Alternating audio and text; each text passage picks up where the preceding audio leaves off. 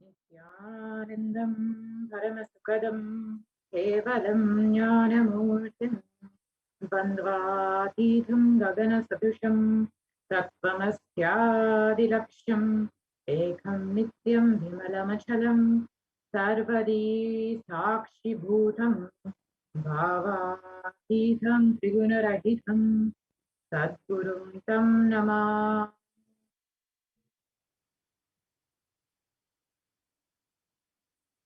Nithyanandam. I welcome all the viewers from all over the world who are joining us today for this Parashakti Akashic reading, where we will learn who is Devi Parashakti, how she is manifesting through the supreme concept of Hinduism, and how we can have our questions answered directly by Devi Parashakti herself. So if you are here, it means existence wants you to be here in this form.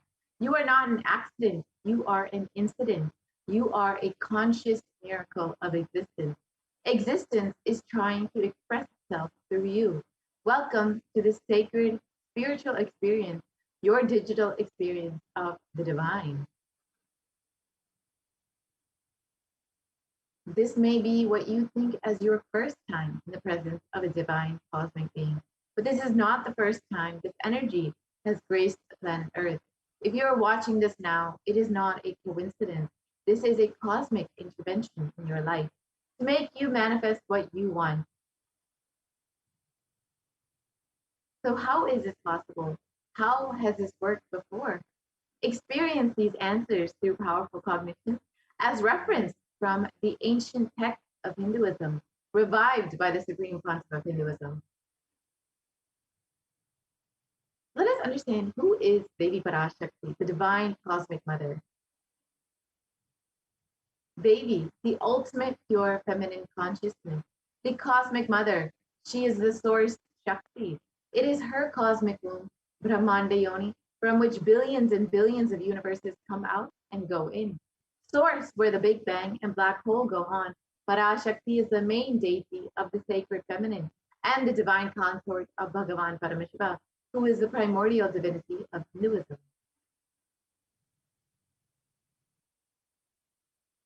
First and foremost, relationship is mother. Ability to learn, even idea to relate, starts with the mother. How to relate starts with the mother. Understand your idea to relate, your ability to relate starts with the mother. The supreme concept of Hinduism has revealed so much about the relationship with mother and how to relate with the cosmos as mother. In his own words, mother is too important way to connect with what you think as life. In the Vedic tradition, our rishis were aware your ability to connect with the mother should be directed towards the cosmos. It should inspire, it should awaken your higher consciousness. It should inspire your higher consciousness to express through you. It should awaken your higher consciousness. Connecting with life as mother is the most sweetest, most beautiful, most easiest form to ever connect. Today, out of his extreme compassion and love, the supreme concept of Hinduism is manifesting Devi Parashakti herself and gracing us, answering all of our questions, attending to our prayers, giving boons, healing us, revealing our past, present, and future, delivering profound spiritual truths, and ultimately giving us the experience of Paramashivoham itself.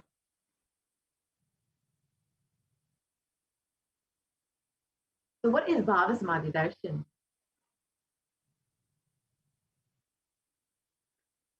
So Sama is oneness and Adi means source. So Samadhi means one with the source. Bhava means attitude or aspect. Bhava Samadhi means being one with the source through this aspect.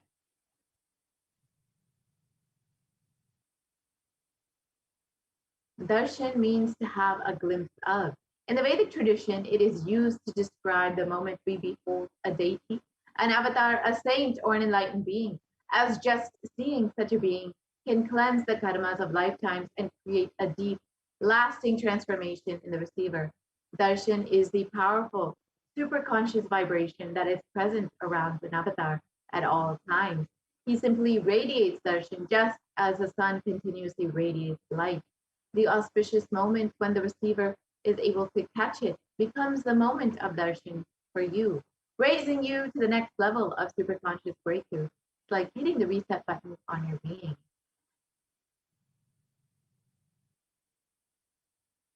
Let us understand the science of Bhava Samadhi Darshan.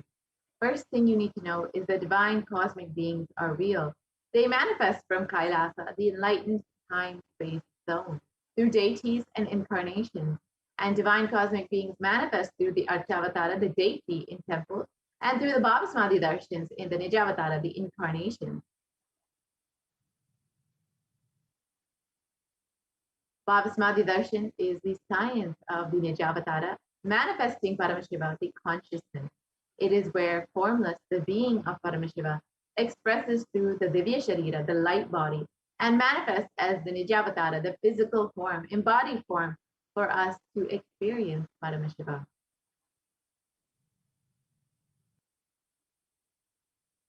So, for example, Devi Parashakti expresses through the being of Rajarajeshwari and manifests as the Nijavatara, the physical form of Devi Meenakshi.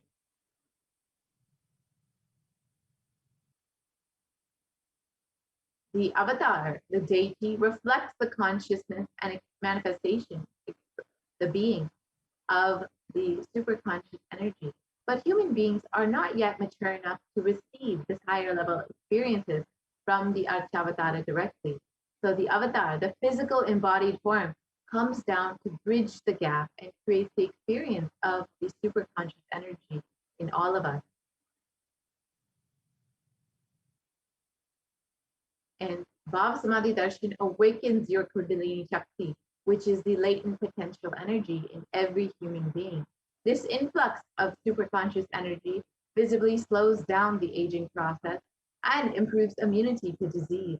During the darshan, the whole brain becomes alive, turning into a superconductor of conscious energies that heals, empowers, and transforms our lives. During the Bhava Samadhi Darshan, our neurons mirror that of the avatar. The mirror neurons activate and process all the observed movements or information of the avatar just by seeing. That is, the entire body can silently and without moving receive what is happening elsewhere through a process of direct observation, experiencing the superconscious energy radiated by the avatar. And let us understand what are the Akashic readings, which you will be experiencing directly from Devi Parashakti herself. The Akashic readings are not predictions, they are readings from the cosmic archive. Beyond space, creation and destruction happen simultaneously. In the dimension of time starts the past, present, and future. Because the Akashic records are stored in the Akasha, the space dimension, there is no past, present, and future. That is why what you call as happening, yet to happen, are already clearly recorded in the Akashic record. Let us understand who is the Supreme Pontiff of Hinduism, who is manifesting Devi Parashakti every day for us. The Supreme Pontiff of Hinduism, Jagat Guru Mahasanidanam, His Divine Holiness, Bhagavan Nithyananda Paramashivam, is the reviver of Kailasa, a macrocosmic, ancient, enlightened Hindu civilizational nation. And the Supreme Pontiff of Hinduism is the 1008th incarnation of Paramashiva as per Hinduism, recognized by his predecessors who are enlightened masters and adepts. The Supreme Pontiff of Hinduism has made the science of power manifestation, yoga, and temple-based universities as a lifestyle for humanity.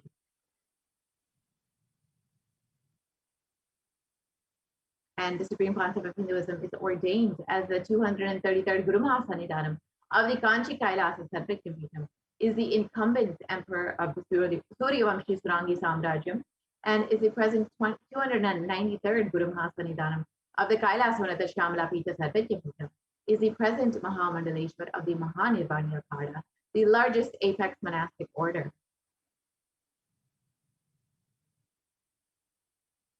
And the Supreme Pontiff of Hinduism is the 1008th Acharya Mahamandaleshwar of the Atalakada, is the present 23rd Guru Mahasanidanam of the Dharma Mukti Swaragapura Adinam, and has been elected as the Supreme Pontiff of Hinduism by a congregation of over 1,000 Hindu leaders.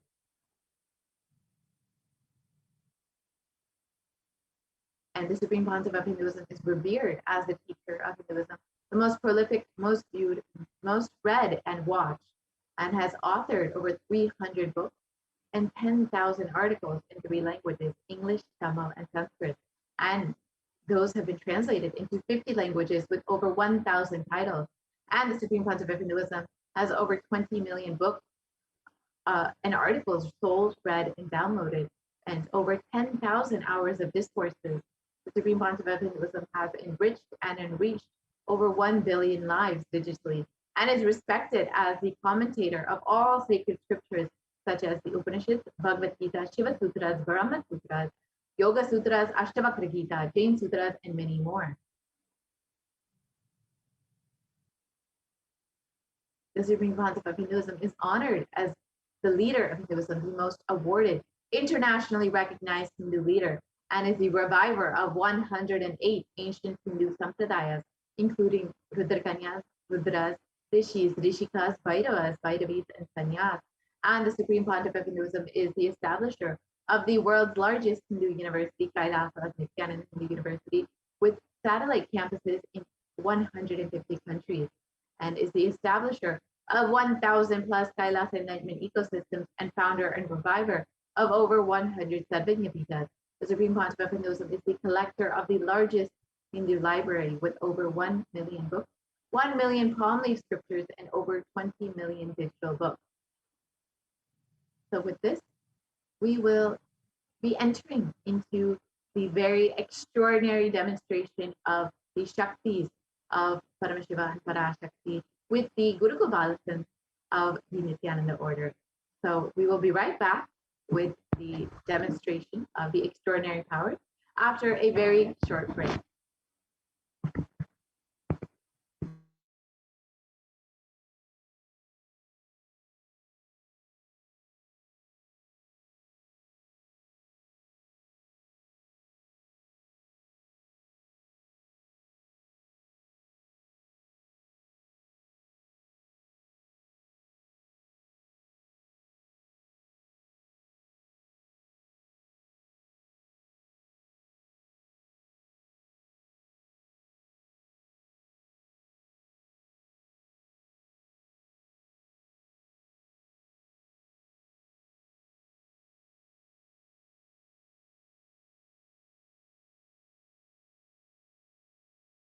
Nithyananda Paramashivoham. Om Nithyananda Paramashivoham. Om Nithyananda Paramashivoham. Om Nithyananda Paramashivoham. Om Nithyananda Paramashivoham. Om Nithyananda Paramashivoham. Om Nithyananda Paramashivoham. Om Nithyananda Paramashivoham. Om Nithyananda Paramashivoham. Om Nithyananda Paramashivoham.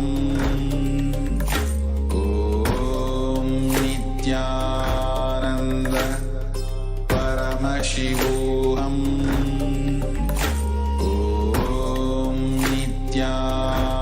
Nithyananda Paramashivoham. Om Nithyananda Paramashivoham. Om Nithyananda Paramashivoham. Om Nithyananda Paramashivoham. Om Nithyananda Paramashivoham.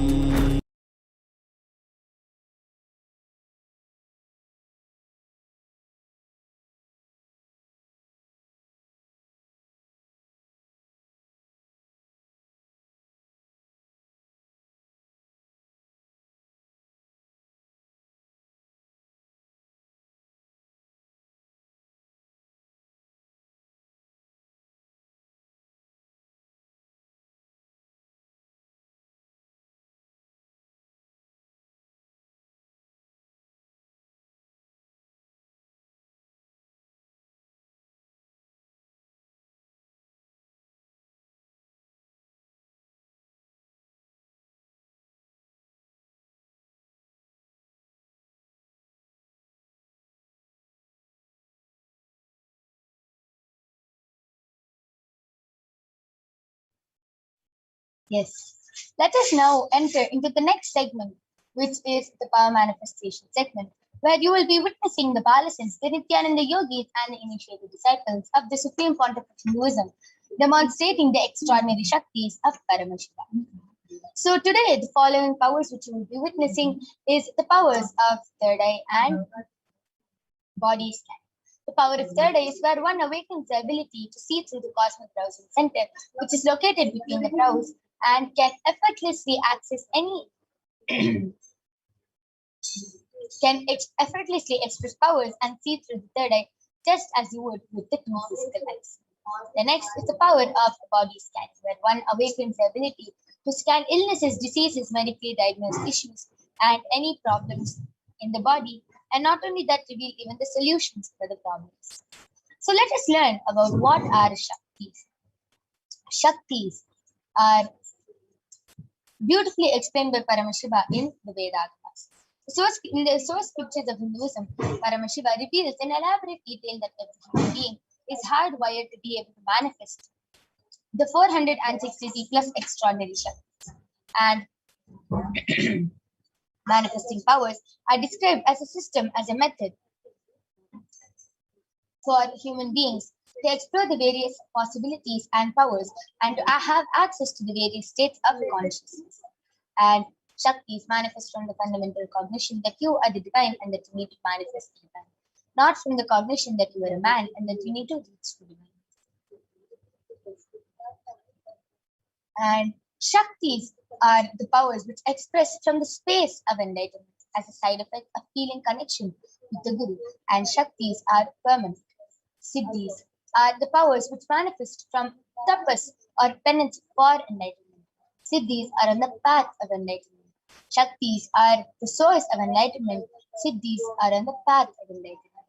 Shaktis are the powers which express through ordinary human beings in extraordinary ways, just with the initiation from the avatar. Next slide, please.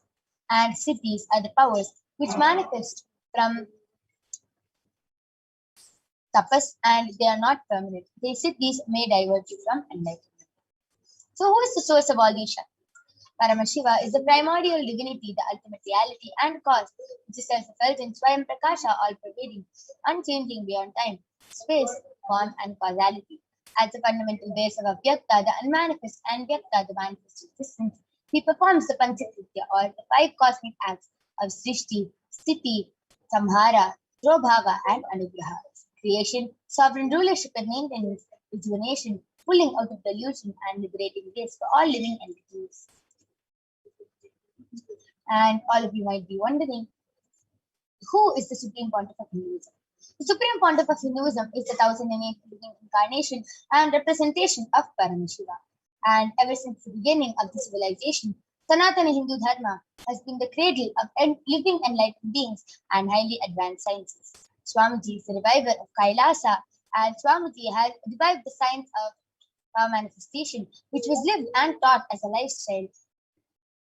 And for the first time in modern day, the Supreme Pontiff of Hinduism is reviving all these sciences, yogic sciences, and transmitting it to the world at a record-breaking speed, which was never accomplished before.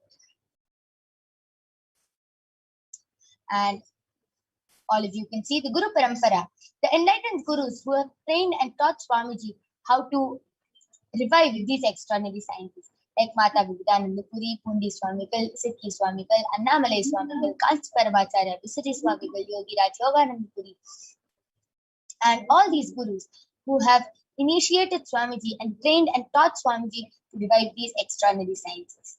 And all of you might be wondering, how do we awaken these divine Shaktis in us? Shaktis, all these divine Shaktis are awakened in us just through Diksha. When every ultimate truth, Jnana, gets mapped into our consciousness, we start manifesting powers and it becomes a possibility for everything.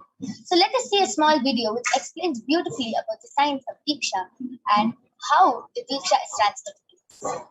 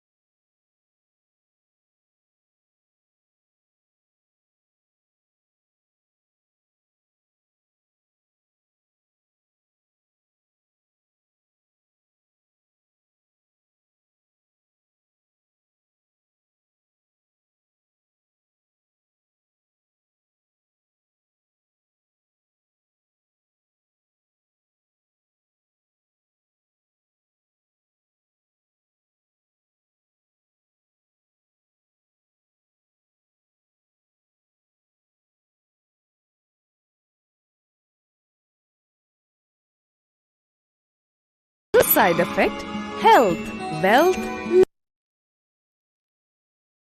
Diksha is the direct transfer of spiritual energy by an enlightened being through look, word, or touch. The traditional Vedic book Navaratneshwara states, Sarva samapi dikshanam muktihi phalamakhanditam avirodhat bhavantyeva prasangyastu bhuktayah.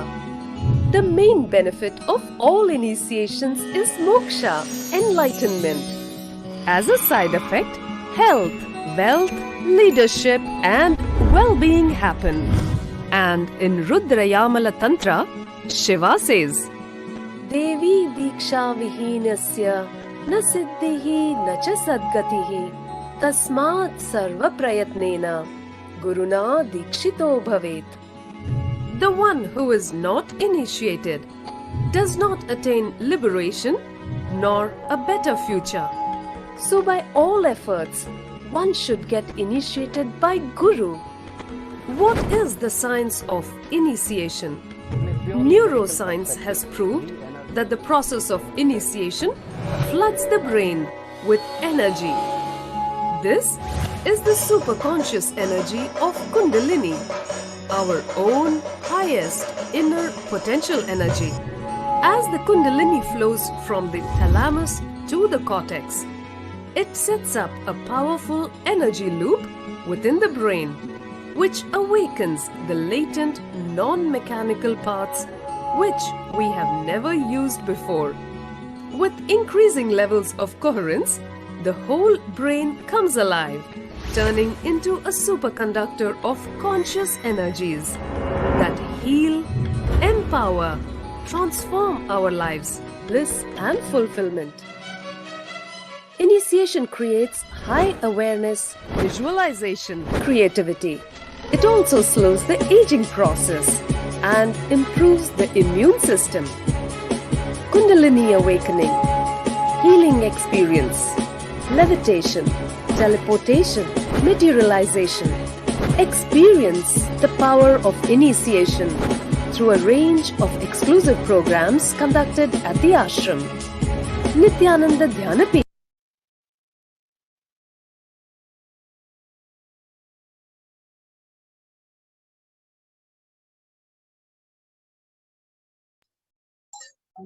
Yes. So let us now see how the science of power manifestation is authenticated through the four aspects of evidences or pramanas. The first is the Shastra Pramana, which are the eternal, unchangeable truths revealed in the source scriptures. The next is the Apta Pramana, the experiences and results of the Aptas, or the authorities of Hinduism, the Vedic rishis and scientists who have time tested and verified this science. Third is the Atma Pramana, which is the experience of His Divine Holiness Bhagavan Nithyananda Paramashivam, who has time tested and verified this science. And last is the Pratyaksha Pramana, the empirical evidence from observation and scientific experimentation. Let us now see the Shastra Pramana for the power of third eye, which comes from the Vijnana Bhairava Tantra, Sutra 34, Dharana 11. Kapalantar manonyasa Tishtanmilitalochanaha Kramena manaso datyat Lakshaye lakshyamuttamam.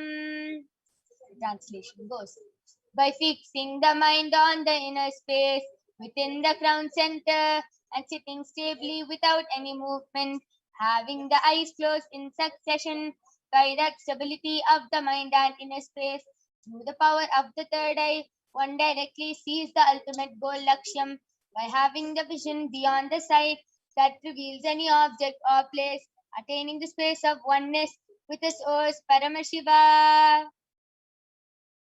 The next is the Apta Pramana, where Bhagavan Sri Krishna initiates Arjuna into the power of third eye. And in the Hindu Purana, the Srimad Bhagavad Gita, Bhagavan Krishna initiates Arjuna into the power of third eye, and Arjuna beautifully narrates the whole the cosmic form, the Vishwarupa Darshan of Bhagavan Sri Krishna as he sees it through the third eye. And Bhagavan Krishna says to Arjuna, Natumam shakyase drashtum manenaiva swachakshusha Divyam dadami te chakshuhu pashya me yogamaishwaram. But you cannot see my cosmic form with these physical eyes of yours. Therefore I grant you the divine third eye. Behold my cosmic opulence. Now, let us see the Atma Pramana where Swamiji beautifully shares in his own words how he manifests this power.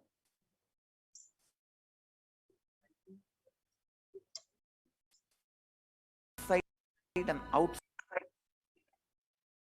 broke.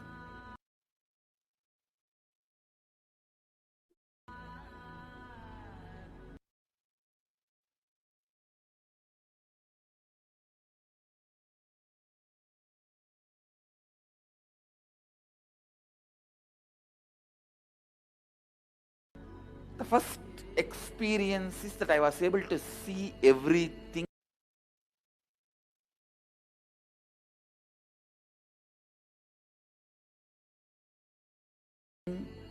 around me, above me.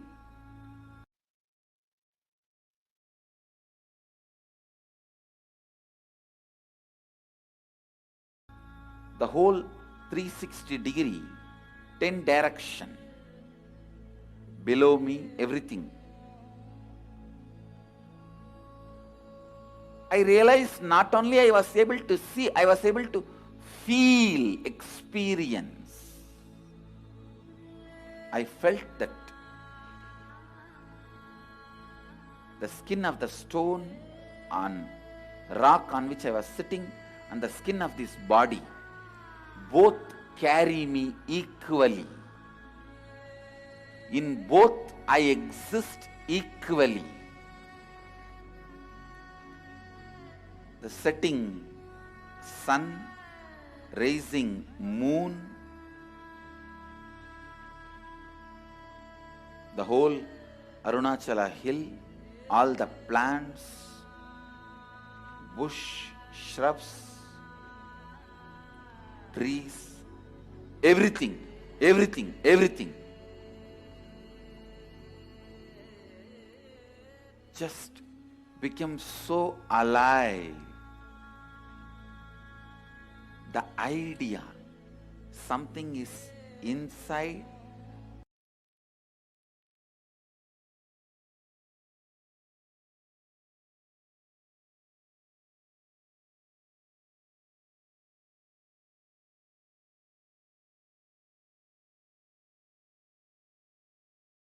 inside.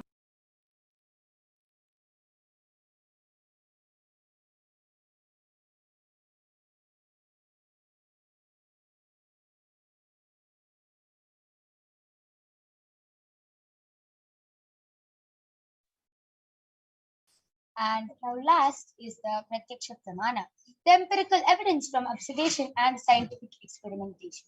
So the study measures compare the metabolic cell activity of the brain in the conscious and meditative states of the third eye using the PET, which is the positron emission tomograph.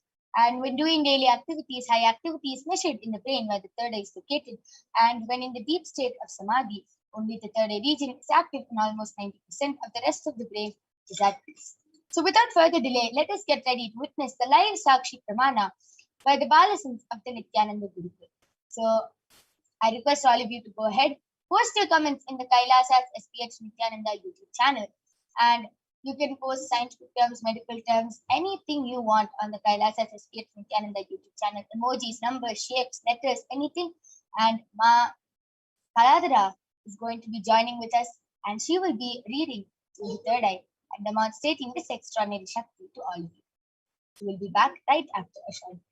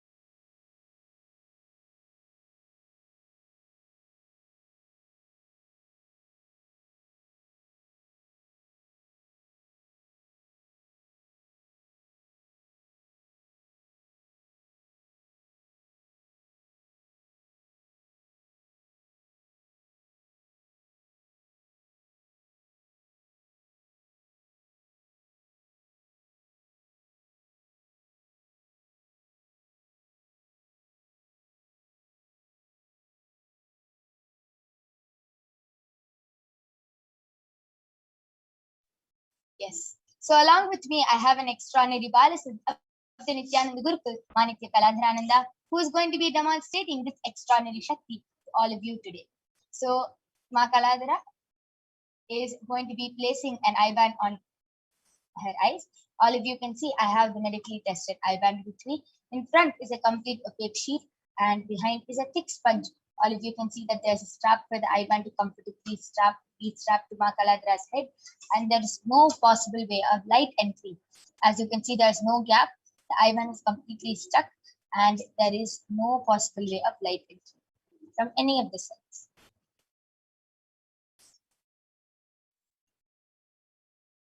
So this is the certified eye band, medically certified eye band I'll be placing on Ma Kaladhara's eyes. This is scientifically and medically certified in such a way that even with the eyes open inside the eye band, it is not possible for light to enter. Now all of you can see I'm unstrapping the eye band in front of your eyes and placing it on Ma Kaladhara's eyes.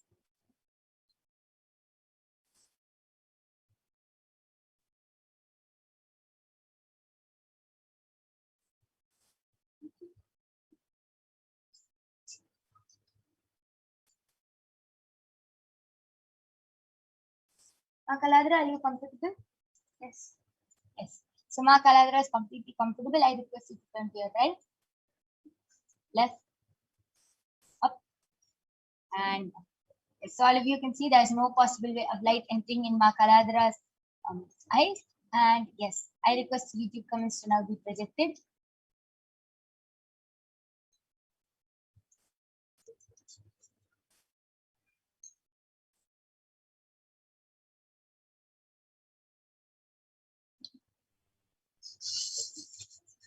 Yes.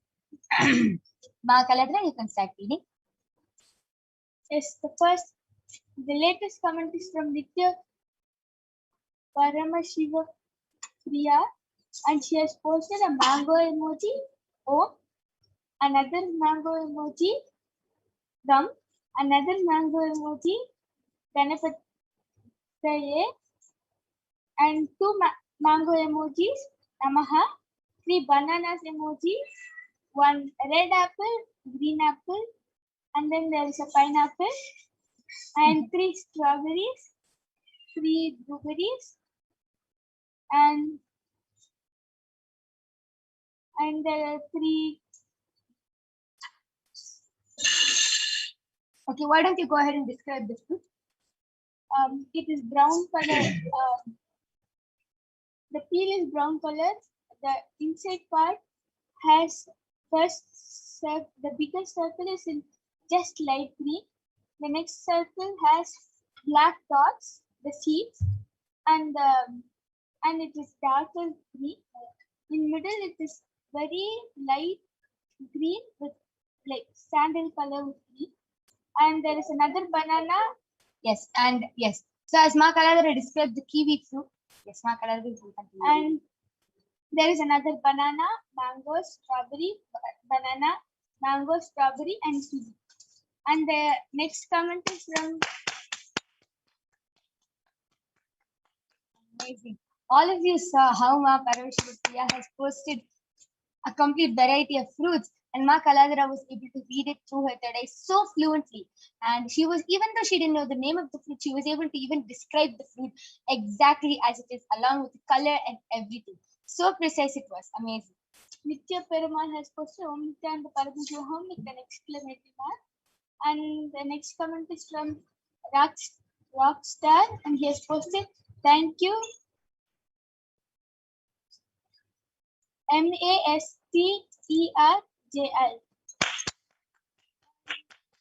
The first comment is from PIOTRWAJDA.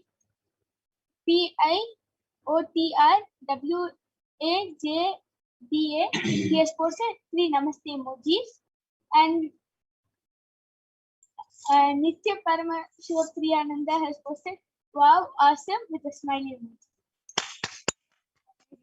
Now, Paramashivoham, why don't you go ahead and explain with this power more? You can put any comment you want, any emojis you want, and any random order, and Ma Kaladhara is going to be reading it out. Mahajalandra Sthitananda, expression of me, I am Ma Kaladra, great. The Pisioning, Ma and a frog emoji. And Peter WAJBA has posted, wow. Amazing. Beautiful. All of you saw how so fluently Ma Kaladra was able to read through the third eye, just as if her eyes are open. She was able to read at random emojis and was able to read names, comments, and everything through her third eye. Amazing. And Nitya Perumal has posted fantastic mark. Amazing. Beautiful. That was a beautiful demonstration of this power of third eye. And now I'm going to be removing the eye band of Ma Kaladra. All of you can see that the eye band is completely intact. There's no difference. And yes. So that was a beautiful demonstration of the power of third eye by Ma Kaladra. And we are not done yet. We're going to be witnessing the next extraordinary Shakti of Paramashiva, which is the power of body scanning, which will be manifested by the Balasans of the Nithyananda Gurukul. So we'll be back right after a short break, and we'll be seeing the pramanas for the power of body scanning, the scriptural reference for the power of body scanning. Then we'll be moving on to the live demonstration of this power. Till then, go ahead, post your comments in the Kailasa SPX Nithyananda YouTube channel, and you can request for a body scanning. Go ahead, call your family members and friends, and we'll be right back with you, ready to demonstrate this extraordinary Shakti.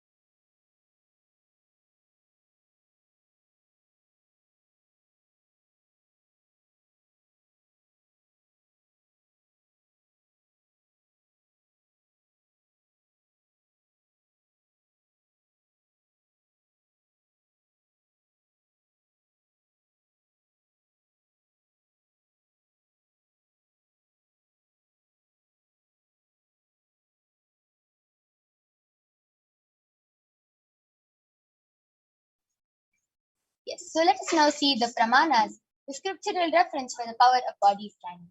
The Shastra Pramana comes from the Vijnana Bhairava Tantra, Sutra 54. And the Pramana goes, Swadehe Jagato Vapi Sukshma Sukshma Tarani Cha Tatvani Yani Nilayam Dhyatvante Vyajyate Para. Bhagavan Paramashiva says, cognize deeply that from the subtle to the subtlest constituted principles of your whole body, Swadeha, or of the whole universe, simultaneously consist of the essential reality. They are being absorbed in their source cause, Paramashiva, and by the experience of such restful awareness, one becomes complete from all the thoughts, and the ultimate universal divine power, Paradevi Adi Shakti, is revealed, and the supreme power manifestation happens. The next is the Apta Pramana from the life of a Siddha named Terayar. Terayar was a Siddha and one of the prominent disciples of Agastya. Agastya was very good at using the power of body scanning. One day, a man suffering from a severe headache comes to Agastya for scanning and healing. Agastya uses the power of body scanning and reveals that there is a small terai, a type of frog, sitting in the person's brain. And Agastya immediately instructs Terayar, his disciple, to perform an open head surgery and remove the frog. And after the surgery is completed successfully, the person is healed and cured of the headache. Thus, he gained the name Terayar. Third is the Atma Pramana from the life of His Divine Holiness Swamiji, who was beautifully shared. Only when I had a multiple compound hand fracture was I forced to go for surgery and therefore for medical checkups related to that. At that time, they detected heavy metal quantity in my different organs, and it was revealed that I had been poisoned without our knowledge. I immediately used diagnostic methods instead of medical facilities to study the body condition due to the poisoning. Through the body scanning, I found out what the problems and imbalances had happened and where the balance had to be done. I used allopathy as a second opinion just to verify my findings. All these avatars, these great incarnations of super consciousness, express all these extraordinary Shaktis like the power of body scanning, Shushada, and much, much more. And all these avatars, even though they take a human body, they're much beyond physical suffering.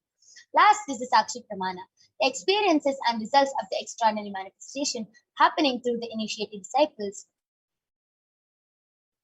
of the Supreme Pontiff of Hinduism. So all of you can see the Paramashivoham participants who beautifully shared how they were able to manifest this power of body scanning. And let us now witness the live Sakshi Pramana with this power. So we'll be back with you right after a short break.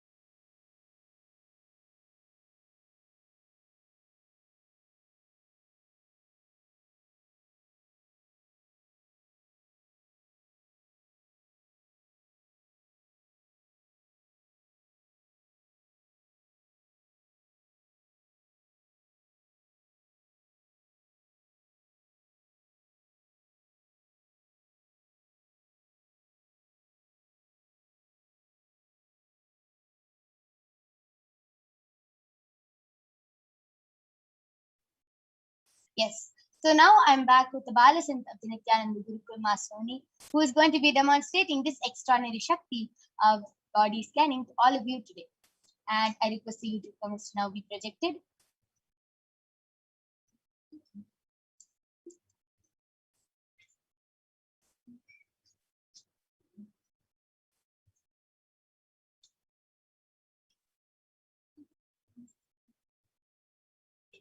So I request the YouTube comments to be refreshed.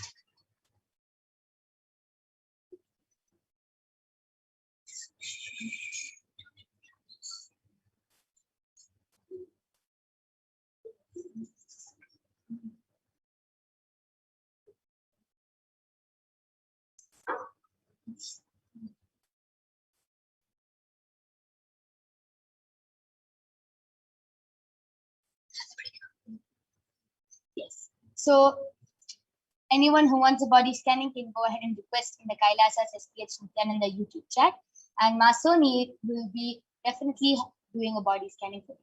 Till then, Masoni, why don't you go ahead and share how do you manifest this power? How do you feel while manifesting this power? So first I close my eyes and ask Swami to please connect with me and show me what the being is, what problem the being is suffering from, and then our body structure will appear, and then it will go like round. It will go in a circle, and then I'll ask Swami to please highlight where the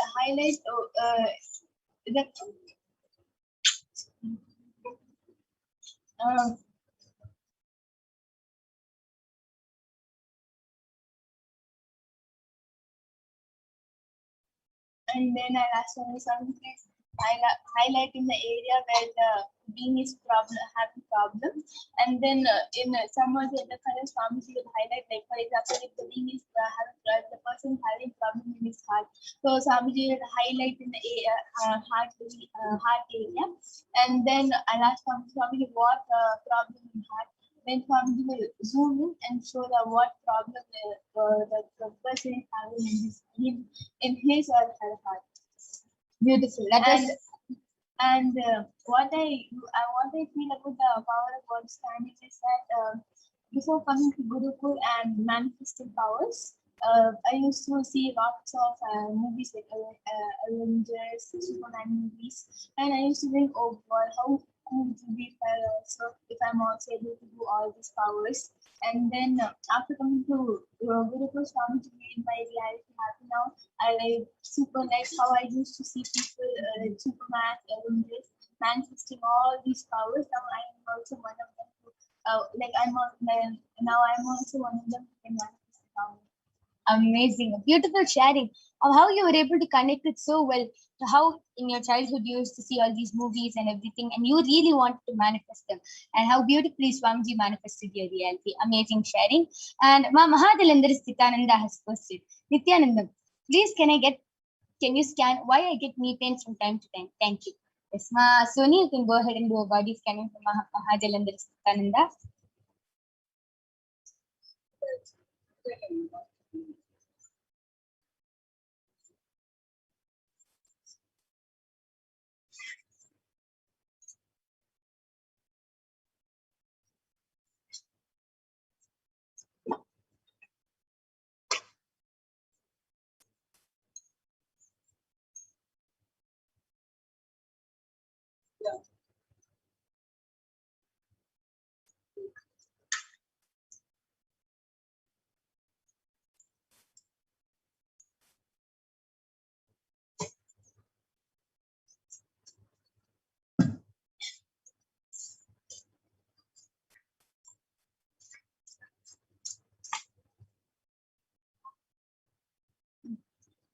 Nithyananda Mahajalandrisananda, I did the body scanning for Luma, and Paramashiva revealed the problem, the why you are having the cause of knee problems, several knee problems.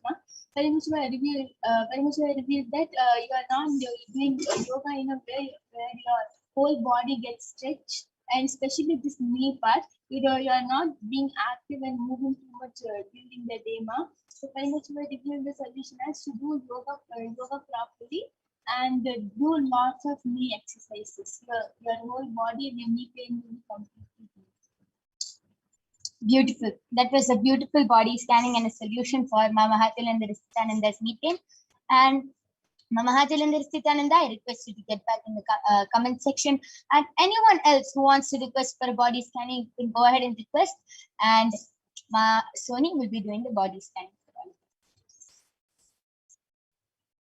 And till then, I'll be explaining how this power of body scanning works and what is the difference between a body scanning and getting a scan from the doctor. See, example, you have any body problem, you'll go to the doctor and the doctor will diagnose you with some disease, some cancer, some problem. And the doctor will give you a medicine.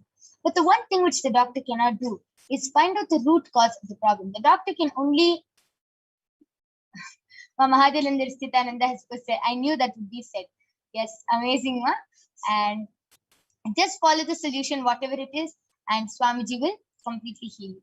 And yes, the one thing which the doctor cannot do is find out the root cause. The doctor will only give a medicine which will only heal you temporarily. And even if it heals you permanently, according to you, the root problem is still there inside and it will manifest as some of the other problems. As all of you know, our body is very mysterious, and even a small stomach pain or anything can be related to some incompletion in the past life, or cancer can be related to some cognition you're holding about yourself or anything.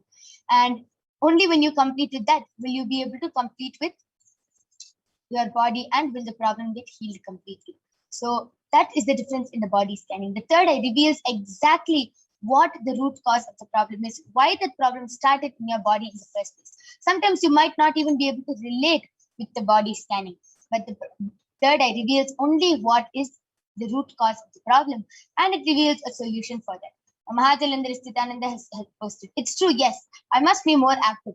Not always easy enough to get to, but yes, essential for me to do. Yes, ma, amazing. Thank you for sharing with all of us.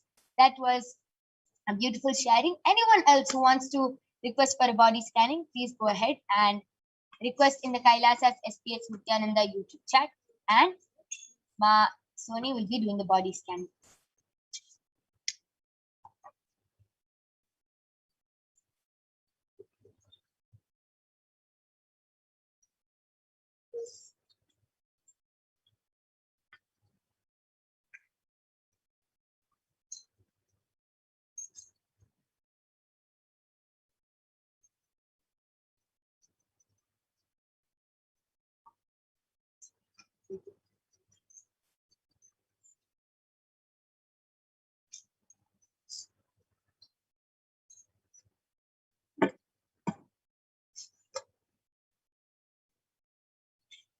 Yes. Anyone else who wants a body scanning done by the Balsins, you can go ahead and request for a body scanning. You can go ahead, call your family members, friends, and anyone who you would like.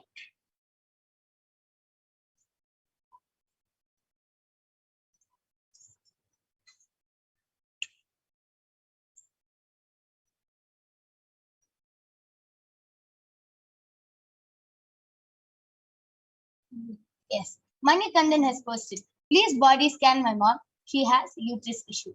Yes, Aya, surely Masoni will be doing the body scanning for your mother. Yes, and yes, sorry, just before that, Manikandan Aya, it is always our integrity to get the consent of the person, as it is our integrity before doing the body scanning for them. We have to get the permission. So please get the permission and the consent from your mother, and surely we'll be doing a body scanning for you.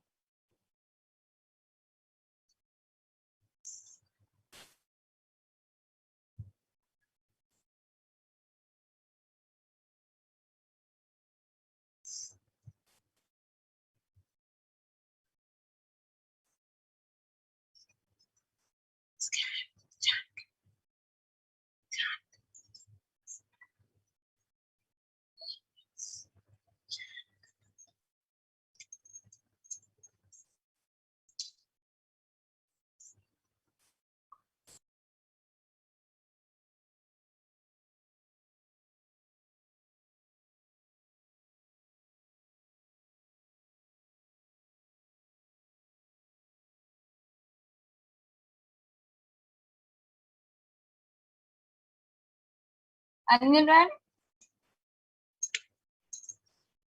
Yeah.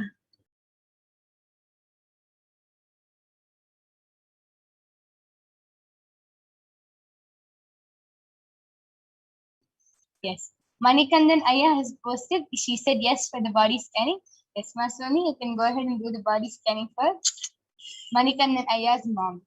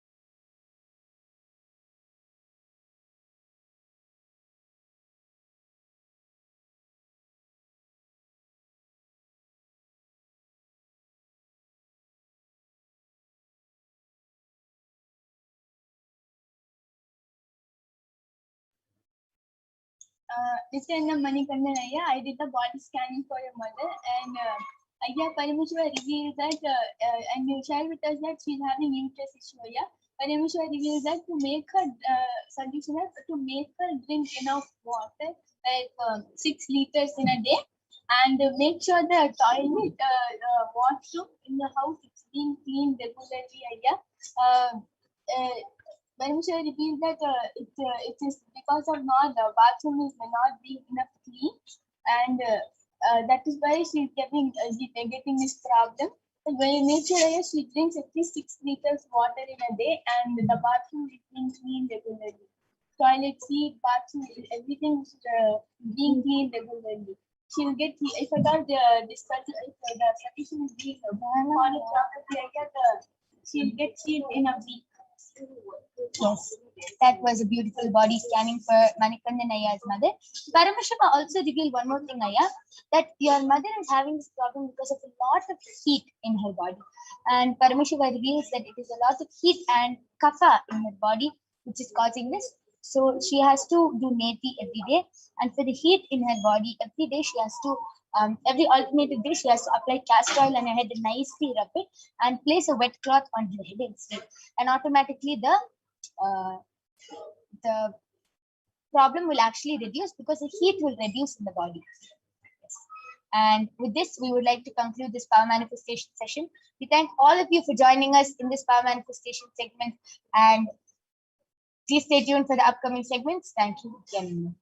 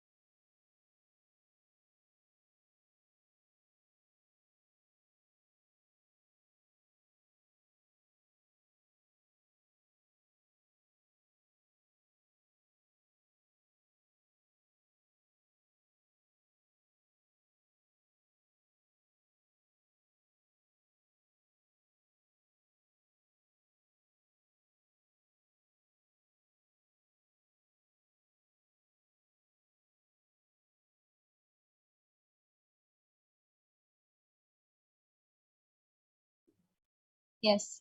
So Ma Madhura is joined with us. Yes. So Ma Madhura will be joining with us and she will be teaching all of us about the divine feminine consciousness, about who is Devi Parashakti and much, much more. So please stay tuned and we'll be having Ma Madhura joining with us shortly.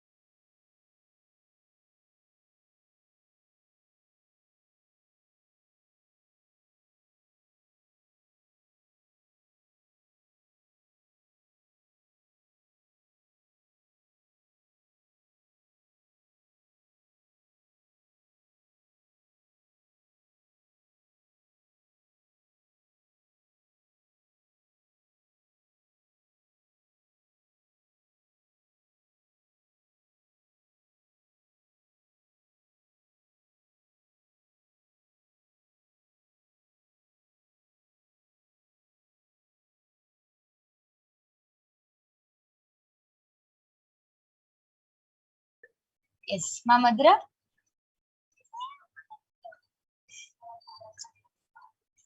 Yes. Nithyanandam. Mamadra, you can go ahead, and we thank all of you for joining us. Thank you, Nithyanandam.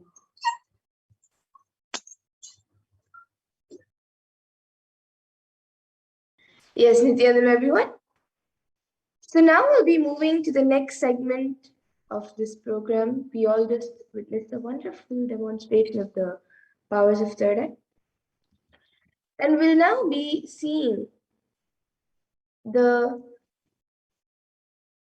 and we'll be learning about the divine feminine consciousness, about who is Devi Parashakti. I request that Devi volunteer to project the next slide.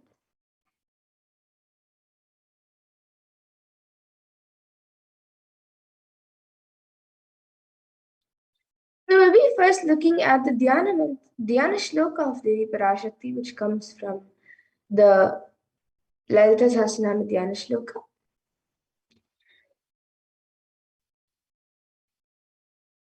सिन्दूरारुणविग्रहां त्रिनयनां माणिक्यमौलिस्फुरत् तारानायकशेखरां स्मितमुखीं मापीनवक्षोरुहाम् पाणिभ्यामलिपूर्णरत्नचषकं रक्तोत्पलं बिभ्रतीं सौम्यां रत्नघटस्थरक्तचरणां ध्यायेत् परामम्बिकाम्.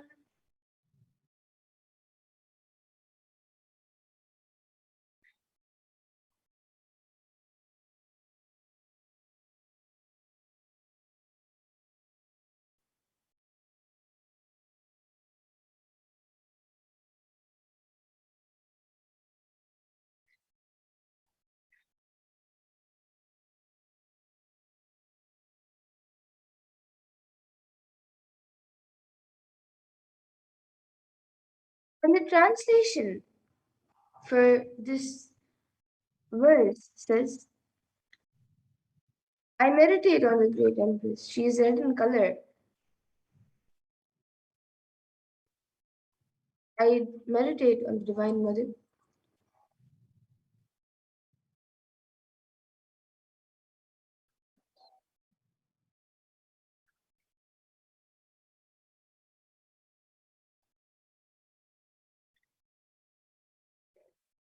The Divine Mother is to be meditated upon as shining and vermilion red body with triple eyes, sporting a crown of rubies, studded with the crescent moon, a face all smiles, a splendid bust, one hand holding a jewel cup of mead and the other twirling a red lotus. And another Dhyana Shloka of Devi Parashakti, which comes from the Lalita Sahasranama Dhyana Shloka, says, अरुणां करुणातरङ्गताक्षीं धृतपाशाङ्कुशपुष्पबाणचापाम् अनिमादिभिरावृतां मयूकैरहमित्येव विभावये भवानीम्. And the translation for this verse is, I meditate on the great Empress. She is red in color and her eyes are full of compassion. She holds the noose, the gourd, the bow, and the flowery arrow in her hands. She is surrounded on all sides by powers such as I know of her rays, and she is the self within me. And Devi Parashakti is the ultimate pure feminine consciousness. Parashakti is the cosmic mother. And it is her cosmic womb from which billions and billions of universes come out and go in, and the source where the Big Bang and black holes go on and on.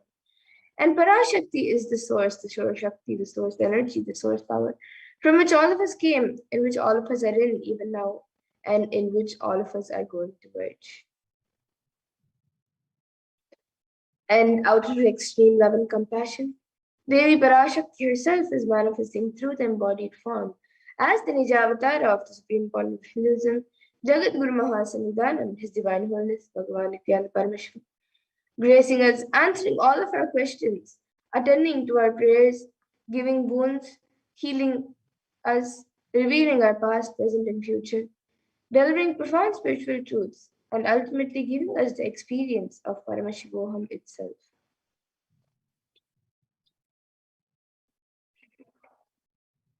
And Devi Parashakti beautifully reveals, she says, raising as Omkara, expressing as Vedas and Agamas, blossomed as Shrimkara, filled as Parashodasi, living in 40 triangles. The Kailasa Swamini, who is in Kailasa, Sripura Chintamani, Parashodasi, sitting,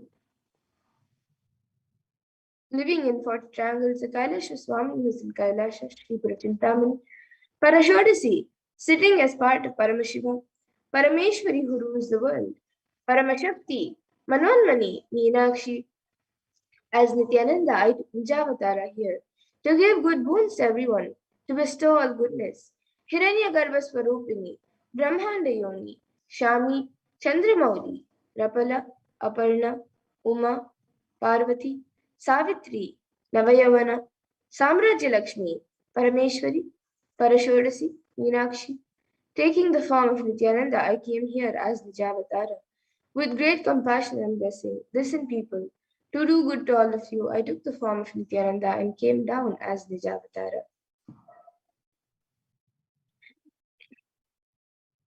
And Devi Parashakti continues to reveal, she says, raising in Omkara, blossoming as Shiva, Shiva manifesting as source of existence, powers of existence, expression of existence, from the oneness of Om, blossoming into two as Prakriti and Purusha, blossoming as three Shaktis, Icha, Kriya, and Jnana, growing as four Vedas, expanding as five Panchabhutas, beyond six chakras, filled as gotras of seven rishis, expanding as eight directions, existing as nine grahas, blossoming as 10 indriyas, being as 11 rudras, creating all the worlds, bringing life to tell and make truth blossom and to do good. Parashodasi, Meenakshi, in the form of Nithyananda, I came to bless every one of you. Now let's see how we can receive Devi Parashakti. So literally we're seeing Paramashiva and Parashakti at that moment. She is there on your screen. So always receive her in a very traditional manner. You can keep two beet leaves, one banana, one nut, and a coin in front of the screen as you watch Devi Parashakti. And for those of you who might be wondering what a coin is considered as and what is its importance, a coin in the Hindu tradition is actually considered the traditional dakshina, and it is usually offered during any rituals or to deities during in the temple. And it can be the lowest value. In India, it can even be just 1 paise, and in the US, it can even be just a cent. Swangi says, I'm not trying to monetize. Keep even 1 cent, it is okay. So for 100 days, if you have darshan, it will add up to $1. And in India, even 1 paise is okay. And you can offer that to Devi Parashakti. And once the darshan is over, you can do namaskar and eat the banana, the beet leaf, and the betel nut, taking it as prasadam immediately. And the coins that you collect, you can send it to the Los Angeles temple for the further procedures. And this betel leaf and betel nut, some of you might be wondering how it benefits you, whether it's physically, emotionally, or mentally. So this may look too small, but in a few days you will see how much it adds to your sentiment that really Devi Parashakti is there. You will not take the Devi darshan for granted. Rituals will break your monotonous unconscious mentality and lifestyle and remind you and raise you to the powerful cognition. It will break your unconscious behavior. And now here all of you can see how you can set up your tambulam. So you can arrange the 2 beet leaves, 1 banana, 1 betel nut, and a coin in front of the screen, arranged in a plate. You can keep the beet leaves, the betel nut, the banana, and the coin arranged in a plate. And you can also keep few additional items as shown in the image, such as some fresh flowers, some kumkum, turmeric, some glass bangles, and a coconut. So these are a few additional items that you can keep if you would like. But the 4 basic items that are kept as part of the tambulam is the wheat leaf, the betel nut, the banana, and the coin.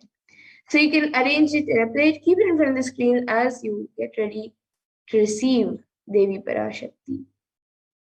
And with that, we now come to a conclusion of this segment where we have learned who is Devi Parashakti and how we can receive her in a very traditional way.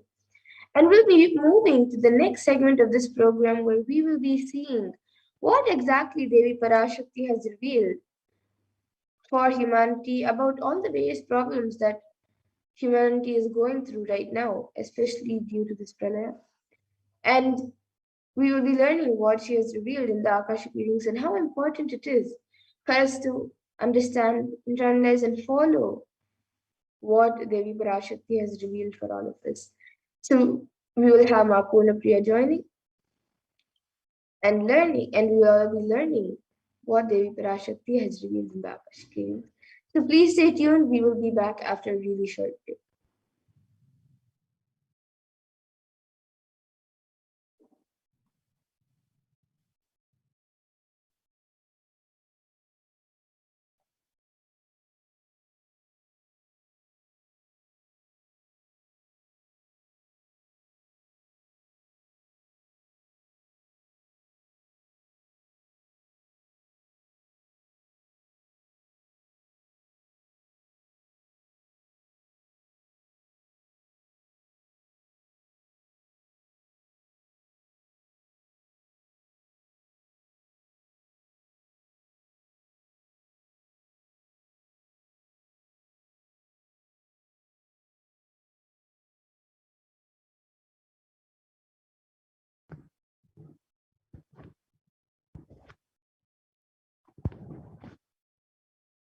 So let us now understand what Devi Parashakti has given as revelations to humanity as the method for preventing coronavirus.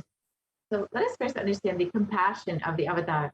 In the Guru Padaka Stotram, composed by Adi Shankaracharya, the very first verse describes how the Guru Padaka, the sacred feet of the Guru, is the boat that helps us cross the Ananta Samsara Samudra, the seemingly endless ocean of samsara or suffering.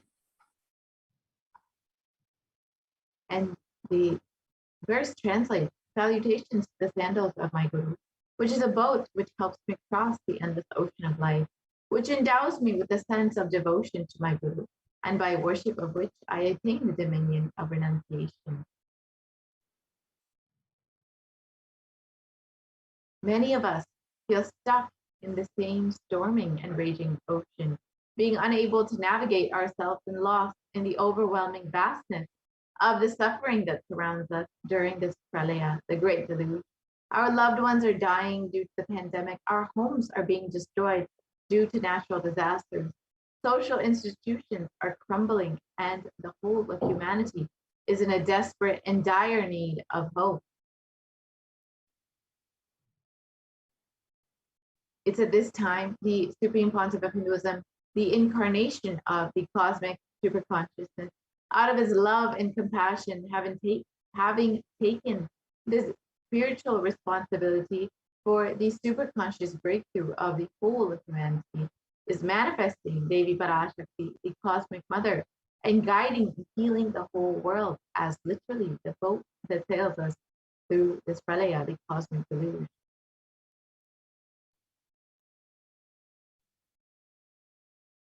Devi Parashakti is herself manifesting through the Nijavatara and answering each of our prayers, granting boons, healing us, manifesting miracles, removing all our pain and suffering. And Devi has not just attended to us individually, but also as a humanity at large.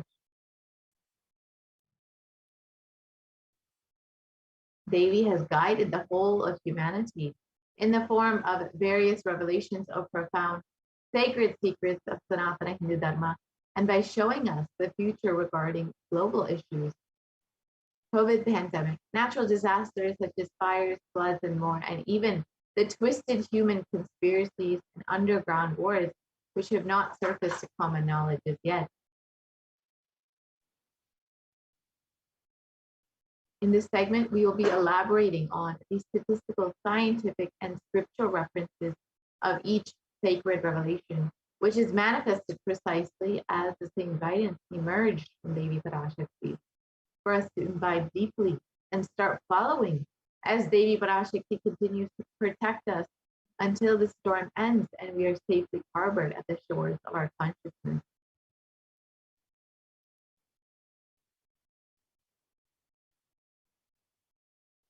Let us see what Devi Parashakti has revealed as the 8 methods to protect ourselves from coronavirus.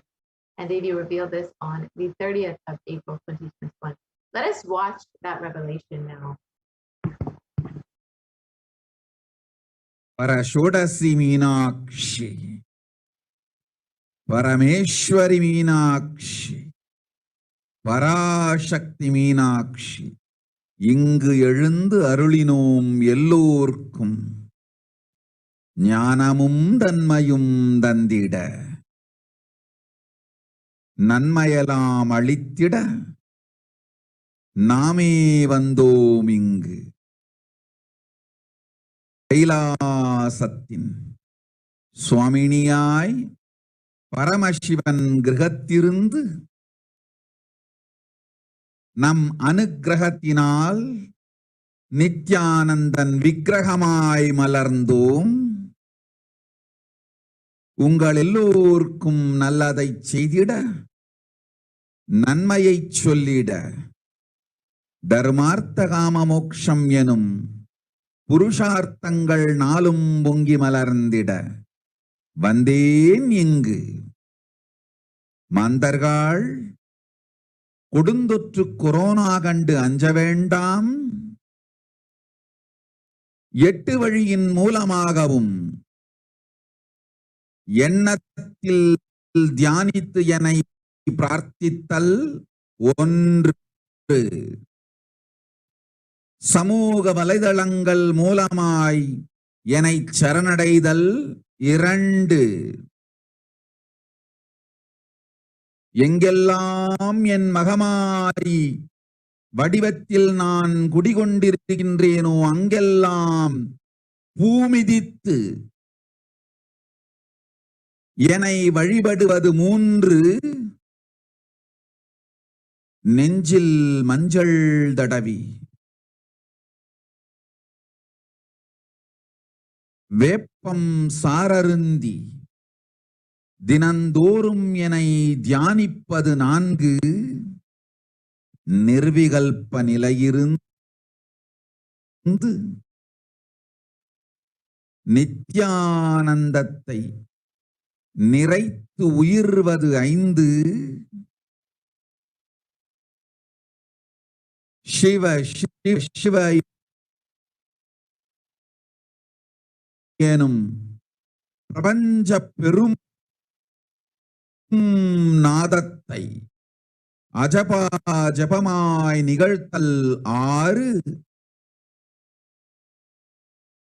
நிறைவான பூரண மனத்தோடு வாழைப்பழத்தோலும் வெங்காயமும் குதிகாலில் வைத்து பத்திட்டு நித்திரையில் அடங்குவது 7,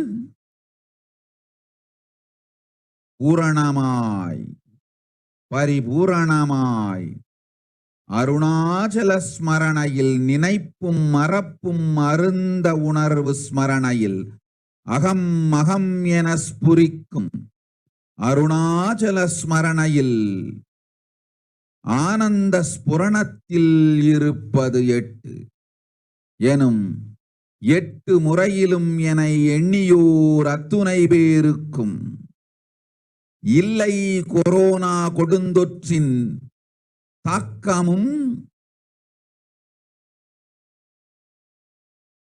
corona கொடுந்தொற்றின் பயமும் corona கொடுந்தொற்றின் மயக்கமும் வாழ்வீர்கள் வளத்தொடு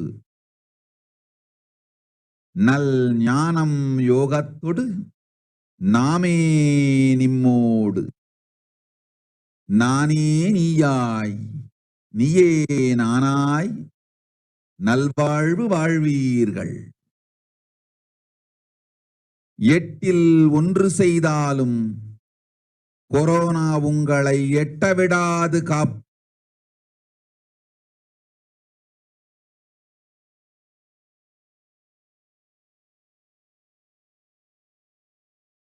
Yes, so let us understand Devi Parashakti's revelations mapped into English.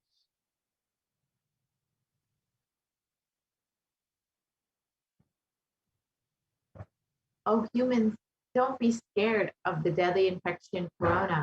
Through these 8 ways, by praying and meditating on me, surrendering to me through social media, wherever I am residing, worshiping me by doing fire walking, applying turmeric in the chest, drinking neem juice, and meditating on me every day, being in the unclutched state, filling with eternal bliss.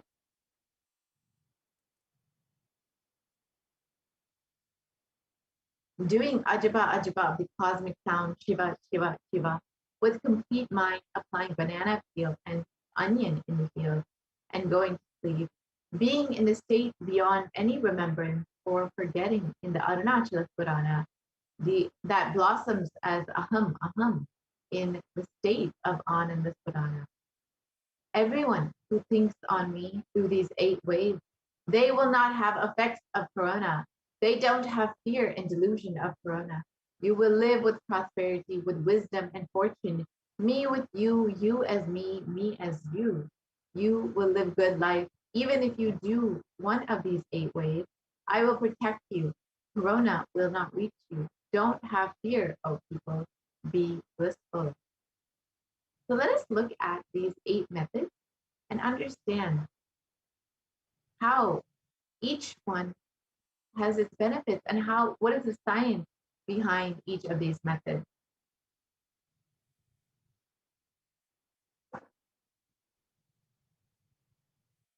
So the first method is praying and meditating on Devi Parashakti. So science has studied meditation extensively and has revealed many benefits. Healthline lists 12 of these science-based benefits, which includes reducing stress, it controls anxiety, it promotes emotional health, it enhances self-awareness, it lengthens retention span, it may reduce age-related memory loss, it can generate kindness, it may help fight addiction, it improves sleep, it helps control pain, and it can decrease the blood pressure and can be accessible anywhere.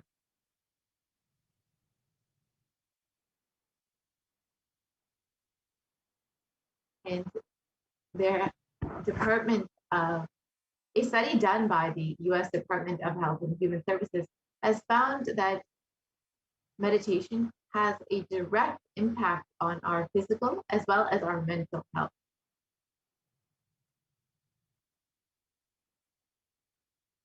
And another study by Cambridge University reiterates the necessity of meditation during times of crisis, such as COVID-19.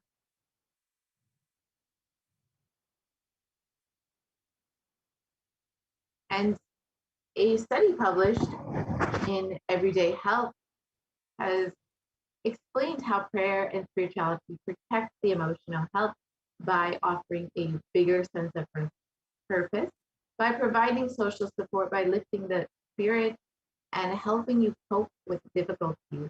And a September 2015 report published in Health Psychology found that when researchers followed 191 people with congestive heart failure for 5 years, they found that those who reported feeling spiritual peace and who also made some healthy lifestyle changes were significantly more likely to live longer than their peers. And people with major depressive disorder or chronic medical illnesses who report high levels of religiosity, which includes daily religious experiences, generally become more optimistic than their peers. And this was found in a study published in July 2015 in depression and anxiety. And the Supreme Pontiff of Hinduism himself has demonstrated directly the powerfulness of meditation and how it impacts our brains directly. So let us watch that video now.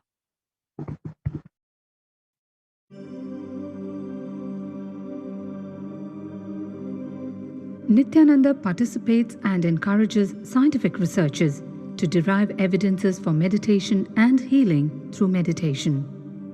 Dr. R. Murli Krishna, President, COO, Integris Mental Health and James L. Hall Jr., Center for Mind, Body and Spirit, Oklahoma in US, and his team invited Nithyananda to derive scientific evidences for meditation and the state of his enlightenment. When Swamiji came, I have requested him to do one thing. I asked him, would you be willing to undergo some scientific investigation of the meditation process? He very cheerfully agreed without one complaint. He went for 3 repeat sessions for PET scanning and 3 repeat sessions for quantitative EEG sessions. And these are really not very easy tests to go through. It requires a lot of patience and a lot of willingness to do that. So we did that. Because if a meditation process is doing something to your brain, we should be able to detect that.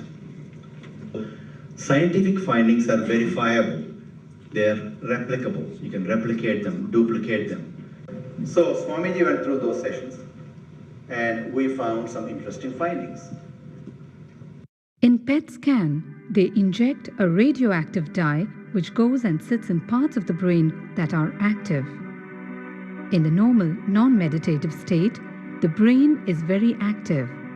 And when we are seeing someone, the rear end of the brain, the visual cortex, is very active, as shown in the diagram. Usually the brain is so active, there are 100 billion brain cells there. But what meditation does is something very interesting. It shows the frontal lobes getting more active. The frontal lobe is where you have judgment, wisdom, reasoning. Here are some of the brain scans I'm going to share with you. This is alert, non-meditative state. The second one is 30 minutes into this one. 30 minutes meditation. Look at the frontal lobes, how they light up. They light it up big time. 60 minutes of deep meditation, and here is a deep, deep level of meditation where it lights up significantly right here. Right in the middle. Probably 1.5 inches, 2 inches deeper.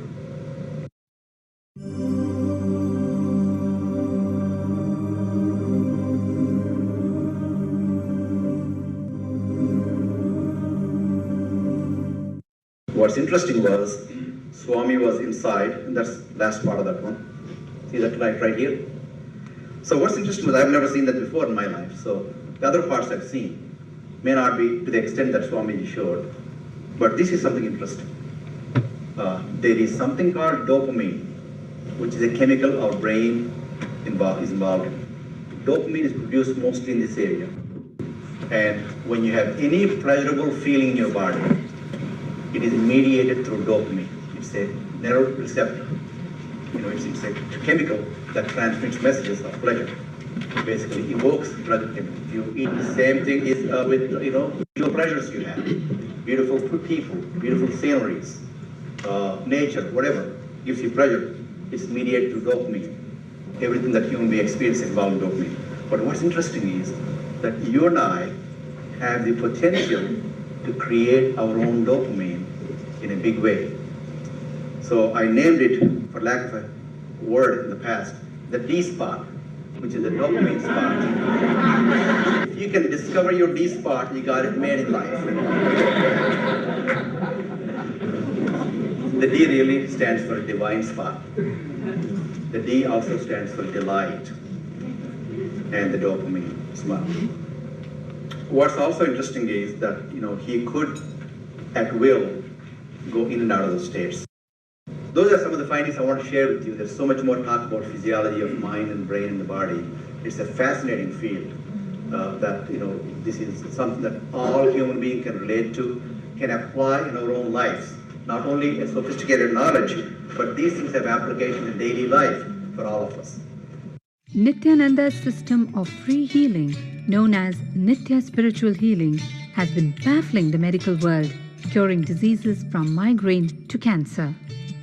Qualified people are also initiated to become healers.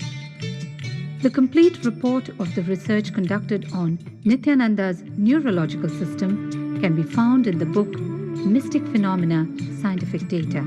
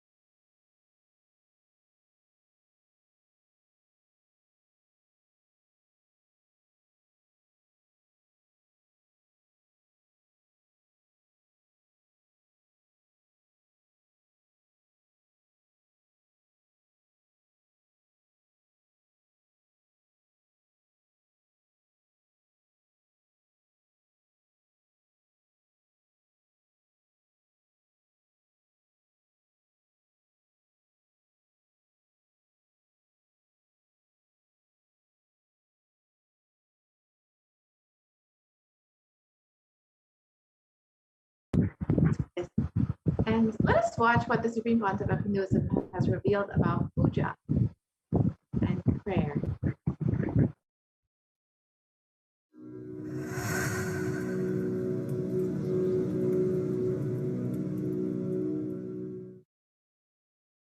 If you are not allowed to do yoga, made to believe early morning sleep is the best thing in your life, you are tortured, you are abused, your divine rights are violated.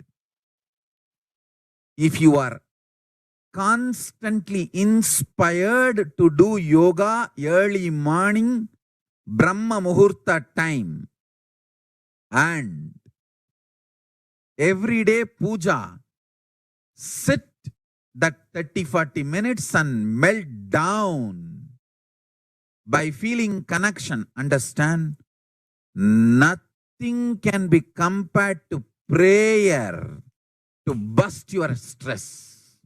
I tell you, prayer is the best stress buster. Deep feeling connection and tears rolling in your eyes and melting down. Prayer to Paramashiva. Intense yearning, Vyakulata, talking to Paramashiva, relating to Paramashiva. Nothing can be compared to that to bust your stress. I tell you,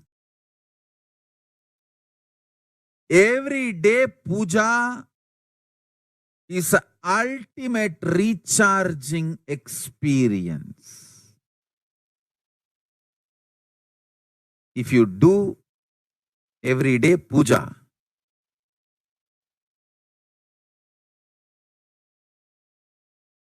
the kind of the stress-free life you will live, your whole biological clock will be aligned to Kailasa. I tell you, I have seen the people who have the habit of Nitya Puja live long. Not just long, happy. In my whole life, it is Nitya Puja, that gave me all the best things of life. Every day puja, relating with the deities is the best stress buster. Touch the deities, do decoration, dress up. Even now, my best time of the day is when I sit with my deities. When I sit with my deities,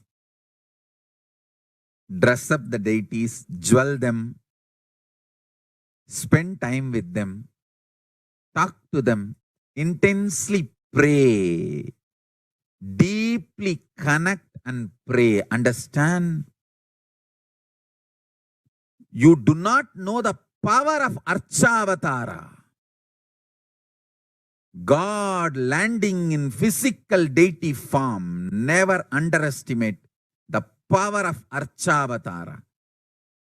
The Archavatara is equivalent to living avatara.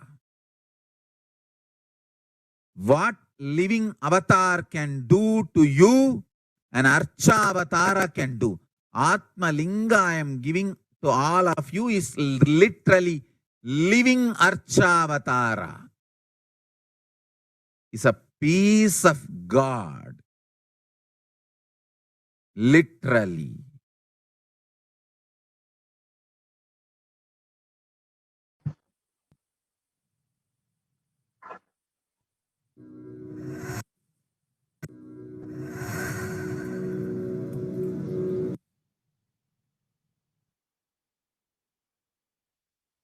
And the next method is by surrendering to Devi Parashakti through social media.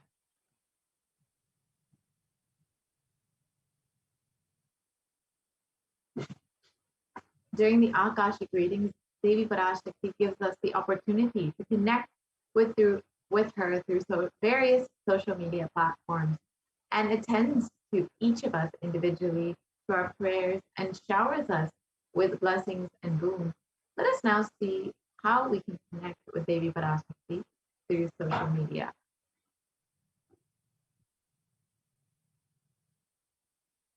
The first way is by becoming a member of the YouTube channel. So you can go to Kailasa's HDH Nithyananda YouTube channel and click join to become a member. And once you become a member, you can ask your questions in the comments section during the live Parashakti Akashic reading. And Devi will directly see your question and attend to you.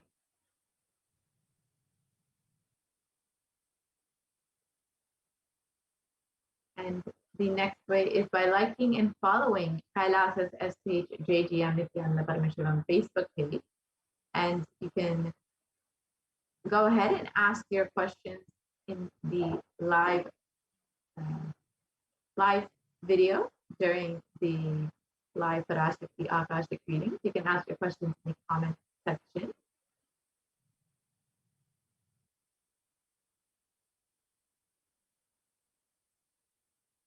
The next way is by following Sri Nithyananda on Twitter, and you can ask your questions in the reply section of the tweet with the hashtag Ask the Avatar.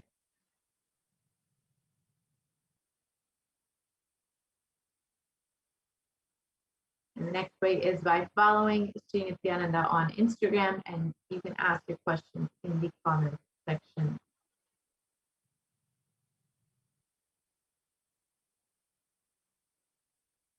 And then lastly, you can ask your questions via WhatsApp by searching kailasa.org.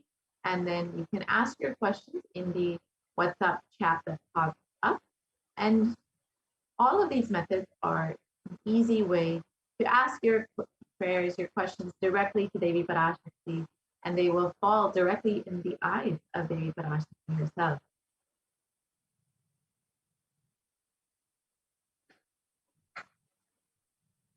And the next method is by worshiping Devi Parashakti by doing the fire walking wherever she resides.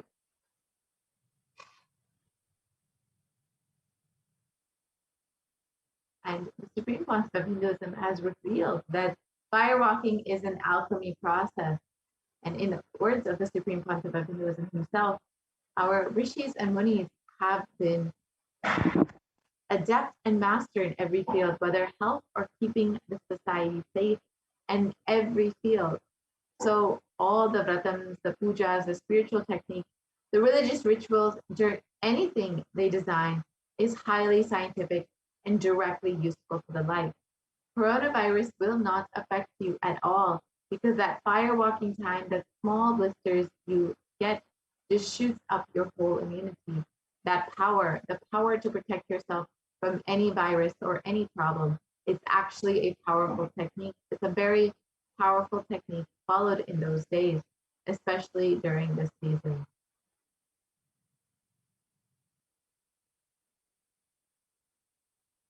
Especially that is done very traditionally, systematically.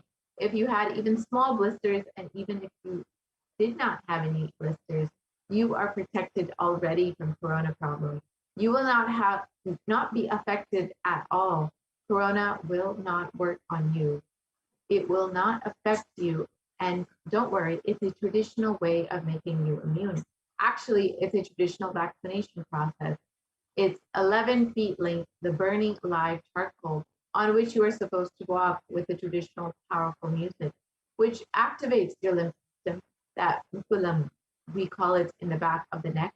This music will feel like it is hitting the back of your neck, and your whole detox system will be awakened. In that peak altered state of consciousness, you should walk on fire. Not just like that, you will walk. You will first awaken trigger the detox system, and then walk on fire in 11 feet fire pit.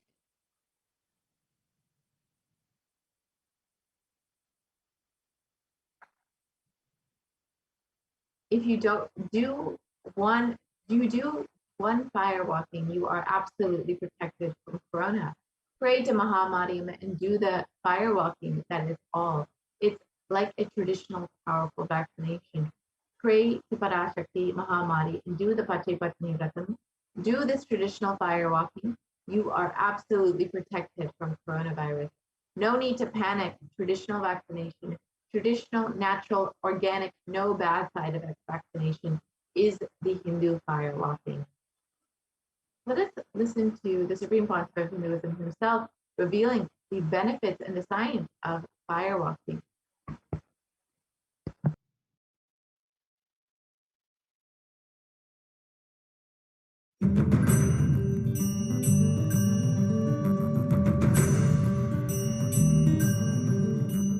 All these transmutation processes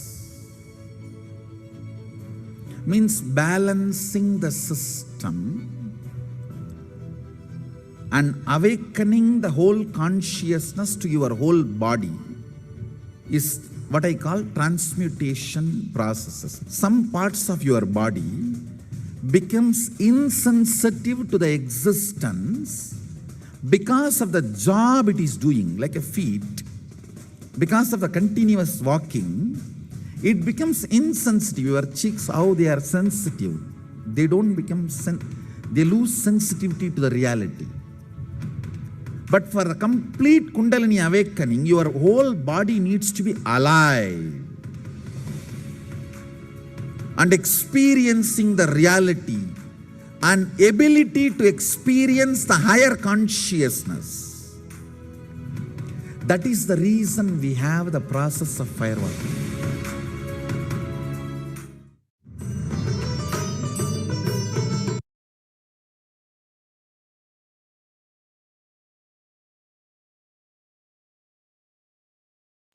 Now let us watch the Supreme Pontiff of Hinduism himself doing the fire walking in Tiruvannamalai.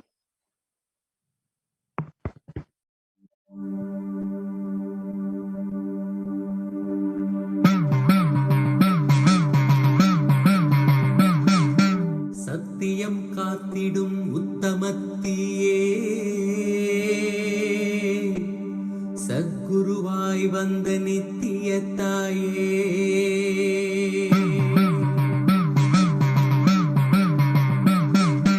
வேதங்கள் வணங்கிடும் ஆதியும் நீயே ஜோதிமலையிலே அவதரித்தாயே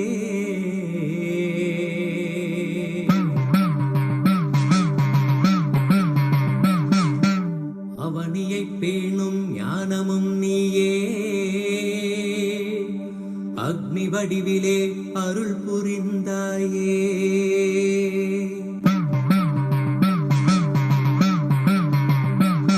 நீனிலே பிறந்தவளே நித்ய ஆனந்தத்தியே நித்யானந்தேஸ்வரி தீனிலே பிறந்தவளே நித்ய ஆனந்தத்தியே நித்யானந்தேஸ்வரி கருமங்களை கொன்றிட வந்தாய் நித்யானந்த தர்ம மண்ணில் வென்றிட வந்தாய் கருமங்களை கொன்றிட வந்தாய் நித்யானந்த தர்ம மண்ணில் வென்றிட வந்தாய் தீனிலே பிறந்தவளே நித்ய ஆனந்த தீயே நித்யானந்தேஸ்வரி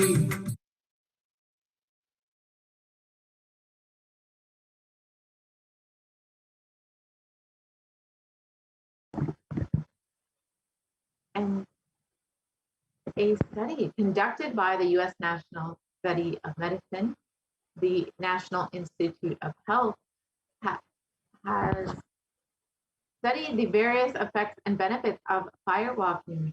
And they found that those who participated in firewalking had increased levels of happiness and lower fatigue levels compared to those who did not participate in firewalking.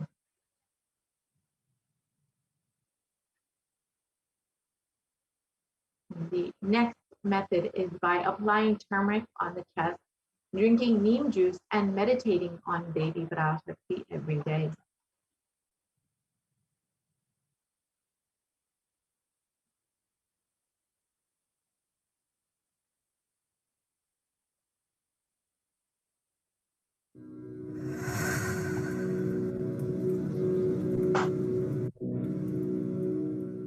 So this Bididi. It healing is not, benefits. I'm not talking.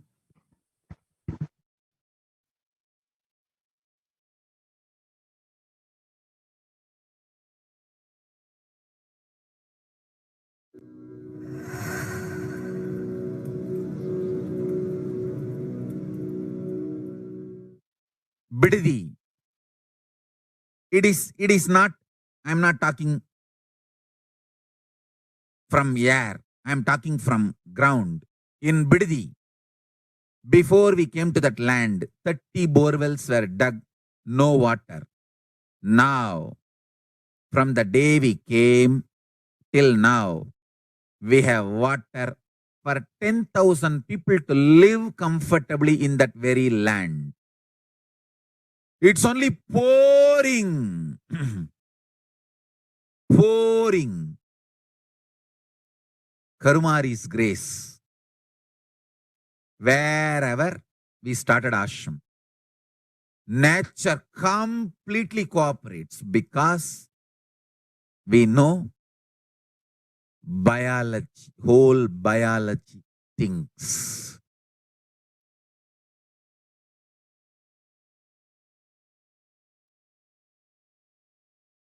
If you are having bitter relationships in your life, just start drinking bitter neem juice every morning. The problem will be solved.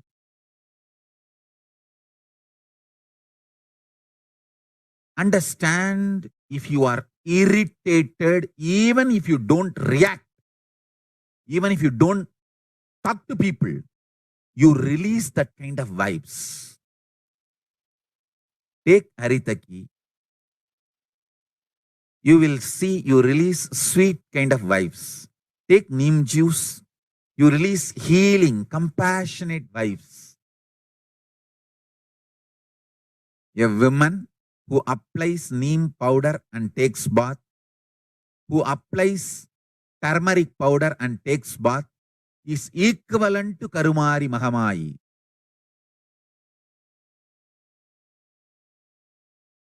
That neem paste and turmeric powder, if a woman takes bath with that, she is equivalent to Mahamayi. She is embodiment of Karumari because she will be manifesting that same vibes of Karumari. I sincerely recommend people start doing all these activities like applying neem paste and taking bath, applying haritaki powder and taking bath, applying turmeric powder and taking bath, applying basma and taking bath, especially for men, basma, for women, neem paste and turmeric paste. All four can be used by both, all genders. That is different. If you want specific, I'll recommend the neem and turmeric for female body, haritaki and basma for male body. Understand, your whole biology things. Working on whole biology changes the whole life. So, now with this understanding the whole biology things, think Mahavagya. This is Ajapa Ajapa. Think Mahavagya. With the understanding your whole biology thinks. Om Nithyananda Paramashivoham. Blessings to all of you. Start manifesting powers. Now,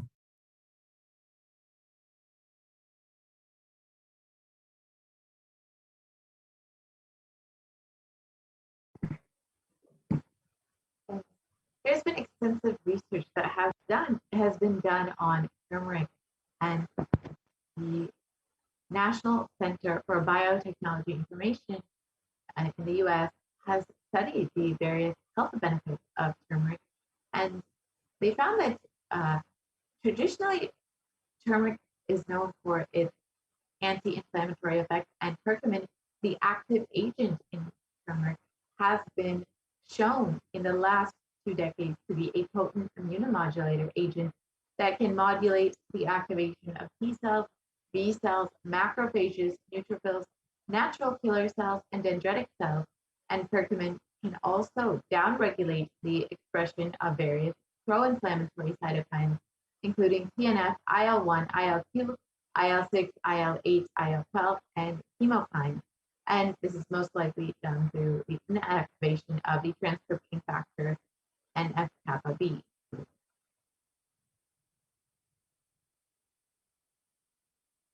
And this research shows that turmeric can modulate the activation of various immune cells, and as well as enhance the body's antibody response. And with a strengthened immune system, you will be able to stay healthy and be able to maintain an active lifestyle.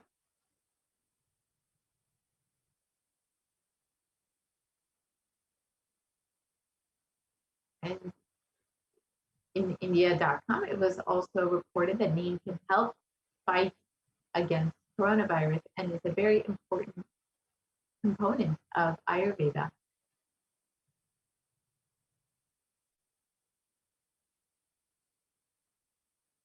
And a study published by KGMU has found that turmeric, and neem are effective against coronavirus.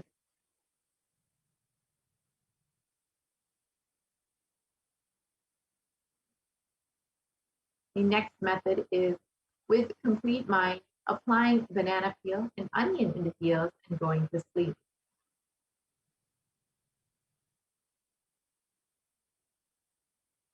And this is how you can apply onion in the heels and banana, and then you can cover it with a sock and then go to sleep.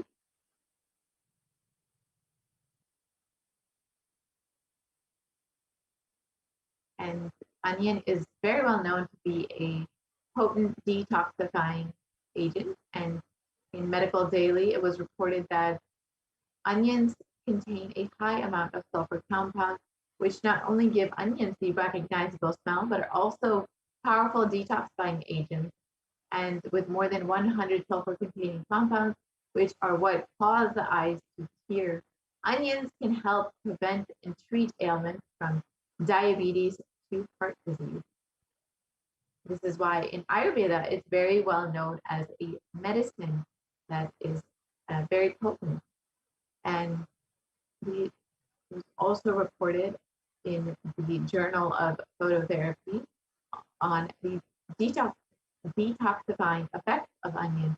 The downstream products are a complex mixture of sulfur-based compounds, and these compounds from onion have been reported to have a range of health benefits, which include anti-carcinogenic properties, anti-platelet activity, anti-thrombotic activity, anti-asthmatic, and antibiotic effects.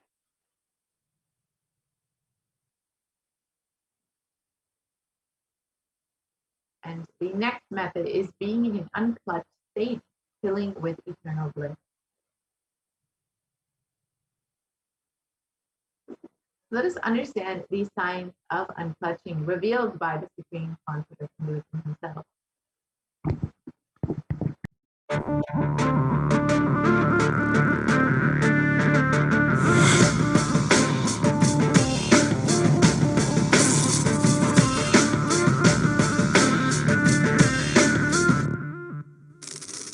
The brain is the organ which controls our whole physical being. Once our brain has been imbalanced, it will then transmit that imbalance throughout the whole body. Thought forms are pure energy that have the ability to influence people and everyday events in life. According to science, our brains generate an electromagnetic field which may be measured by such instruments as an encephalograph. This electromagnetic field is generated by the brain every time we think, and as our mind is never still, we may be compared to perpetual power generators. Fear produces nervous disorders. Anger produces headaches and violence. Confused thoughts produce congestion and ill health. Depression causes cancer, tumors, mental diseases, and lowering of the immune system, causing death through own willpower. Our thoughts generate intricate energy patterns which can be detected by sensitive equipment and seen by clairvoyant individuals. These energy patterns are known as thought forms.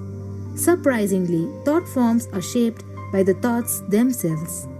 Each of us creates hundreds of thought forms every hour and releases them into the environment. Although we cannot see them, the thought forms have as real an existence as any other form of energy. Most people can sense others' thought forms, and a continuous energetic exchange happens between people, about which we are usually unaware. This also explains why we sometimes take a sudden liking or dislike to a certain person directly on meeting them. We just catch their vibes. Unclutching is a guide for equanimity and enlightenment. Thoughts are like bubbles in a fish tank. Just as bubbles in a fish tank rise from the bottom, our thoughts also rise in the same manner. When one bubble comes and reaches the surface of the water, the next bubble starts and the third bubble starts. Because the bubbles are rising at high speed, they look like a continuous stream. But our mind is not a continuous stream. There is always a gap between two thoughts. Like the bubbles, we also experience a neutral space between two thoughts. This neutral space between two thoughts is our original state, the pure silence. It is a state of pure consciousness, the state of God. Since the gap or the neutral space between two thoughts is too small, we think all thoughts are connected and form a shaft. But there is always a gap between two thoughts. In the forest of northern India, the hunters trap the birds using a trap. They tie a rope between two trees. The rope is the shaft that we create by connecting two thoughts. In the middle of the rope, they secure a wooden stick. The stick is our mind. The rope is tied at the midpoint of the stick. When a bird comes and sits on the stick, the bird's own weight turns the whole stick upside down. It turns topsy-turvy. The moment it turns upside down and loses its sense of balance, it feels totally shaken and tightens its grip on the stick. It simply holds onto the stick as if its life depends on it. Similarly, we connect thoughts and form a shaft out of it and live in the fear that if we drop our mind, we might be lost. We might lose our identity. Because it is hanging upside down, it thinks, if I unclutch from this stick, I will fall and die. Is similar to the fear that if we start trusting that we are unconnected, unclutched, independent and illogical thoughts, we might be lost. If the bird lets go and relaxes, it may flutter to balance for a moment or two. When it leaves the stick, maybe for a few seconds, it will fall, but then it will adjust itself and start flying. In the same way, we hold on to whatever we think is our identity and security, our education, our mind, our life, our relationships, or our bank balance. Ultimately comes to remove the stick that is our identity. Just like the bird, we don't realize that if we drop our mind, at that moment we can become a Paramahamsa. That very moment we can be liberated.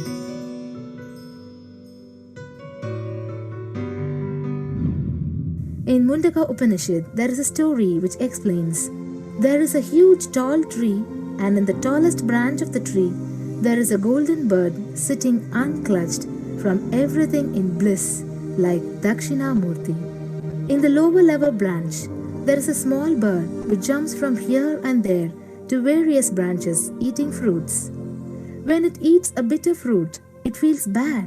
Whenever she eats the bitter fruit, she sees the bird which is looking above silently like Dakshinamurti and feels why I should not be like that bird.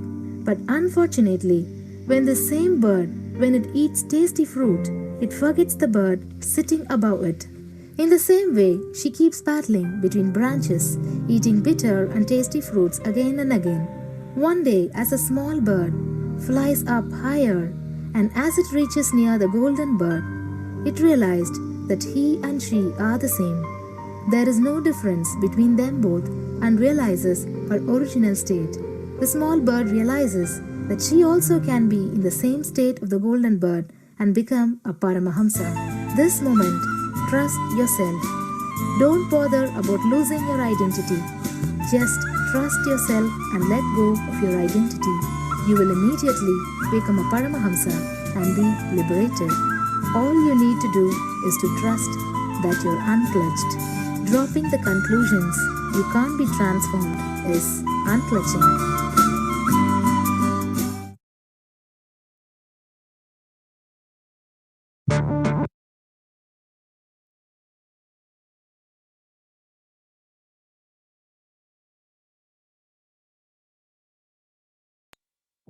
And the next method is by doing Ajaba Ajaba of the cosmic sound Shiva, Shiva, Shiva.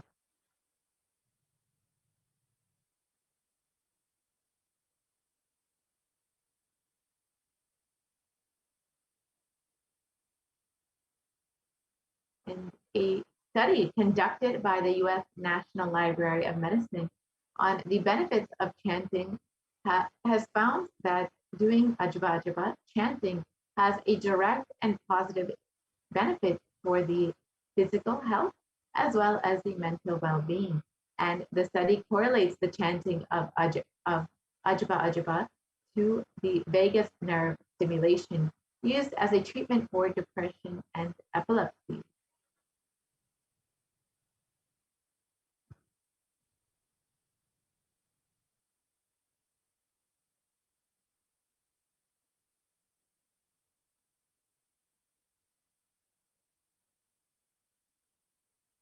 And a study conducted by Dr. Masuro Imoto established that human intentions, words, or thoughts can change the molecular structure formation in water.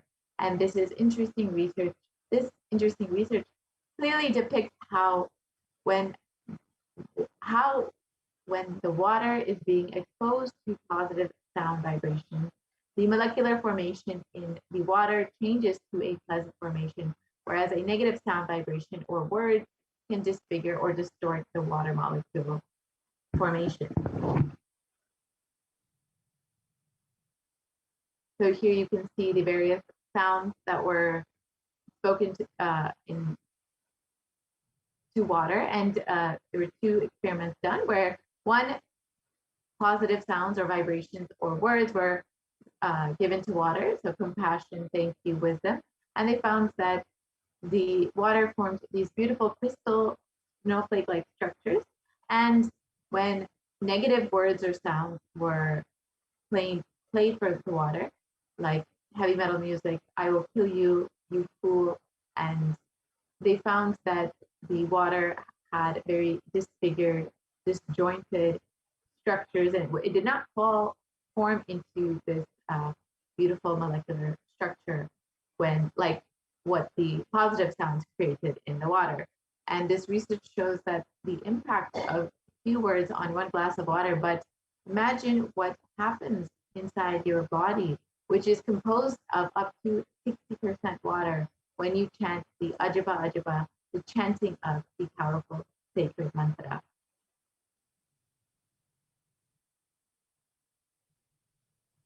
And the last step is being in the state beyond remembrance, beyond any remembrance or forgetting in the Arunachala Purana that blossoms as Aham Aham, the Ananda Purana. And these are the 8 methods that Devi Parashakti has revealed in order to protect yourself from corona by praying to her, connecting with her, and worshiping her through these 8 methods. You will surely be protected from coronavirus. And with this, we will be concluding this portion of the program, and we'll be entering into the next segment where we will understand how we can connect with Devi Parashakti more deeply.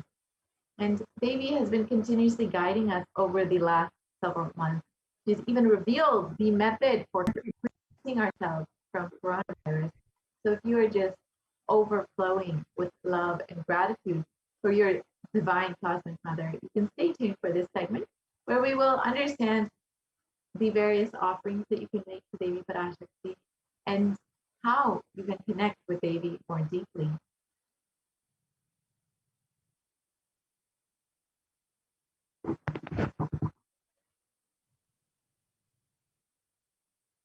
So Devi Parashakti is the complete manifestation of both the masculine and feminine consciousness, and both consciousness have to be expressed equally by every human being to be enlightened. Until enlightenment, only the masculine dimension expresses more than that of the feminine dimension, irrespective of whether you are in a male or female physical body. And every human being has to complete with these 5 dimensions to achieve enlightenment. The first is the Pitrus, or the ancestors. The second is the Kula Devatas, the family deities. The third are the parents who we inherit our DNA from. And the fourth is nature. And fifth is Guru, who will ultimately bestow enlightenment upon you.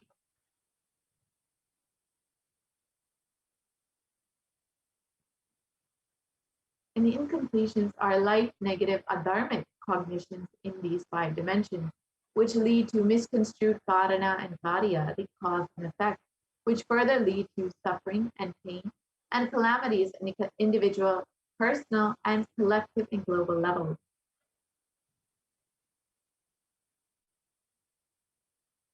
Being sensitive is being aware and in gratitude to life for everything that we have, from the air that we breathe, to the place that we sit, to the energy that we feel that we exist, to the energy to celebrate our existence.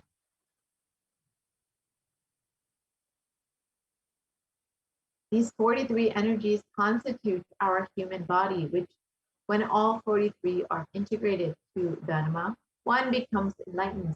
Dharma is the cosmic motherly completion and sensitivity from the level of the Panchabhutas. And this is the core principle of the cosmos.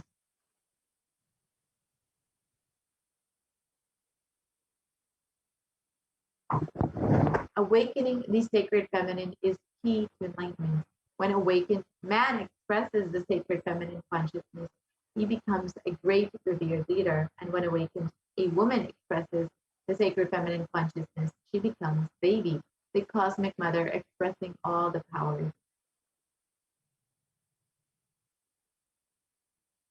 And the key to awaken the sacred feminine consciousness is conscious sovereignty, which the Supreme Concept of Hinduism has revealed immensely about over the last several months and has blessed us into over the last several months.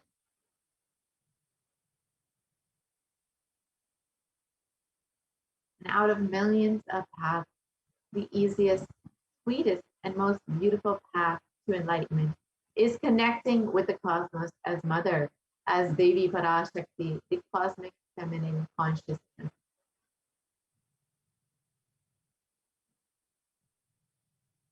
And Devi is the one who expresses as Guru all the gods and all the manifestations in the universe. She can straight away deliver enlightenment by connecting to the cosmic umbilical cord.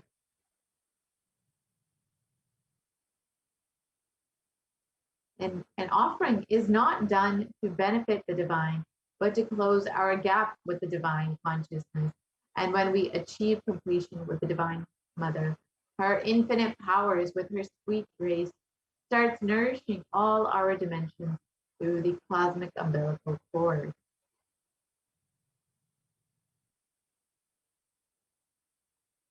There's nothing too small or too big one can offer to connect with the Divine Mother.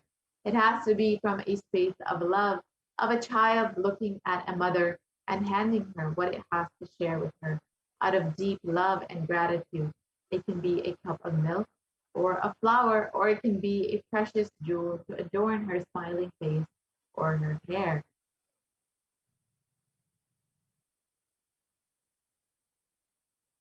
And the Vedic rishis have clearly stated the technique to connect with the sacred feminine consciousness, to awaken the same qualities in us.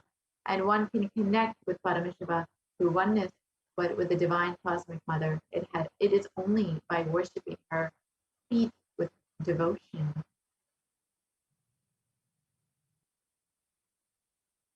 And mother worship is the most non-violent, most peace-centered, most healing, soothing, and sweetest path to enlightenment among all traditions on planet Earth. Worshipping includes contemplating, meditating through sacred offerings of mantras and oblations at her feet.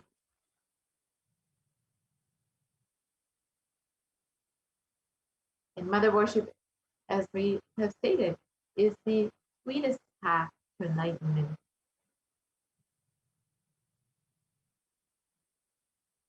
So why worship the mother? Why the divine feminine? Because she is the ultimate, and she can make you experience the ultimate.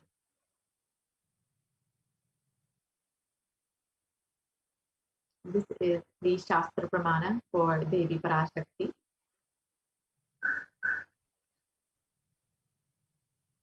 And it translates, I walk as the 11 Rudras, I walk as the Vasus, I walk as Vishnu and other Adityas and all the divine forms of Vishvadevas, assuming the form of the inner self of all gods. I hold aloft Mitra and Varuna, even as Indra and Agni, I do, and the Ashwini twins too. This is from the Rig Veda.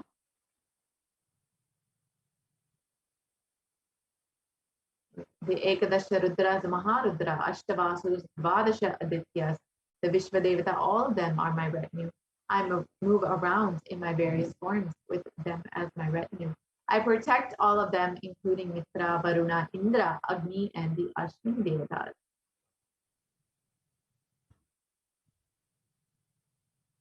Devi declares herself as the inner self of all the gods, the divine energies.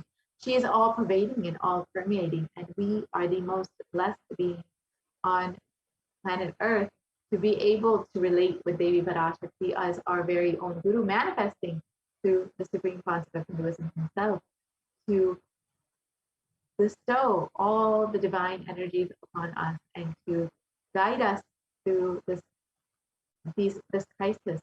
So let us understand how we can connect with Devi Parashakti more deeply and offer our love and gratitude to Devi.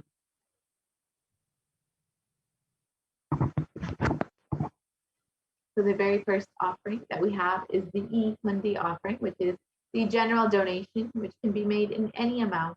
And this is like in any temple that you visit, you may offer a few dollars or how much ever you would like in the Hundi. And you can do the same online through the E-Hundi offering that Kailasa has made available for each and every one of you. And you can just do this with your love and your devotion, just to say thank you to the divine for happening in your life. And it is stated that Devi is fond of true devotion and is realized through true devotion. She can be won over through true devotion, and she removes all fears.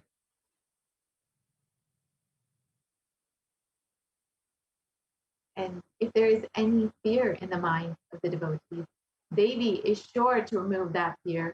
It is stated that Devi likes to be worshipped in autumn, and this is not the autumn, the season, but rather the autumn of our lives, when our thoughts turn more and more inwards and the role of the divine becomes much more known and understood clearly. The need for Devi worship becomes much stronger.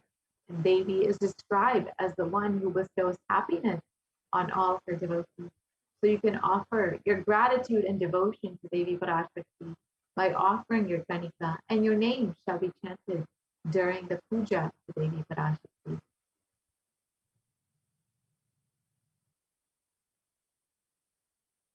The next offering is the Sankalpa chanting, or the offering of your conscious resolution to Devi Parashakti.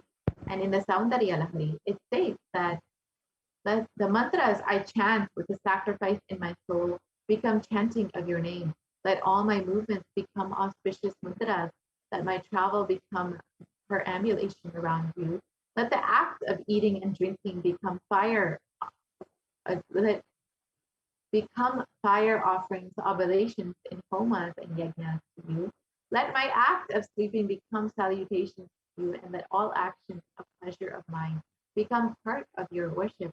And when you offer the Sankalpa chanting to Devi Parashakti from this context, you will be blessed with all boons, asked and unasked, remembered and forgotten. And all of it will manifest by the grace of Devi Parashakti herself. The next offering is the Devi Sahasranama Swadnapatu, which is the golden coin with the inscription of the various names of Devi Parashakti.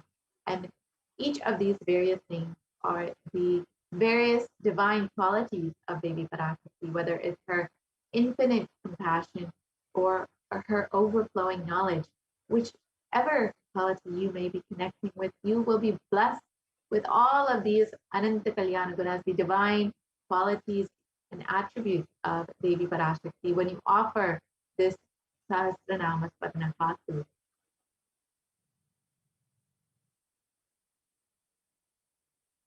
The next offering is the Mukta Amruti, the finger ring with a pearl. And Devi Meenakshi is very well known to be adorned in pearls. And the pearl represents the compassion of Devi. And when you offer this Mukta Amruti, you will be blessed with Devi Parashakti's compassion and protection from all dangers and fears in your life.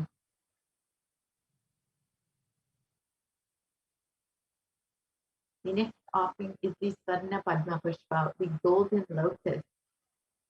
And it is stated that Devi is the one who bestows accomplishments and intellect, the one who showers worldly prosperity. And Devi is the one who powers the subtle mantra of the cosmos. I bow to you, O Devi Mahalakshmi. And so when you offer this Varna Padma Pushpa, you'll be blessed with attracting positive relationships in personal and business dimensions of your life.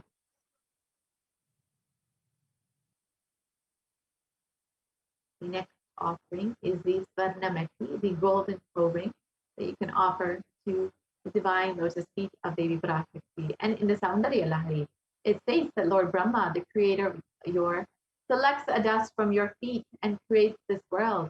The great Adishesha with his thousands of heads somehow carries a dust from your feet with great effort.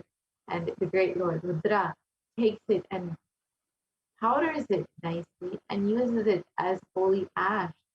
You can see the greatness of Devi Parashakti's feet, which one dust from him is enough for Lord Brahma to create the entire world.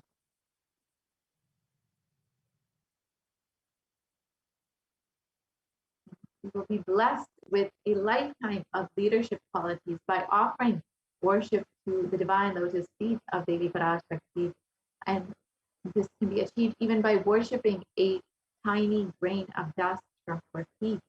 And the Methi is a gold co-ring that you can offer to adorn the divine lotus feet of Devi Parashakti. The next offering is the Mantika, the gold hairline jewelry, which Devi is described as the one who makes the nectar flow from the Sahasrara, the crown center, to the Anya, the third eye, and permeates all our 72,000 nadis, the energy centers, to give us the ultimate experience of the cosmos. So when you offer this Mantika, the gold hairline jewelry, you will be blessed with your Sahasrara overflowing with the bliss energy and be blessed to have an enlightened lifestyle.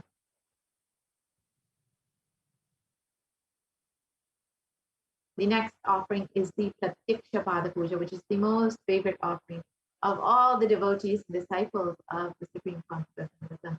And is a very special offering that you can make to your very own Guru, who is manifesting Devi Parashakti just for your blessing and healing.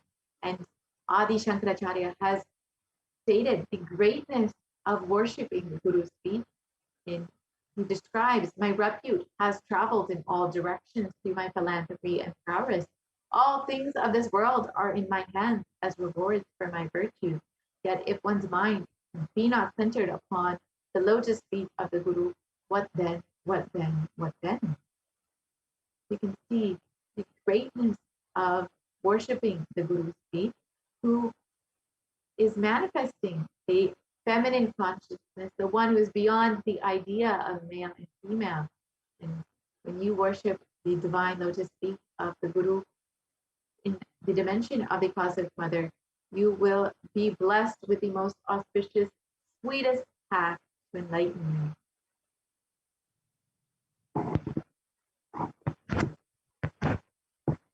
And the next offering is the Vastra Seva, which is the offering of clothes to Guru, the dimension of the Cosmic Mother. And this is done during the Pratiksha Pada Puja. And when you offer this, you will be bestowed with all protection in your life and a sweet path to enlightenment.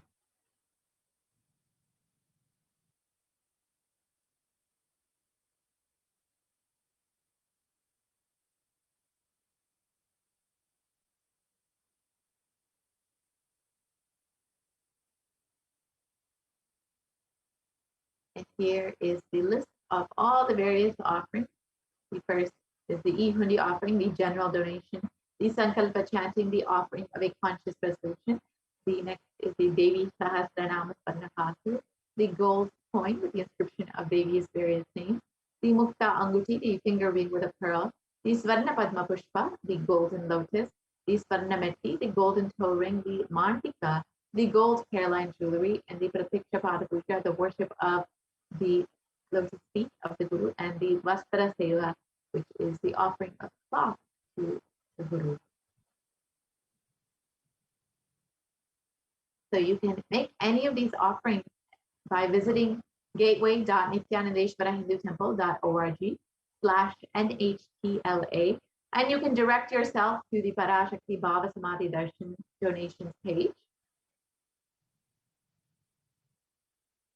And this is what you will be seeing when you visit this website. And you can select whichever offering you would like to make. It is in a very simple drop-down menu. And here you can see all of the various offerings in the drop-down menu. And you can choose whichever one you would like. Say you would like to offer the Svarnameti, you can go ahead and choose that. And you can choose as many as you would like. You would like to offer one on behalf of your daughter, and as well as for yourself, you can choose two and add that to your cart.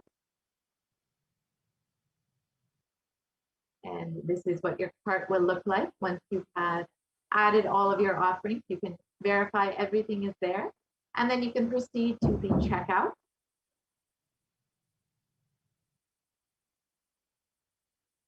And then once you proceed to checkout, you can fill out all of your billing details like you would for any other online payment. It's a very simple process.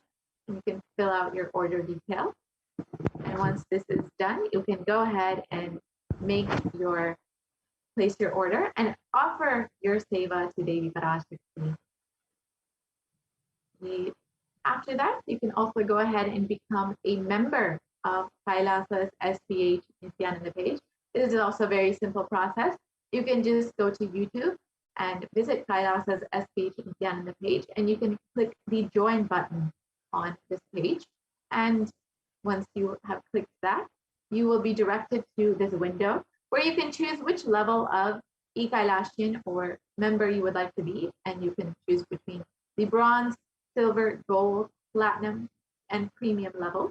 And each of these offer various benefits, various exclusive content that you will have access to. And it's a very simple process to make this payment. You can do it through your credit card or debit card or through PayPal, and this can be done directly through YouTube. And once you are done, you will be a member of Kailasa's HDH Nithyananda page, and you will be able to ask any of your questions live during the Devi Parashakti Akashic readings in the comment section in YouTube, in the YouTube video. And if you do not see this join button, as was shown earlier, it means you are already a member and you will already have access to all of this exclusive content. So once you are done with that, you will be a member and you will have all of the various benefits of becoming a member of the Kailasa's HDH Nithyananda page. And so with this, you can see the link for the offering that you can make. So you can visit gateway.nithyanandeshwarahindutemple.org/NHTLA, and you can direct yourself to the Parashakti Bhavasmadhi Darshan's donations page. And this is where you can make your offering. So again, this link will be projected for a few moments. And with this, we will be concluding this portion of the program, and we will be entering into the next segment, where we will be hearing from the Adi Kailasa Sarvajnipita, where the Supreme Concept of Hinduism has opened up all of the Kailasas in India for the Kailasa COVID care centers for multi-layer quarantine in order to protect all of the citizens from coronavirus during this time. So we have Ma Dayamai Swami with us here today to guide us through this, all of the various activities that are going on in Adi Kailasa Sarvajnipita. So thank you so much, Ma Nithyananda. Thank you for joining. Thank you, Ma Nithyanandam. Nithyanandam, everyone. Welcome back and to this segment of the Kailasa's de facto spiritual embassies, which are now the COVID care protection centers, which are adding to not only protection from the COVID, which are giving you a conscious breakthrough, adding more joy, more peace, more blissful life. So let us understand with the Supreme Pontiff of Hinduism, Jagadguru Mahasannidhanam, His Divine Holiness Bhagwan Nithyananda Paramashivan's blessings. Let's start with the Sadguru Vandanam. Nithyanandam Paramasugadam Kevalam Jnanamurtim Dvandvatitam Gagana Sadrusham Tattvamasya Ekam Nityam Vimalamachalam Sarvadi Sakshibhutam Bhavatitam Triguna Rahitam Sadgurum Tam Namami. Yes. If you see the statistics across the world today, the COVID-19 Delta variant is still most concerning, says the World Health Organization experts. Even with the emergence of the new COVID-19 variant, the Delta strain remains the top concern globally, appearing to outcompete others. Senior officials with the World Health Organization said on Tuesday, I think the Delta variant for me is the one that's most concerning because of the increased transmittability, said Dr. Marina van Kerkhove, the agency's technical lead for COVID-19, speaking during an online question and answer session.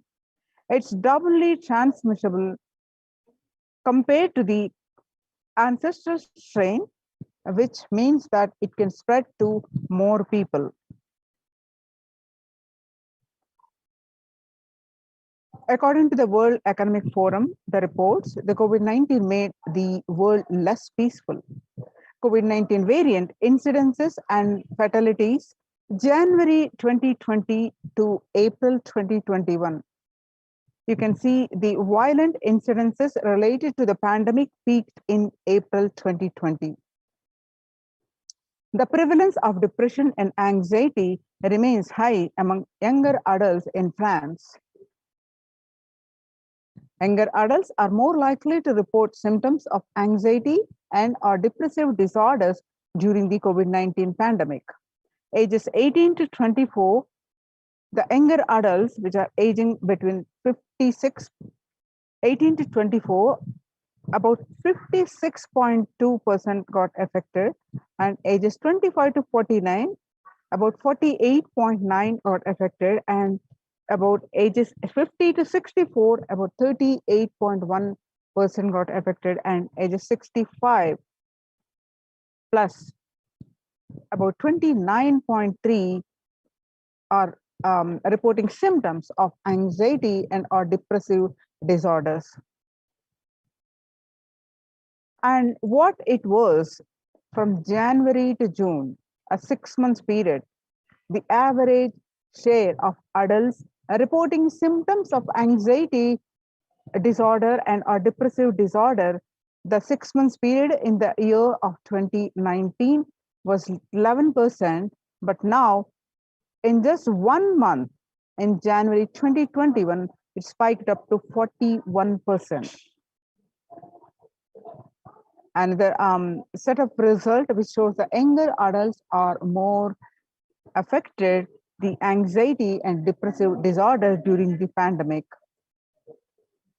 The stress in America in 2020, a national mental health crisis, COVID-19 is a significant stressor for most Americans. Nearly 8 in 10, which is 78%, say the coronavirus pandemic is a significant source of stress in their life. Nearly 7 in 10, which is 67%, say they have experienced increased stress over the course of the pandemic. COVID-19 could exacerbate the doctor's existing mental health burden. More than 60,000 US healthcare workers have contracted COVID-19, 300 have died.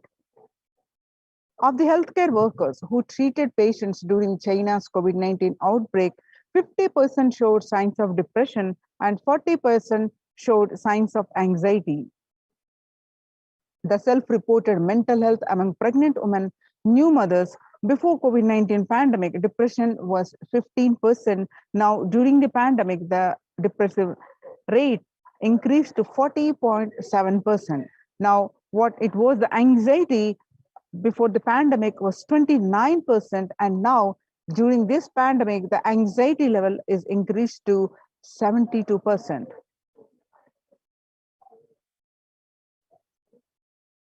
Living under stay-at-home orders, 8 in 10 students are struggling with focus on school or work and avoiding distractions. Students are interacting most with parents during COVID-19 physical distancing, and parents can support students simply spending time with them, ranked much higher than talking about COVID-19 news. For college students, mental wellness, virtual face-to-face time. For high school students, digital social gatherings. 55% of all students do not know where to go for help for their mental health. Understanding the pandemic's impact on working women. The nearly 82% of women surveyed said their lives have been negatively disrupted by the pandemic.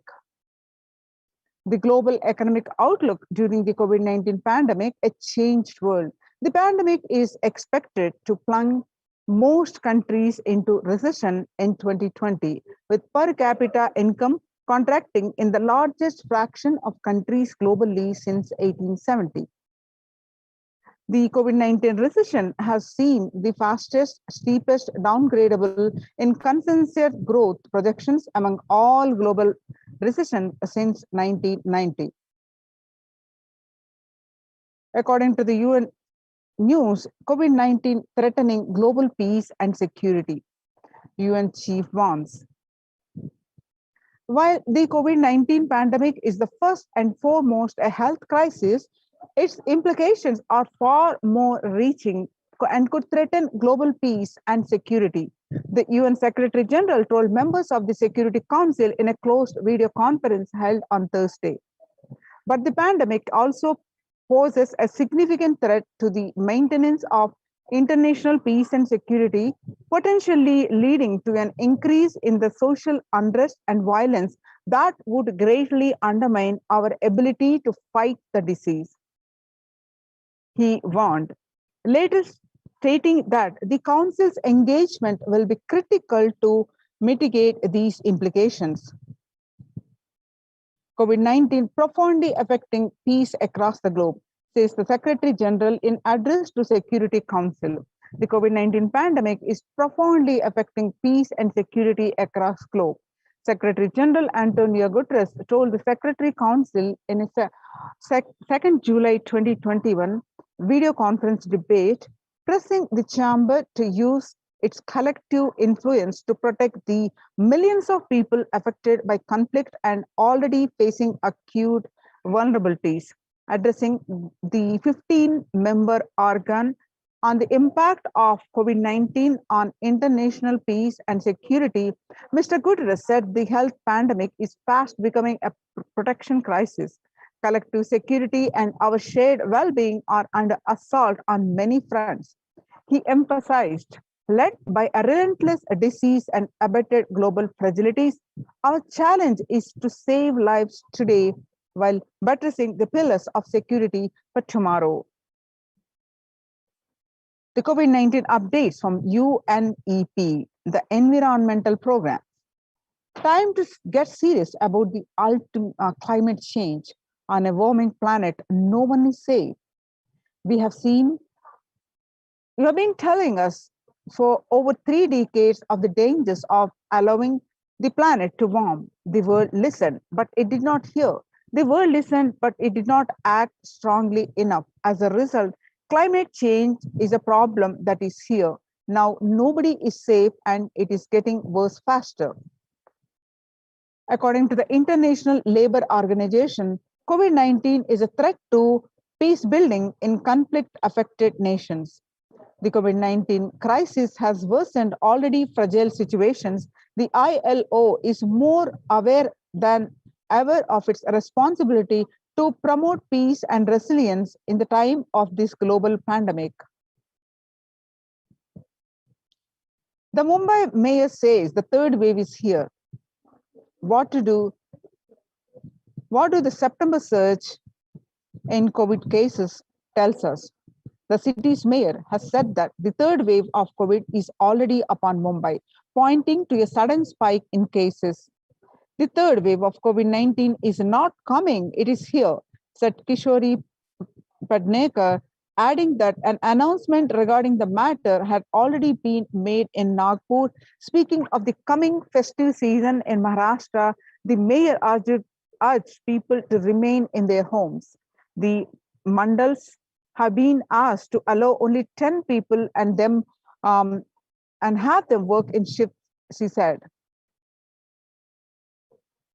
The breakthrough infections found in 25% health staff study. A little over 25% of healthcare workers were infected with coronavirus despite getting fully vaccinated. A recent study has revealed, giving an insight on the breakthrough infections due to the Delta variant. The study, jointly conducted by the Institute of Genomics and Integrative Biology and Maximum Hospitals in Delhi NCR, found that vaccination breakthroughs were far more common during the Delta outbreak in Delhi than previously reported.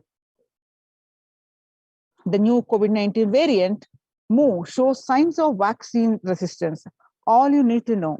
A new coronavirus strain known as Mu, which was first identified in Colombia in January, has been designated a variant of interest by the World Health Organization.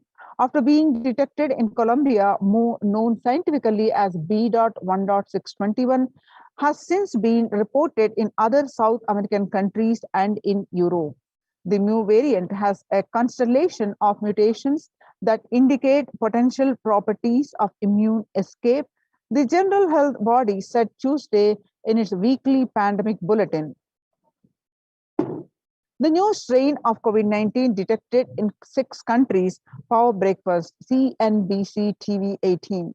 The ongoing coronavirus pandemic is not over yet, and the new highly mutated COVID C.1.2 strain discovered in South Africa is a testimony to how dangerously the virus can adapt to bypass vaccines when the world decides to reopen prematurely. The C.1.2 variant has been termed the world's most mutated variant since the beginning of the pandemic. The new COVID variant C.1.2 causes flutter. The World Health Organization says it's watching. The WHO has said that to date there are 100 sequences of C.1.2 reported globally from the easiest reports from May 21 from South Africa, and currently it does not appear to be increasing in circulation. The new variant was first found in South Africa in May. Researchers from South Africa have described the C.1.2 variant, which has 40 to 59 mutations more than the original Wuhan virus. The speed of evolution for this variant is 1.8 faster than the average. So join the COVID Care Protection Centers and register now through the link below, https://kailasa.org/Kailasa Care. Making peace with nature is possible if we start now. Making peace with nature is possible if we start now.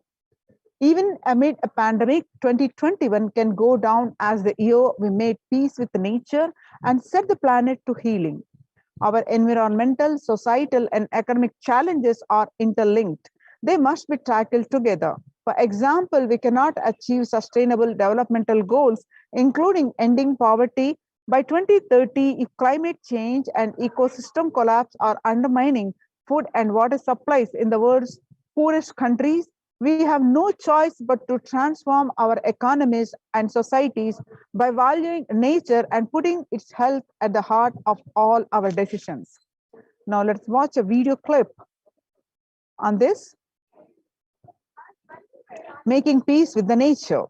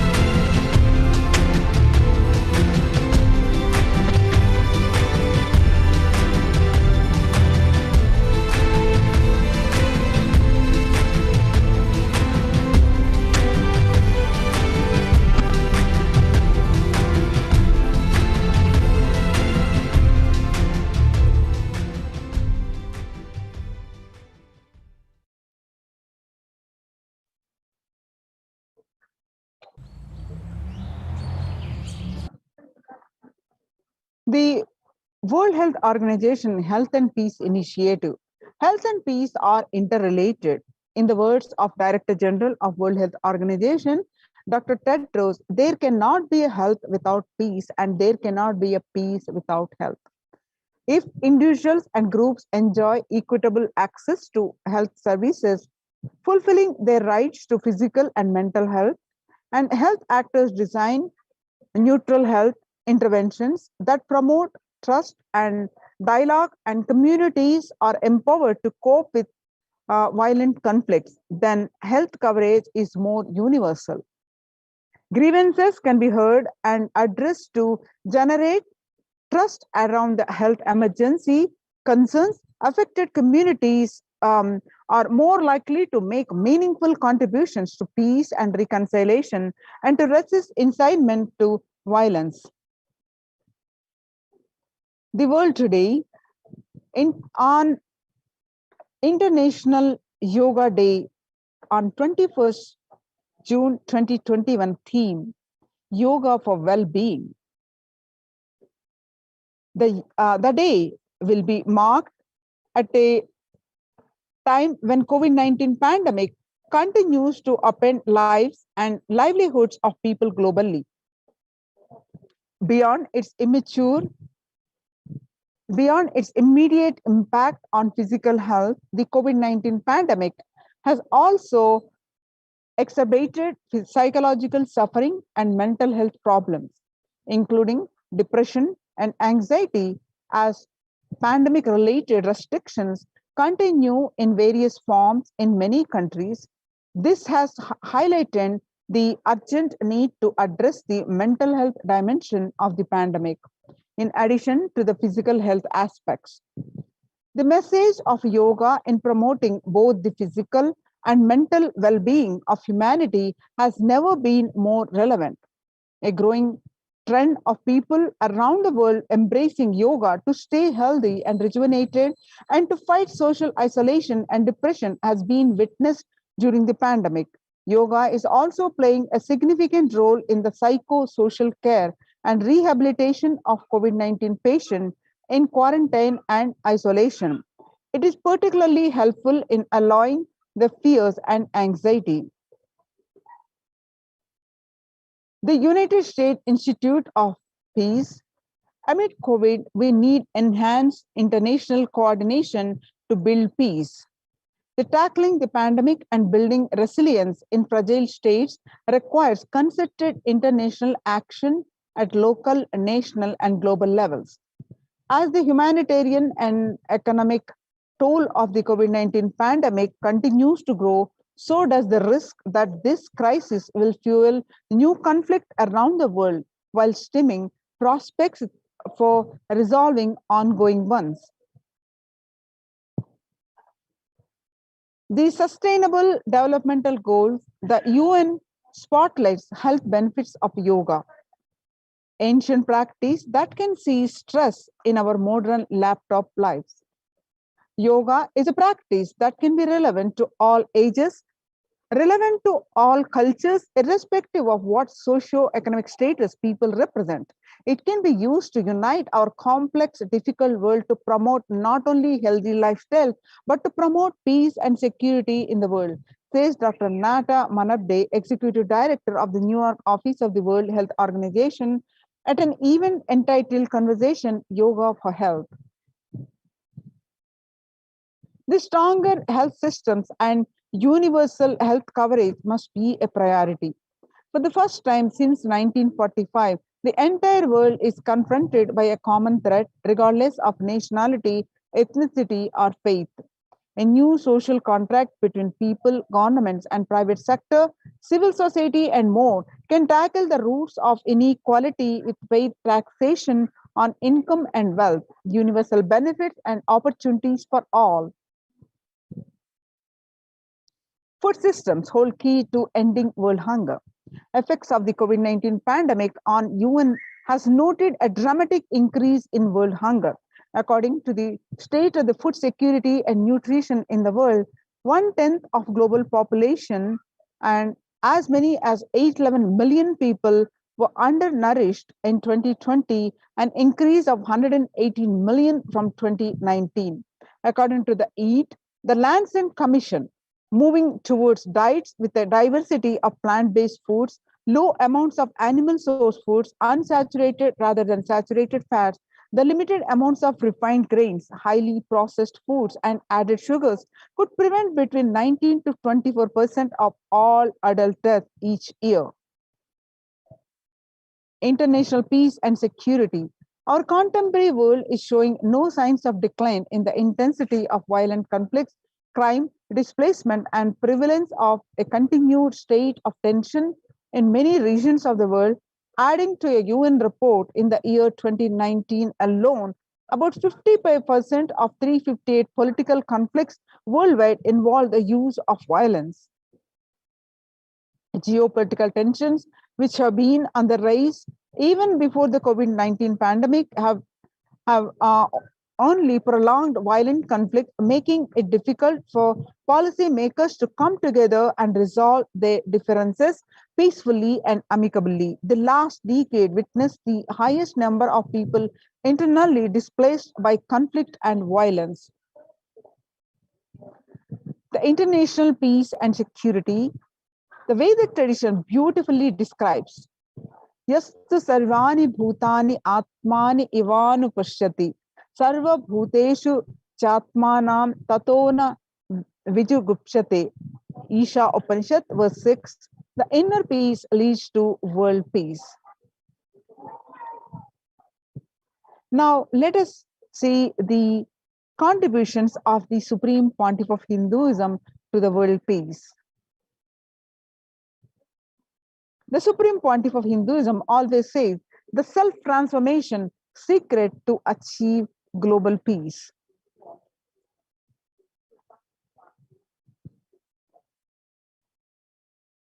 Social answer means I'll tell, oh, you should all work for global peace.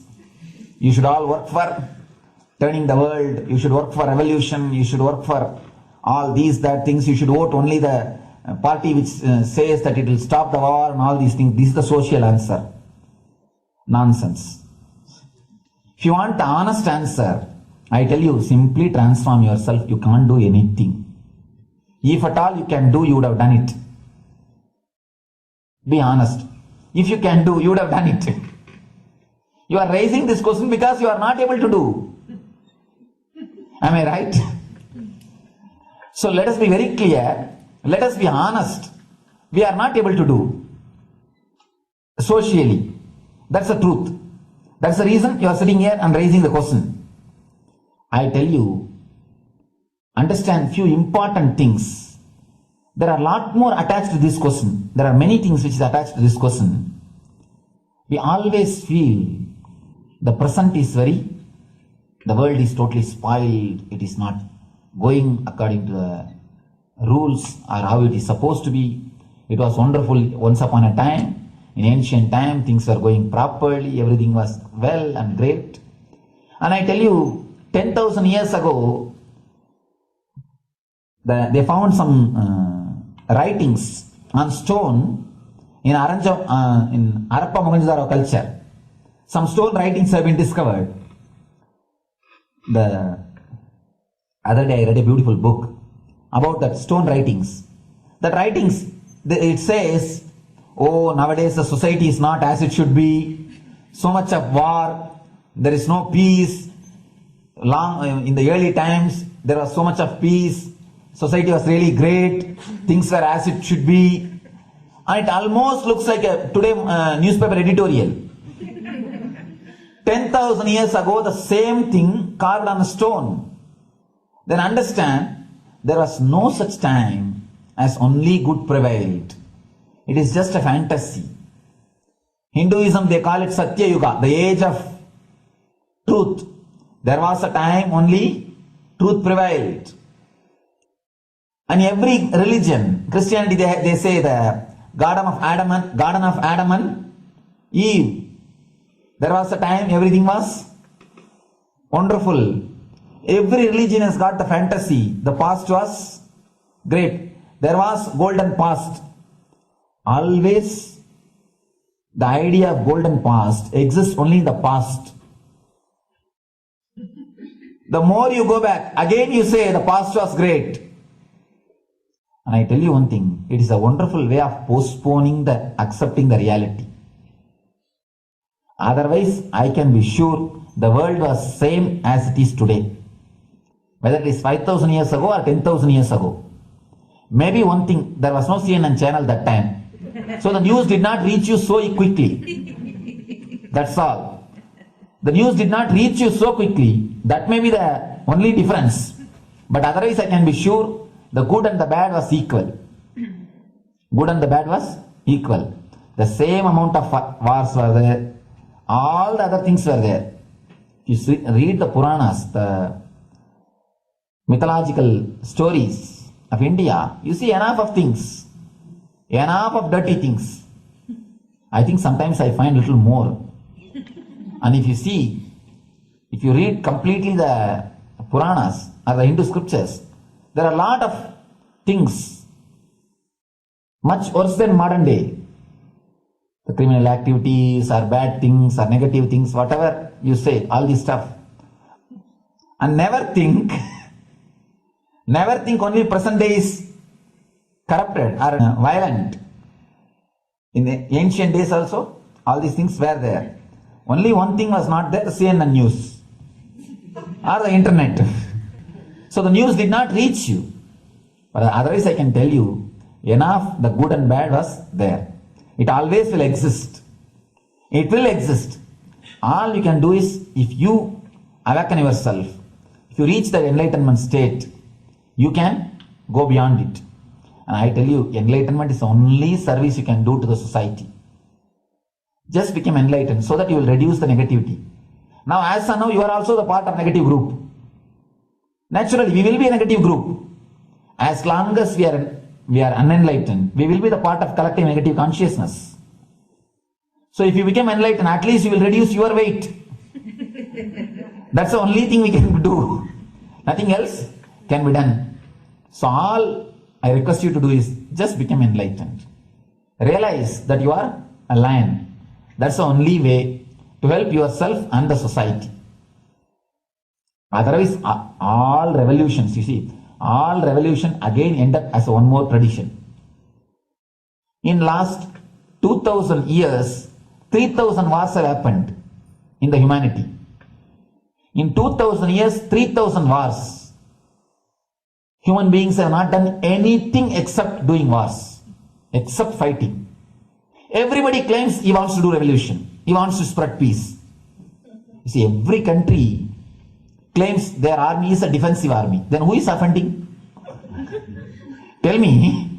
Every country says defensive army. Then who is offending? These are all just, games. The idea of peace is a pure game. Everybody wants to spread the peace according to them, not according to the other person. They want peace according to them. The other day I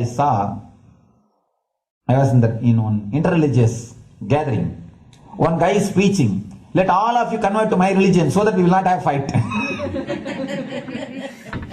He wants peace the way in which he wanted, not the way in which. And there's a beautiful saying, the sword of Muhammad, it is written, peace alone should survive, something like that. He has written some statement about the peace on the sword. We all take sword to spread the peace. So no revolution is going to help, because in the last 2000 years 3000 revolutions have happened, but still world is same, I think much worse. So no revolution is going to help, only individual evolution is going to help. So be very clear. Instead of working in the outer world, start working in the inner world. That will help you and society some way.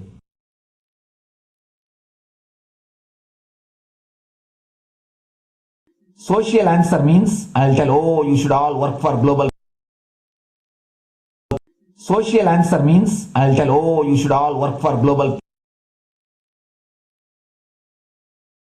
Now, let's listen from the Supreme Pontiff of Hinduism that Sri Kailasa is all about peace-based powerfulness. Listen carefully. The space of Shanti,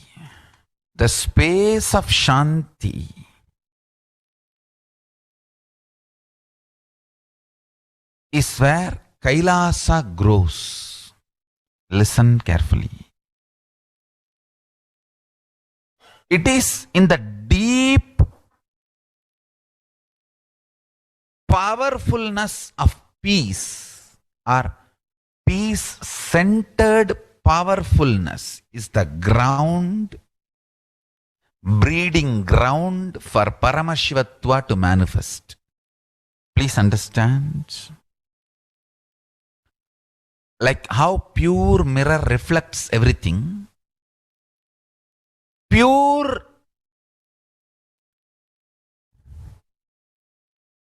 Shanti based Shakti, peace based powerfulness reflects Paramashiva. Paramashiva manifests in peace based powerfulness. Please understand. Neither violence nor powerlessness. Powerlessness is weakness. Violence is abusive. Peace-centered powerfulness. Powerfulness-centered peace. All the Upanishads starts with peace, completes with peace. Shanti mantra starts with Shanti mantra, gets completed with Shanti mantra.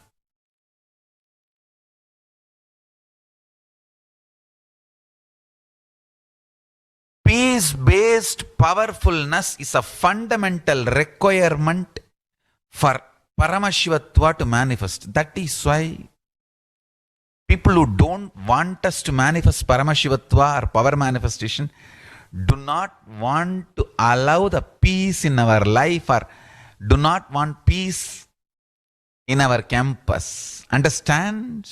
But only if you are peaceful, which cannot be shaken even by the demons and devils and rakshasas, we can be in eternal peace. So, remember this very clearly.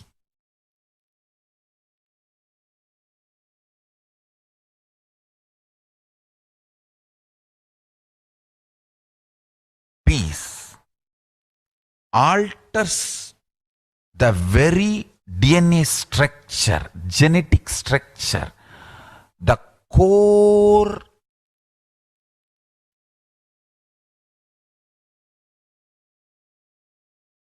Anu Mahat structure. Understand? Anoraniyan Mahato Mahiyan. The consciousness in you is atom inside the atom, Mahat, more than Mahat. That Anoraniyan Mahato Mahiyan. That consciousness starts growing in you with more and more peace-based powerfulness developing in you. Nothing can be compared to unclutching. Spend more and more time, energy in unclutching. It will never be wasted. Time spent on unclutching is the most productive time for you in your life, because unclutching completely makes you altogether a different material. Understand? It makes your very biomemory, muscle memory, core structure, molecular structure, genetic structure, DNA structure, everything. All the 8 energy flow circuits, 7 energy flows, 1 the pure conscious explosion. So totally 8 energy flow circuits exist in you.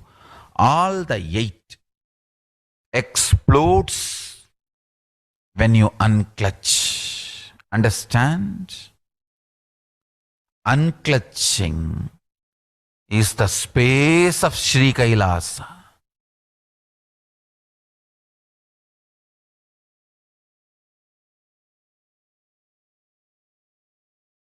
Listen. Now, let us listen from Supreme Pontiff of Hinduism that every prayer in Hinduism ends with peace and begins with peace.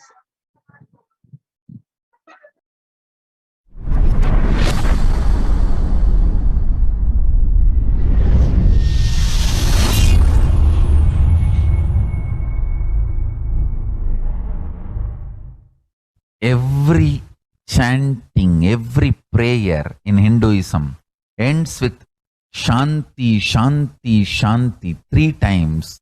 Means peace, peace, peace. Hinduism is the real religion. Loving peace, living peace. Individual level, social level, global level. Understand? Hinduism lasts all its 56 nations, 200 states, 10,000 kingdoms, samsthanas, is not a loss to Hinduism, it is a loss to planet Earth, human beings. Wherever Hinduism is practiced, kept alive,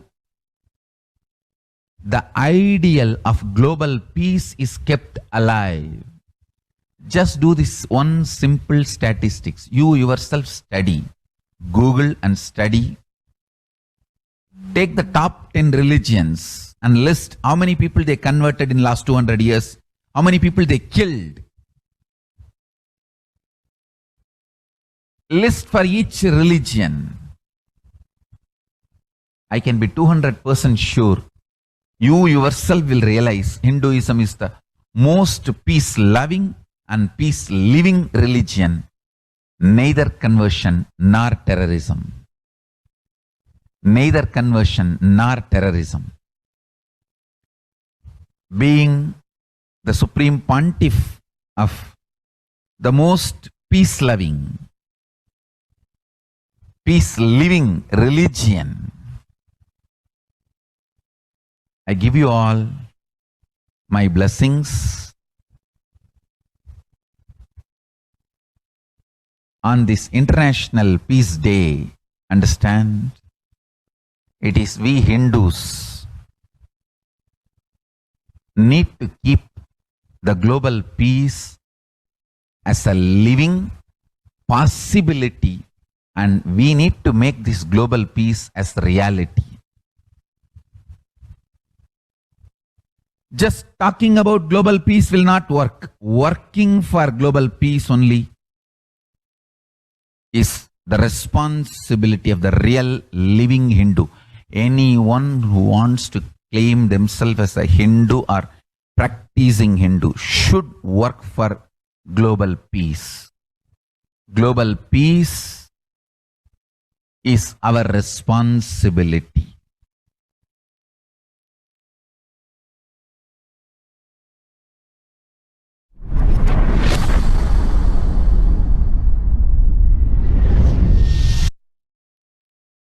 Now, the Supreme Pontiff of Hinduism says Hindus have the responsibility to bring global peace.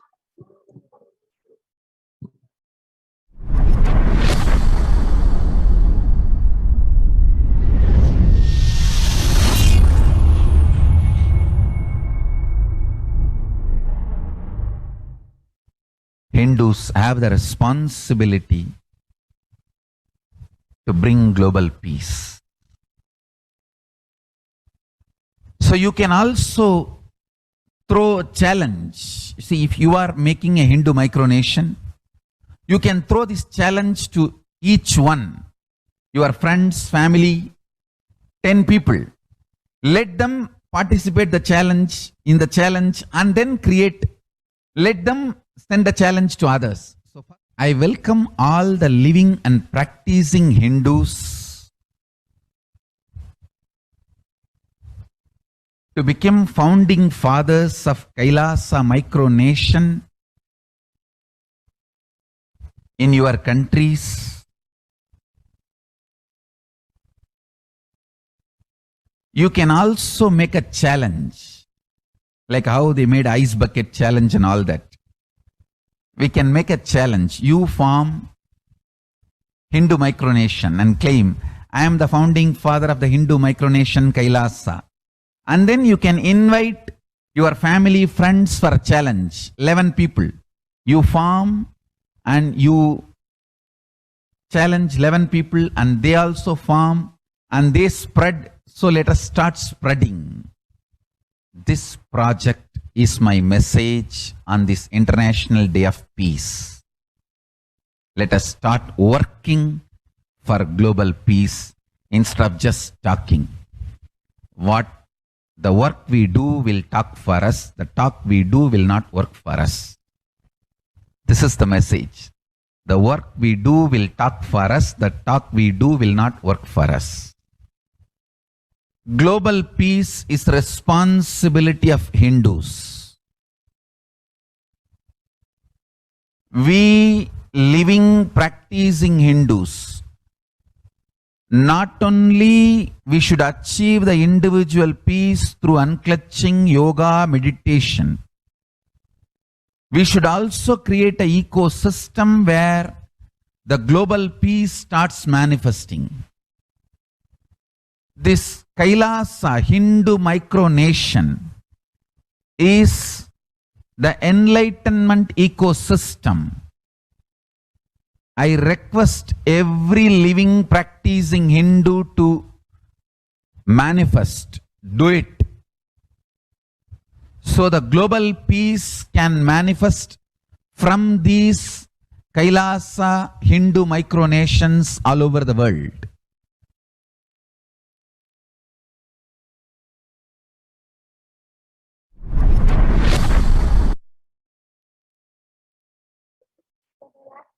The Kailasa's mission of global peace and superconsciousness breakthrough. The Supreme Pontiff of Hinduism is the founder and spiritual head of Kailasa, the revival of the ancient enlightened Hindu civilization nation, which is being revived by displaced Hindus from around the world. The sovereign order of Kailasa, led by the Supreme Pontiff of Hinduism and Nithyananda order of monks, nuns, and Hindu diaspora, are working for global peace and to give a super consciousness breakthrough to humanity. It is the Supreme Pontiff of Hinduism's mission to recreate a conscious world where the global issues at the climate, economic, social, health, and humanitarian levels cease to exist from their very root, turning the problems of poverty, hunger, violence, discrimination into powerful living through the experience of oneness. The Supreme Pontiff of Hinduism has been working from the very grassroots level to usher in an era of peace at all levels, individual, societal, national, and global. His deep insights into the workings of the human mind, body, emotions have enabled him to powerfully and directly address various social and emotional problems facing humanity today. The life solutions based on the ancient Hindu tradition, the meditation and yoga techniques from the scriptures, the cognitions rooted in the highest truths, the lifestyle based on the living and radiating the higher values of life and powerful way of living and realizing one's ultimate potential form the foundation of the Supreme Pontiff of Hinduism's teachings, which by their inherent nature provide the foundation for peace on planet Earth. In a short period of public life, he has contributed to humanity in the areas of meditation, healing, health and wellness, yoga, medicine, education, lifestyle, and science and technology. The Supreme Pontiff of Hinduism has been working on creating and teaching people. One, significance of peace and how to achieve it. Second, working for higher consciousness, life and lifestyle, and reducing collective negativity in thought, words, and actions. Living in oneness, peaceful coexistence with humanity and nature. Fifth, manifesting superhuman powers for a better quality of life. More than 20 million people in 347 cities in 196 countries over a 6-continent revere and follow the Supreme Pontiff of Hinduism.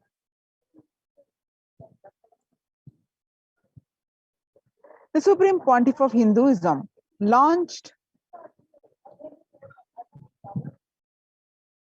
the Minutes for Peace initiative, which aimed to reduce crime globally by conducting mass meditations around the world in parallel. In 2014, just after 2 years of launching the program, it crossed over 1 billion minutes of meditation. Scientific studies have shown a reduced crime rate after participation in the meditation and completion techniques.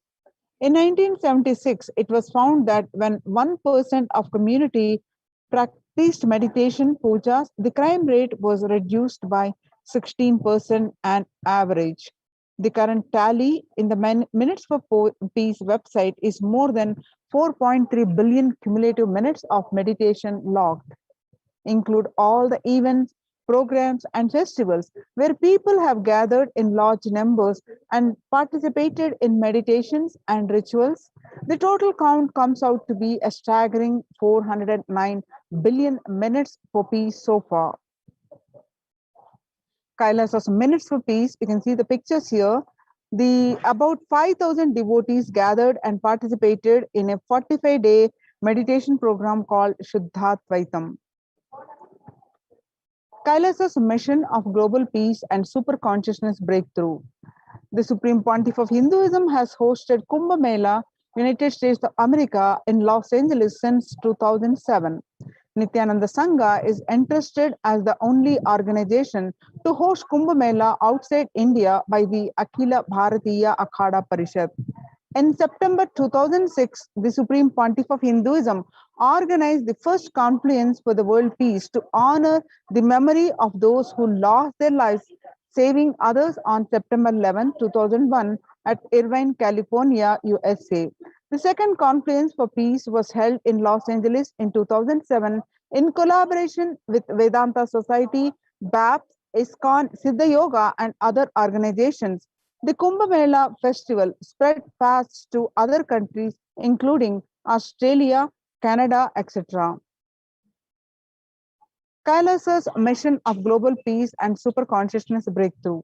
In 2009, the Supreme Pontiff of Hinduism organized a month-long peace walk covering 1,000 kilometers and 1,000 villages to bring together in harmony from all walks of life to promote feeling connection and oneness among people. During the walk, health camps were conducted in villages along its path. His Holiness, the Supreme Pontiff of Hinduism, has conducted large-scale collective meditations on September 21st, International Peace Day, to raise the collective consciousness and awareness of peace. As part of the Kailasa's mission of global peace and super consciousness breakthrough, Supreme Pontiff of Hinduism has initiated thousands of sannyasis. And sannyas is our social responsibility. Let us save Hinduism and humanity. The Supreme Pontiff of Hinduism has revitalized the monastic tradition of sannyas by initiating hundreds of people into the Nithyananda monastic order. The all-renouncing monks contribute the best things to human civilization, living their life with the cognition that life is for others.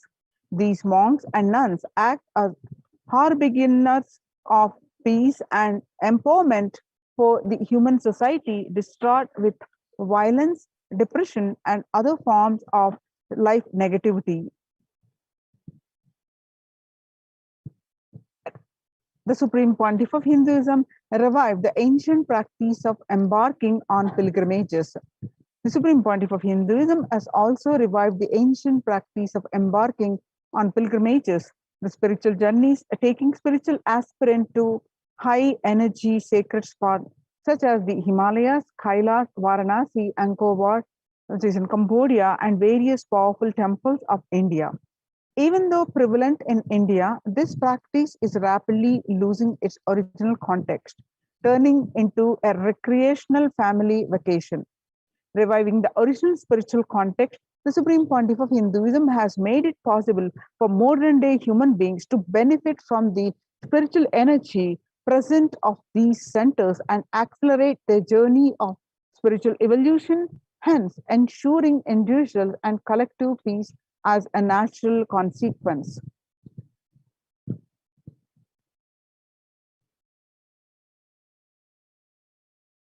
Now, let us see the revelations of Devi Parashakti to the world. On 12th May 2021, Devi revealed that I came as Nija Avatar. I am blessing you, listen. People, listen. To do good to all of you, I have taken the form of Nithyananda and came down as Nija Avatar. People of India, listen. Carefully listen. Time after time, Bharatam is Jnana Bhumi, where enlightened beings come, and we cannot make Jnana Bhumi as infertile. Enlightened beings have to come and they have to live. It has to flower. Few hypocrites, because they are stuck in delusion, we cannot sacrifice the world and cosmos cannot be destroyed. The ship I did to save the cosmos from being destroyed, that is called Adi Kailasa.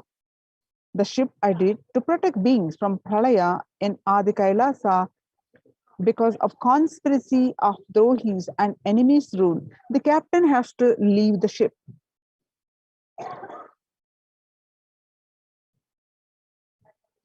On 12th May 2021, Devi continued to reveal that before 12 years, knowing the great deluge that is going to happen, all Aushadas, by this Guru Purnima, that Jnana Rasavadam, Navapashana, is going to flower, allow people to come and take dip in Navapashana flower. People, whoever comes and dip in Vaidyasarovar, they will not have death, they will not have corona. Crores and crores of people will come in line and every day they will come and dip in Ananda Lingam. On 13th May 2021, Devi revealed that, listen well to my words.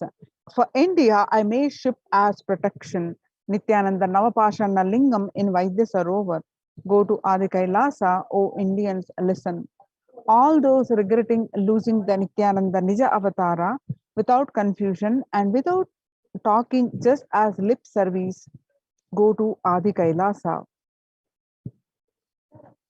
On 13th May 2021, Devi continued to reveal that crores of people will come there looking for health, Navapashana water feast and medicine, to get health and protection and enlightenment.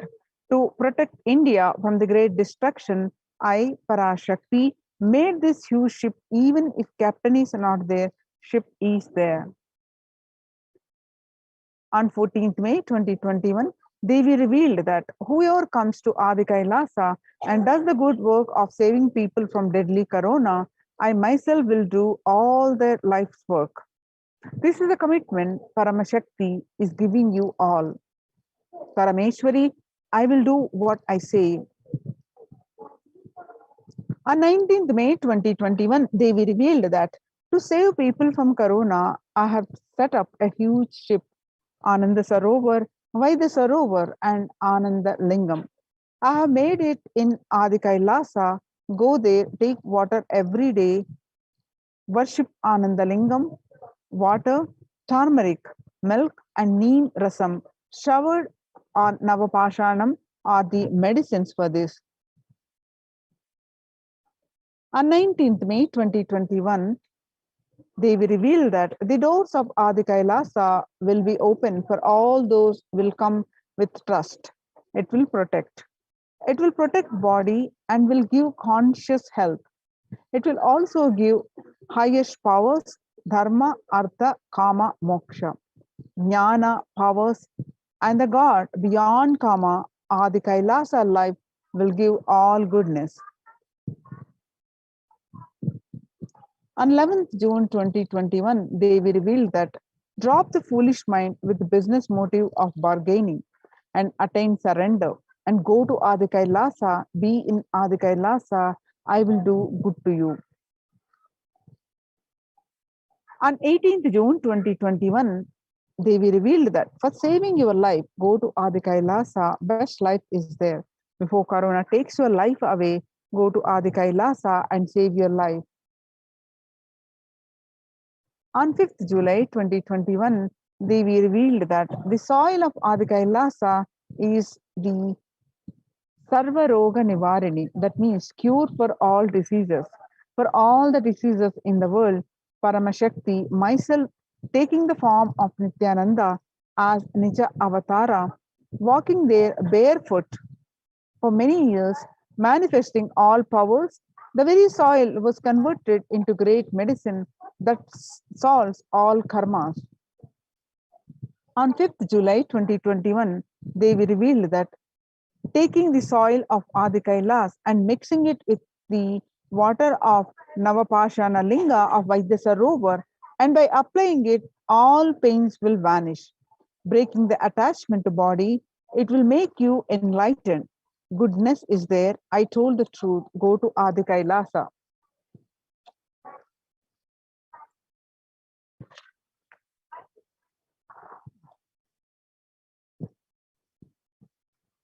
When the first world countries closed their borders during a massive global emergency, Kailasa has opened its doors to all without exception.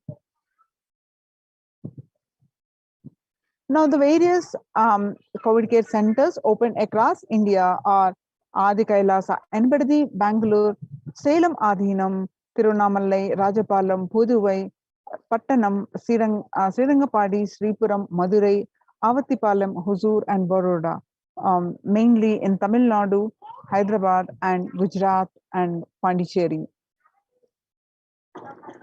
Kailasa rushes to aid India as India finds itself on the verge of COVID-19, the third wave. Multiple free COVID care centers opened across India. Various social services offered during pandemic in Kailasa's de facto spiritual embassies across India. Cosmic revelations on global pandemic. Free social services offered during the pandemic on de facto spiritual embassies across India are medical care, which includes allopathy, Ayurvedic, and Siddha medicine, infrastructure to accommodate thousands, accommodation for multi-layered quarantine, emergency ambulances, which is ICU on wheels, personal protective medical equipment, food security management through food banks, and organic farming. So join the COVID care protection centers. Register now through the link below, https://kailasa.org/Kailasa care.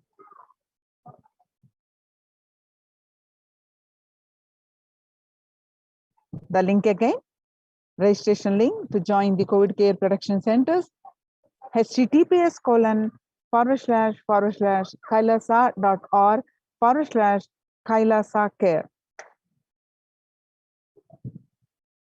Now, the Kailasa's COVID care protection centers are mainly the temple-based ecosystems, where the Supreme Pontiff of Hinduism worked over 27 plus years tirelessly to establish these temple-based ecosystems. And these temple-based ecosystems not only add to everyone to joy, peace, and bliss, and also the super consciousness breakthrough. And these Kailasa's de facto spiritual embassies are now COVID care protection centers. Now let us understand the basics of why temple-based ecosystems. What is the temple sciences?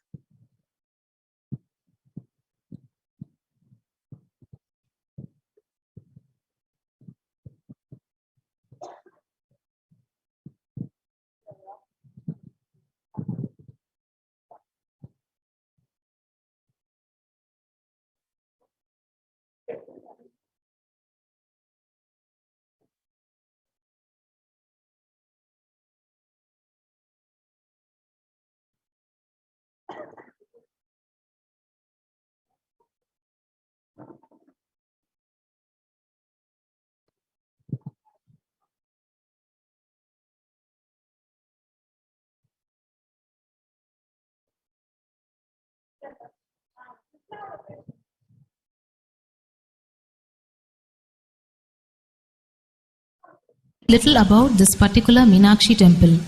Please tell us who is Devi Meenakshi and her husband. Why this grand temple? What are the visible and invisible functions of this temple? Please tell us, Swamiji. Read the next question also.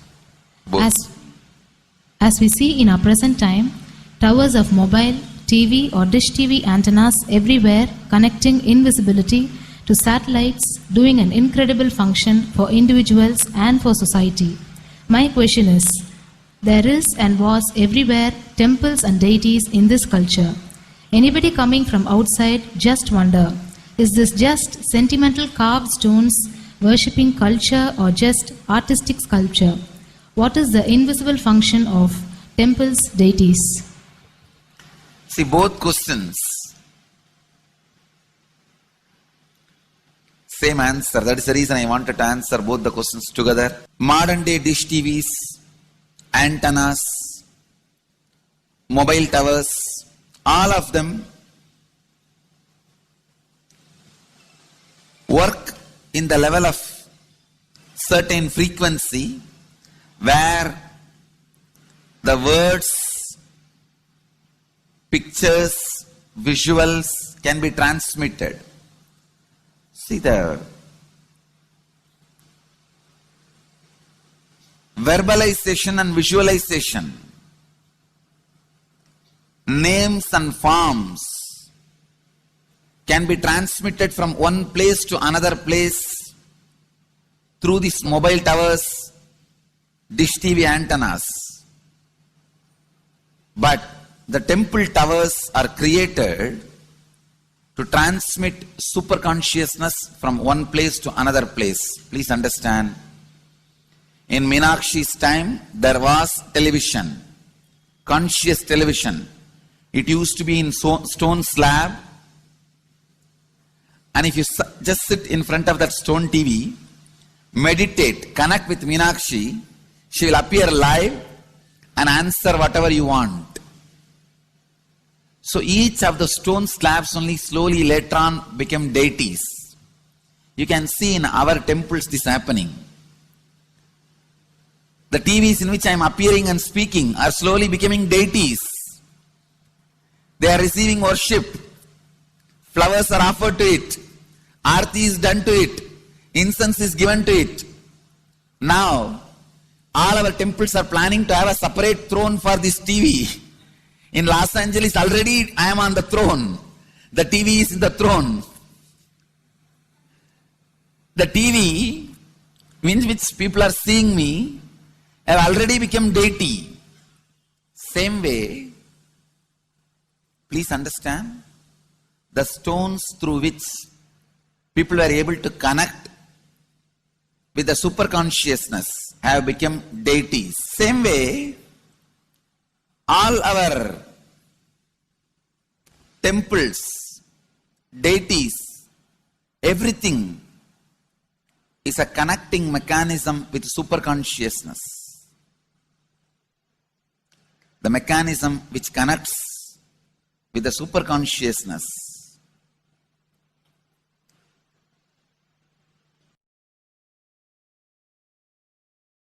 please understand,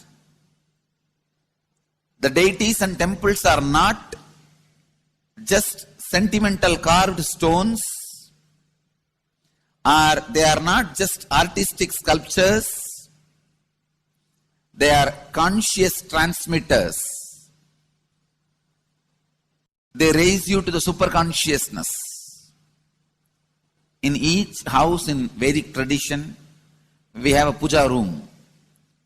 All the puja rooms are your private conscious airport, are conscious transmission centers. The main temple is a place from where continuous super consciousness is radiating. So if you just sit and connect with a deep feeling connection, see, in those days human beings were so beautiful and simple. Just remembering the name of the deity is enough. They are already in connection with the deity. That feeling connection. When I read Patanjali's Yoga Sutra, it says, sit in Siddhasana and be in Samadhi. That's all.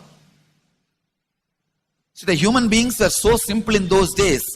Just if you sit in Siddhasana, you are already in Samadhi. If you sit, your mind sits. Now, if you sit, your mind sits. Mind is completely away from the body. In those days, human beings are so simple and intelligent. All the non-mechanical parts of their brain were awakened. It is Western culture which killed the non-mechanical parts of the brain, the functions of the non-mechanical parts of the brain. Please understand, in the Vedic civilization, always human beings were brought up in such a way that non-mechanical parts of the brain was fully alive and awakened. It is a cultural invasion, destroyed the greatest possibility of the human being when the non-mechanical parts of the brain is not functioning anymore. The temples, deities, all these are looking useless.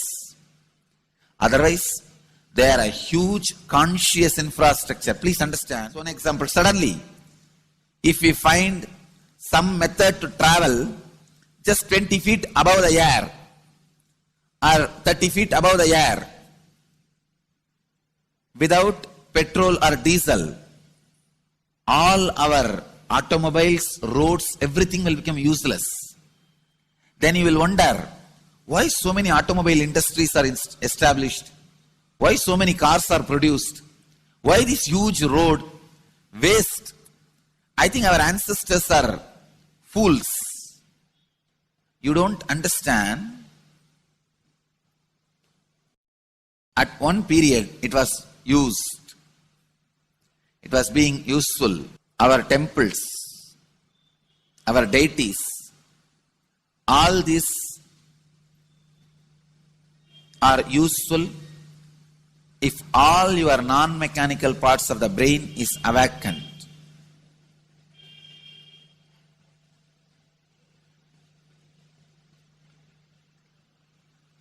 Unclutching is the process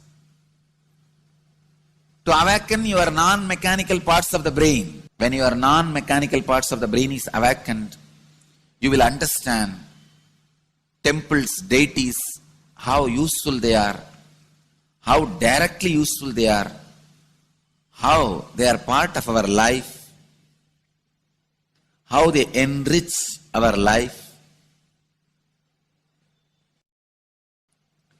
and how they make human beings intelligent, enlightened. These are the methods created to create enlightened civilization.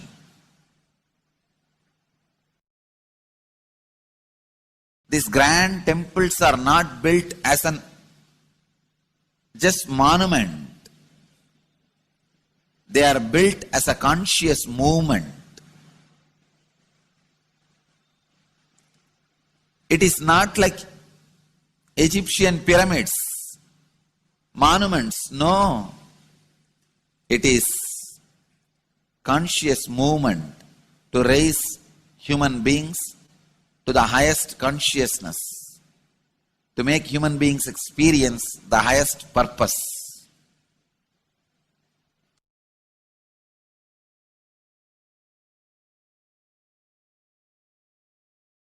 Understand, unclutch, use the temples to achieve the highest consciousness.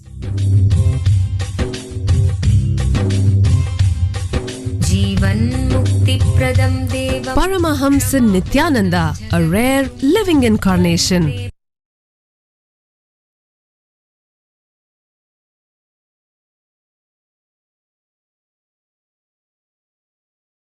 Now, let us listen from the Supreme Pontiff of Hinduism that deities hold energy which lands when doing the prana pratishtha. the consecration of the deities.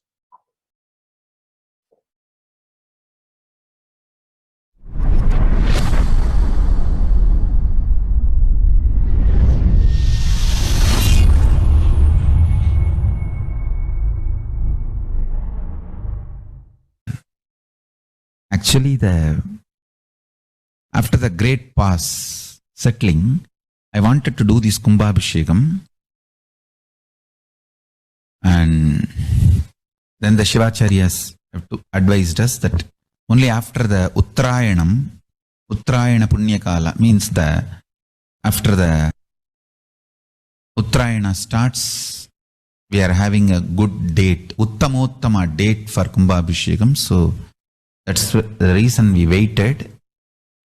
And see, fundamentally, deity intensely receives the energy like a lightning and holds it and manifests continuously for the whole humanity. You see, it's like if I have to talk to you in a normal social language, it's like a lightning holder.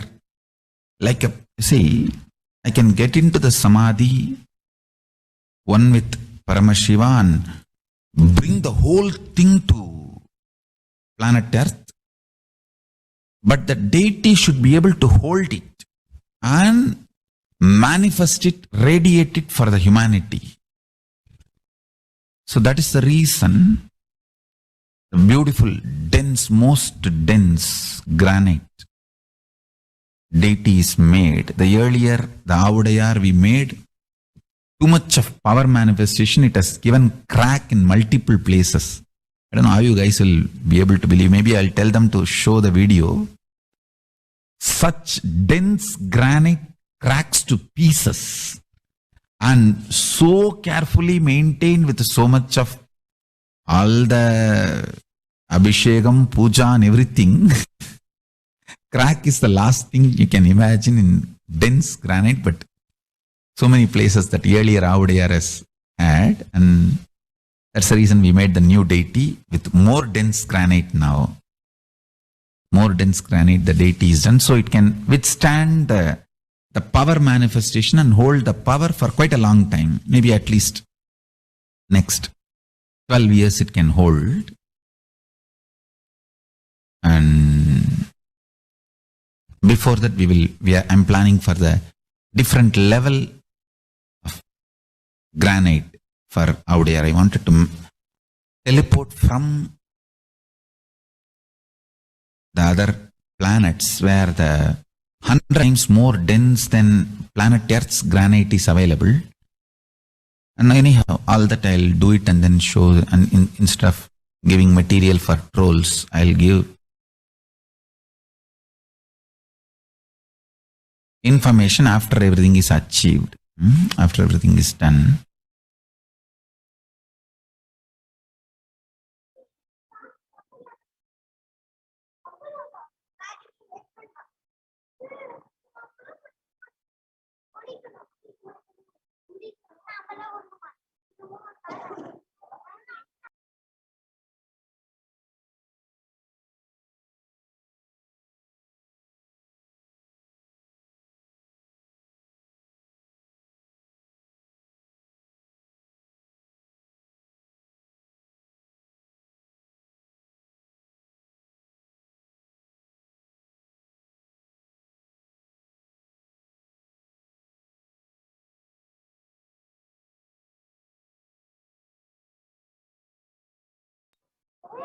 Reviving the enlightened civilization is the vision of Kailasa, the purpose of my advent, Paramashiva assuming this body and manifesting, says the Supreme Pontiff of Hinduism.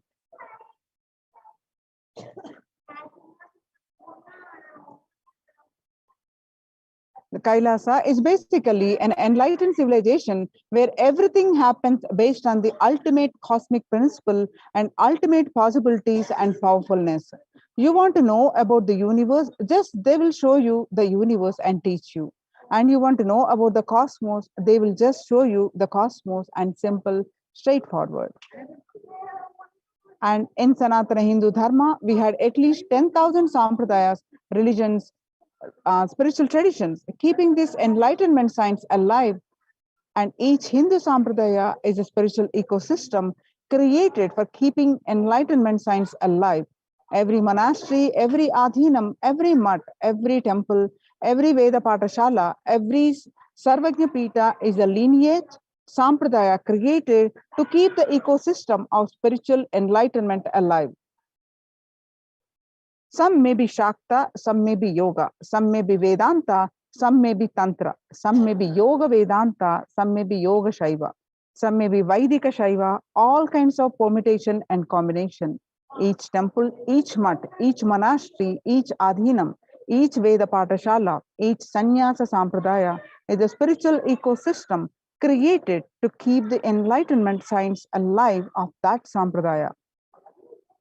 Hindu temples are not just worship altars or religious congregation places or just memorial.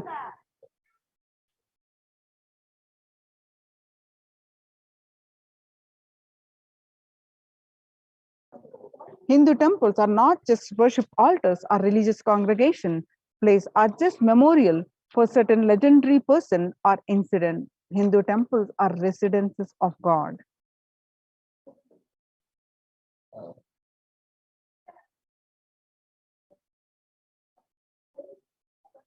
There was a time in Hinduism, they had 56 nations, 200 states, and 1,700 provinces and 10,000 sampradayas. Almost 95% of the population were Hindus. Slowly, that brutal terrorists invading, life negative gangs enter, destroy, rob, plunder the temple, destroy the spiritual ecosystem, the enlightenment ecosystem. In last 10,000 years, in last 1,000 years, we did not have a single nation, we did not have a single state, we did not have a single province protecting Hinduism as a state religion legitimately. And in 10,000 sampradayas, without any doubt, I will say only 200 are left alive, struggling to be alive. So Kailasa is a place where everything related to super consciousness is revived. All the sampradayas, all the spiritual ecosystems created for enlightenment will be revived and established in such a way that it never gets lost again. And they are there forever serving the humanity. The enlightenment ecosystem are the Kailas. Like every monastery, temple is an ecosystem for keeping the enlightenment science alive and flourish, which can automatically make people enlightened. It is like enlightenment automatic machinery. Anybody comes in, they just get introduced, inspired, excited, energized, and made to power manifest status, enlightened, and start radiating, and they start spreading. Enlightenment becomes the source for energy and excitement. A person who can make enlightenment as a source for energy and excitement for anyone is an incarnation. Fortunately, we are successful in making enlightenment as the source for energy and excitement to millions of people all over the world. This whole Kailasa is a revival of that enlightened civilization. A temple is a place where an intense cosmic energy is available for everyone to experience. Significantly, all the major Vedic temples built over the centuries have been consecrated by enlightened masters, or rather, the temple has grown around the intense energy field established by an enlightened master for the benefit of humankind. Just as the rich man leaves behind his wealth for the next generation, after he leaves the body, enlightened masters leave behind the huge energy that they bring with them in the form of temples. For example, the 4 main Shankara Pitams were established by the 8th century master Adi Shankara, the Chidambaram temple by Patanjali, and the Palani temple by the Siddha Bhogar, the Arunachaleshwara temple by the Saint Idayikadar, and Tirupati by Konga Navar, and Tanjore by Kuruvarur. The powerful spiritual vibrations present in these places are so palpable that even the most casual visitor can feel its effects in the form of peace, bliss, or clarity. When maintained properly, using the subtle powers of mantras, rituals, and meditation, temples can hold and radiate this precious energy for thousands of years.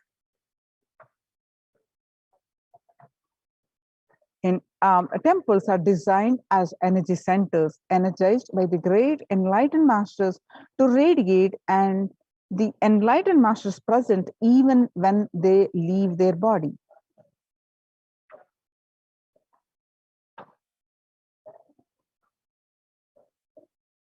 Temples are found deliberately at a place where the positive energy is available abundantly from the magnetic and electric wave conveyances of North and South Pole push. The idol of God is set in the core center of the temple, known as Garbhagruha Sanctum Sanctorium. This is the area where the Earth magnetic field is discovered to be the most extreme. Therefore, it is the energy source. The Dvajastambha, the flagpole, behaves as a transformer. The huge domes are for amplifying the energy.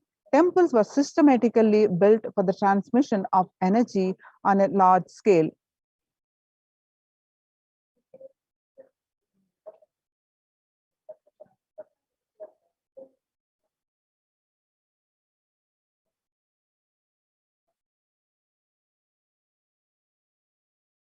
So, by establishing temples across the world, the Supreme Pontiff of Hinduism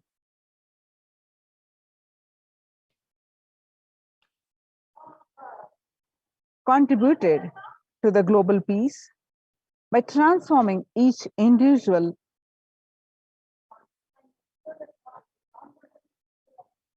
by establishing these temple ecosystems. These ecosystems are across continents, and they are Kailasa's de facto spiritual embassies, now adding to Kailasa's COVID care production centers. Join these Kailasa's COVID care production centers. Register now through the link below, https://kailasa.org/Kailasa care. Now we'll move on to the next segment of this program after a short break.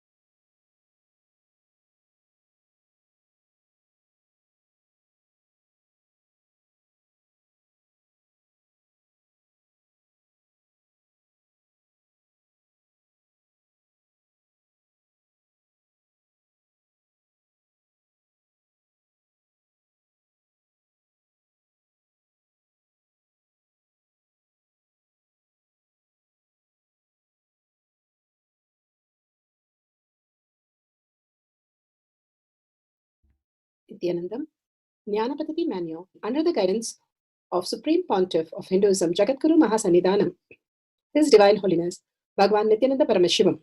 Let's start with the Sadguru Vandanam. Nithyanandam Paramasukhanam Kevalam Jnanamurtim Dvandvatitam Gaganasadusham Tattvamasyaadilakshayam Ekam Nityam Vimalamachalam Sarvadi Sakshi Bhutam Bhavatitam Trigunarahitam Sadgurum Tam Namami. Let's go through the disclaimers. Security measures. No photography, video, audio recording. Important cautions.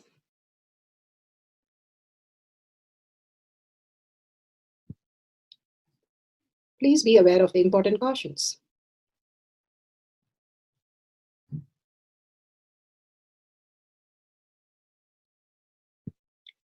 What is power manifestation? Let's hear from Bhagavan himself explaining what is power manifestation.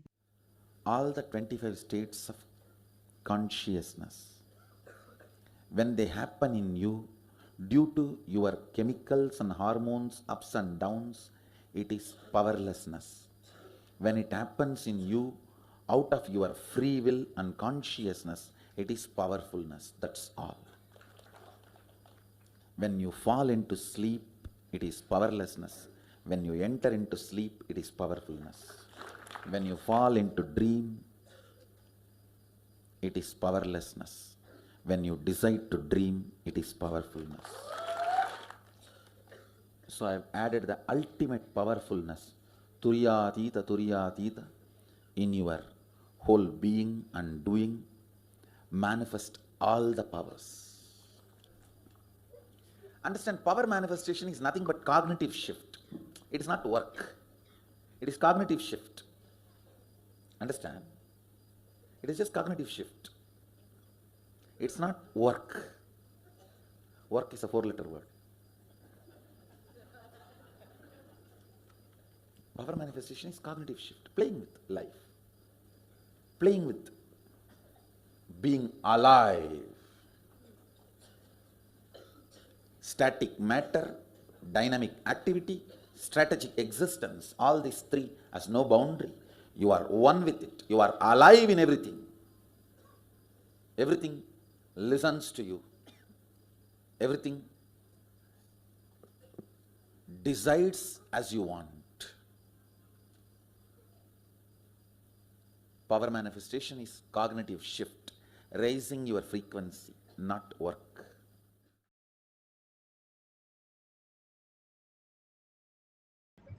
Beautifully, Bhagavan explained power manifestation is commanding over the reality as you want and everybody listening to you. That was the ultimate possibility, Paramashiva space in all of us. And it's a science because millions have experienced the superconscious breakthrough, and each one of us can have the superconscious breakthrough, manifesting these powers of Paramashiva. And for each powers, all the pramanas, all the evidences are beautifully listed here. The Shastra Pramana, the eternal unchangeable truth revealed in the source scriptures, the Vedas and Agamas. Apta Pramana, the experience and results of Apta. Millions of rishis, munis, ganas, nainamas, alvars, siddhas, yoginis, all of them manifested all the powers of Paramashiva. They are the authority of Hinduism. Atma Pramana, account of His Divine Holiness, Bhagavan Nithyananda Paramashivam, this millennium's avatar's personal experience of power manifestation. Bhagavan plays all the leelas of all the power manifestation, having the cognitive shift, manifesting the superconscious space, is the leela that Bhagavan plays. For us to understand, a human can have a superconscious breakthrough and manifest all the powers of Paramashiva. Shakshi Pramana, the experience of millions of disciples, devotees, followers all around the world manifesting the powers of Paramashiva, initiated by Bhagavan in the Kailasa courtyard into the science of power manifestation. Bhagavan says, I myself will be more present than you, manifesting all the powers of Paramashiva in the Kailasa courtyard. Whoever comes, they can experience the highest reality. Pratyaksha Pramana, the scientific study measuring the effect of being in an enlightened state. Bhagavan beautifully says, not just the thoughtless space, also the powers are scientifically measured and clearly documented that how the power manifestation is scientific and foolproof and time-tested. Let's go to the Shastra Pramana for the breath dimension. Shastra Pramana for the breath dimension is from the Shiva Sutra, Sutra 1.19. Shakti Sandhane Sariro Patihi. Bhagavan Paramashiva says, by aiming and fixing the self on Shakti, uniting in oneness with the supreme power, the embodiment of that which is cognized and willed, at once, manifest at once, the length, breadth, depth, time and space. Bhagavan Paramashiva clearly says 4 steps. 1. By aiming and fixing the self on Shakti. 2nd, the oneness with Paramashiva, the bhava that you are. The embodiment of that is cognized when it has become a cognition.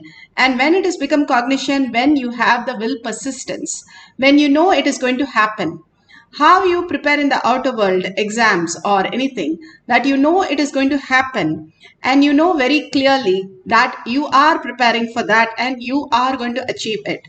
And when that has become cognition in you that you are going to score the excellent mark, you manifest that as reality. Here in the inner world also, when you are will persistent that you are walking Paramashiva, talking Paramashiva, drinking Paramashiva, discussing Paramashiva, you are Paramashiva. You are not just the identity that you carry as human, but you are the divine Paramashiva who is carrying the identity also as a state of awareness. Bhagavan beautifully says, when you wake up from your deep sleep, you get into the dream enlightenment. And from there, you wake up to the waking state. You have the waking enlightenment.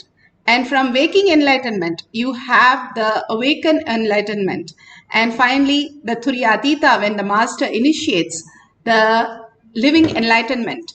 All these greater signs, Bhagavan clearly explains so that we understand the higher reality.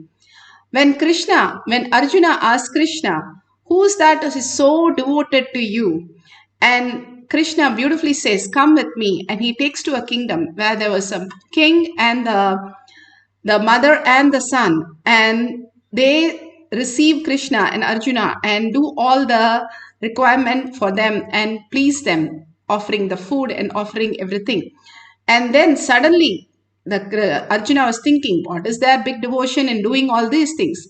Suddenly Krishna changes and he says, okay, now the father should get a sword and the mother should hold the child, and the mother should hold the child such that the child should not cry, and the father should cut me and give me the right half to me. So hearing that, Arjuna was startled and he didn't know anything to say. Why is Krishna behaving like this? He is the most compassionate person. He's saying something very different from what he has known Krishna for so many years. And he just totally startled. The father runs to get a sword. The mother prepares the kid and makes him sit on the lap. And once he was about to cut the child's left eye started pouring water. Krishna said, stop now. Why is the child crying? I told very clearly, the child should not cry. There should be no emotion in the child. Then Krishna asked, what happened to you? The child beautifully says that, Krishna, what mistake have I done? My left side has done a mistake, that you want only my right side. I have been only getting up as Krishna, eating as Krishna, doing all my chores as Krishna Arpana. Whatever I do, I offer to your lotus feet. Where did I go wrong? Please explain. My left side feels left out. And hearing this, Arjuna's eyes started watering and feeling, oh my God, he is not even scared that a father is going to kill him, nor run away, nor fear of anything. But he says, why is Krishna not ready to take my left side? And simply he understood what is Jnana Vairagya Bhakti. The Gopikas, the Radha, had this beautiful space for Krishna. The Jnana, the understanding that Paramashiva is the ultimate, and Vairagya, the will persistence that each one of us is Paramashiva, and Bhakti, from there the devotion happens that you are in the oneness with Paramashiva, manifesting Paramashiva as your reality. Understanding these core context and not just a fantasy, not much more deeper reality, that how the existential reality lives in you and manifest so many things, recognizing that in you and understanding that and having the will to recognize much more deeper rather than all this identity that we carry in the outer world at a materialistic world is the most beautiful space. Then Bhagavan says you manifest as once all the dimensions, length, breadth, depth, time and space. Length is the material dimension.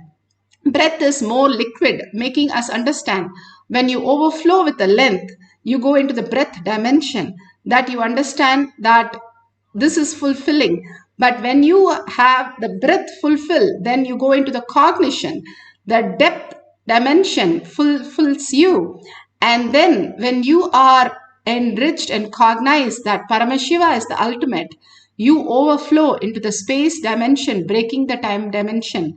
Bhagavan says the space is a collision, time dimension is a collision between the time, length, breadth, depth, and the space. The dust form is the time, and which can completely clear out when you are depth, will, persistent, and cognition that you are Paramashiva becomes a reality. More and more you can experience the Turiya space by experiencing oneness with Paramashiva. Beautifully here, you can see Gautama, how he manifested. It is not who he is, but who Paramashiva is. He manifested all the greater powers.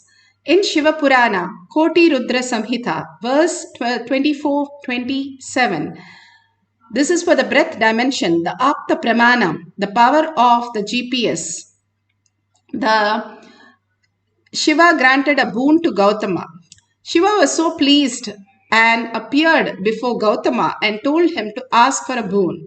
When Gautama told that, relieve me from all the sins, Shiva said, my presence is already removed everything. You ask for something else.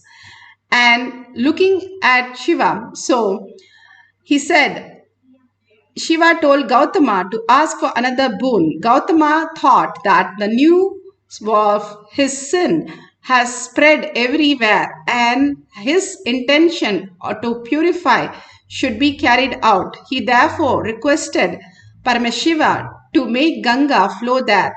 Shiva granted the boon and made the remaining water of the Ganga to flow down in Brahmagiri hills. The god arrived there and praised Lord Krishna and Devi Ganga. They requested them to stay there.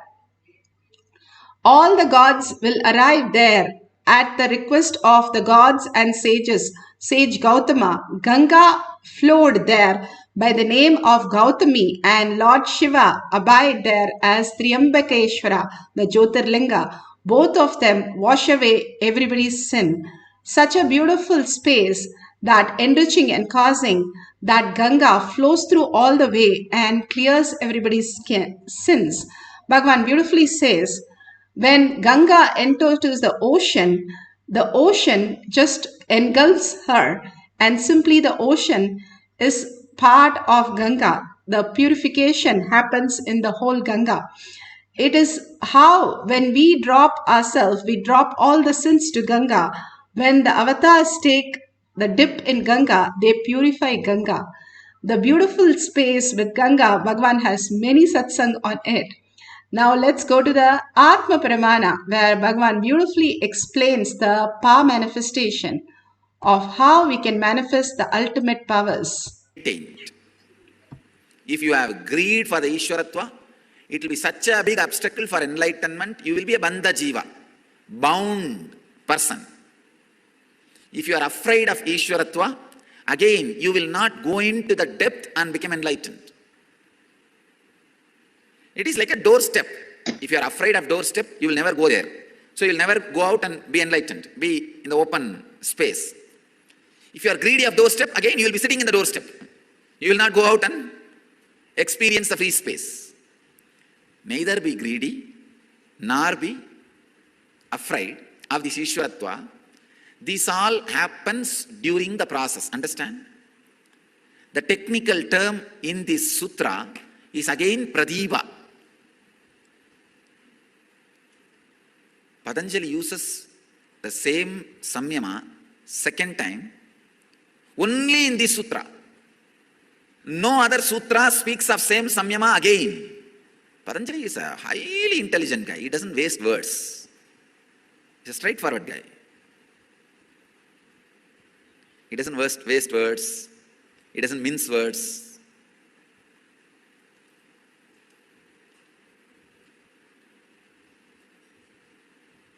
Sacred secret in the sutra is use pradipa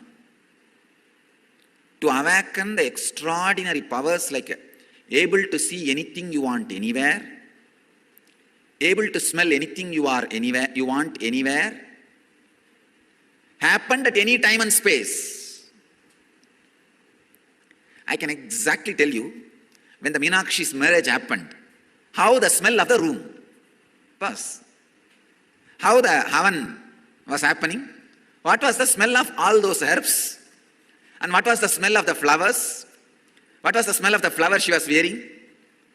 I can tell you exactly the whole scene. So beautiful. Beautiful, Bhagavan explained how he can smell, even time travel and smell and come back and tell us. Now, Shakshi Pramana, how beautiful the Balasans in the courtyard. Ma Bodhana is explaining the detail of how they manifested the powers exactly. To my house, which is also very close to the Ohio Temple. And for that, she drew it out. She drew the picture of, or the name of my house, the temple, the direct road between, the river behind the temple, as well as the spur road that goes off. So this was about her third question that she'd been asked. Now, if Yanatma's ready to project the pictures, the next one was much more detailed. I asked Atma Maya to tell the name and draw the church that I had gone to for many, many years as a child. So she immediately started drawing. If you can do a close-up here. She drew a picture of a building. Then what she said was, there's a windmill next to the church. And I said, I don't think so. Then one of, I think it was Vedanta herself, said, describe the windmill, what's on it? So if you can see, there's a cross here. I can't get it right. Here, you do it. My hand's shaking a little. Can you show the other picture, Mayanatma, the one with the cross?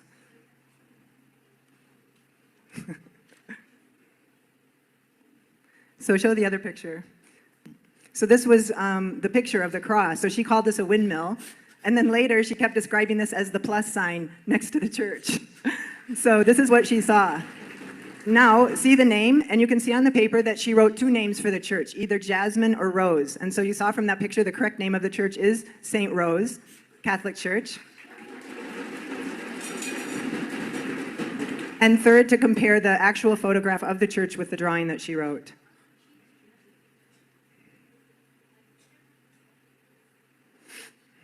And there it is.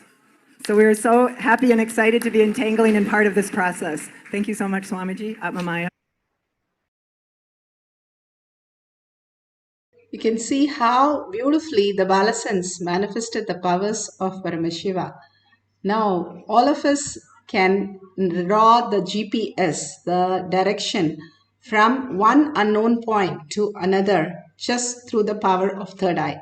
The 2 points being something which you have no idea, you have never traveled. You can ask your friend for some things that they want direction, you can draw that, or you can take 2 places and draw the directions and then Google and find out the details. Also, find the things on the path. Whatever you see, a shop, see a landmark, whatever, note it down so that at the end of the session we can verify in Google Maps. Now, if you take the Kantamala, if you have the Kantamala, you can apply the Jnananjan in your third eye and your temple, or the Basma and Kumkum to detox the prefrontal cortex, which is your third eye. And again, detoxing is the way to experience Paramashiva in the highest form. Bhagavan always says, work on your body, work on your body. Detoxing the body is the only way to reach Paramashiva at the shortest way.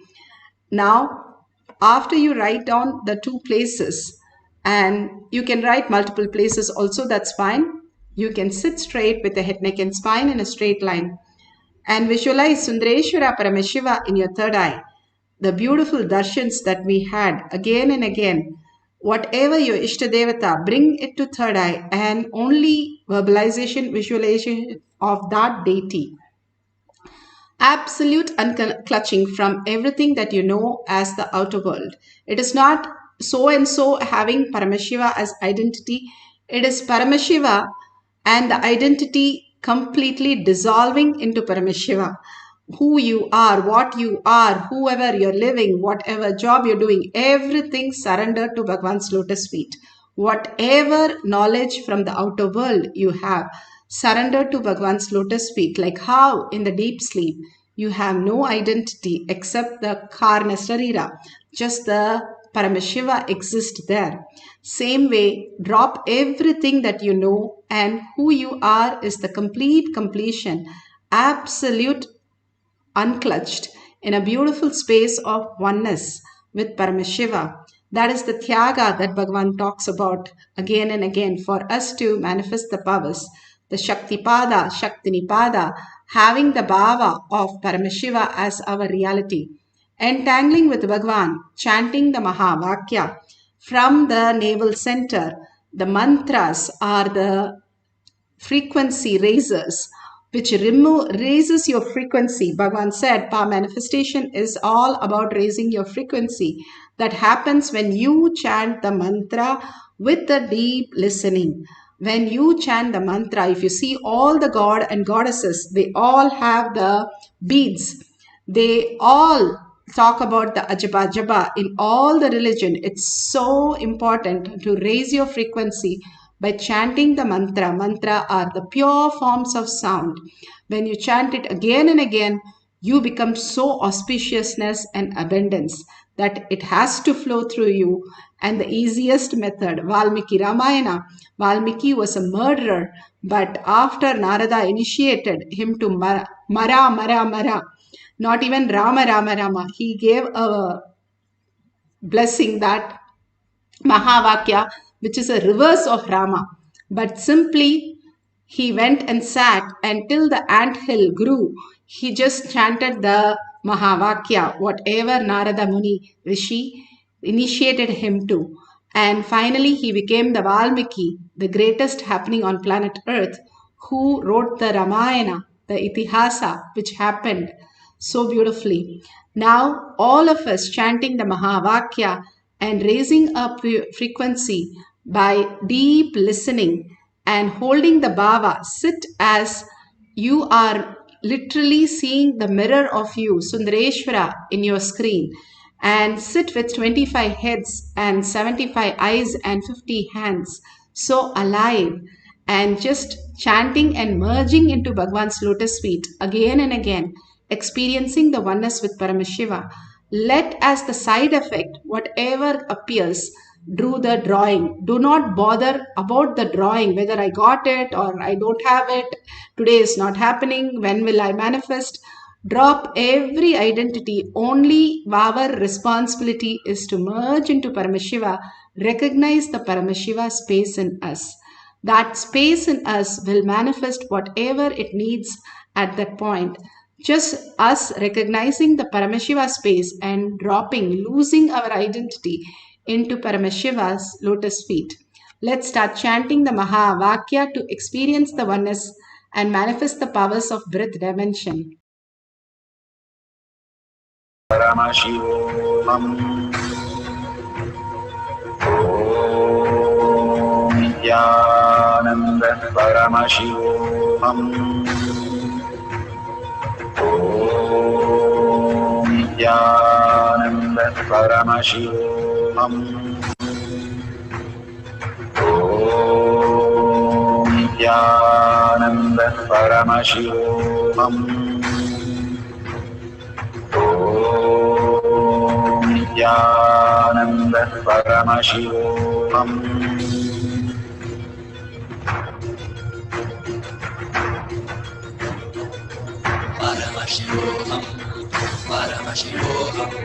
Let Paramashiva's third eye manifest in all our third eyes.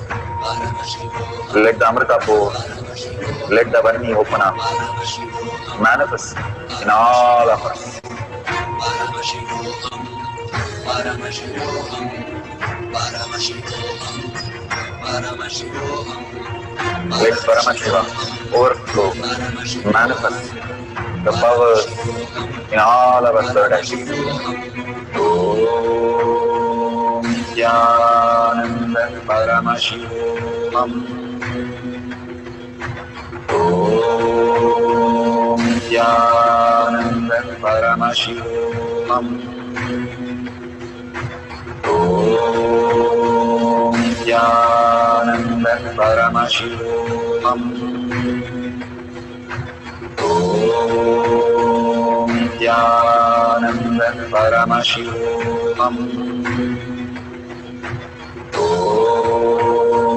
Nithyananda Paramashivoham. Om Nithyananda Paramashivoham. Om Nithyananda Paramashivoham. Om Nithyananda Paramashivoham. Om Nithyananda Paramashivoham. Om Nithyananda Paramashivoham. Om Nithyananda Paramashivoham.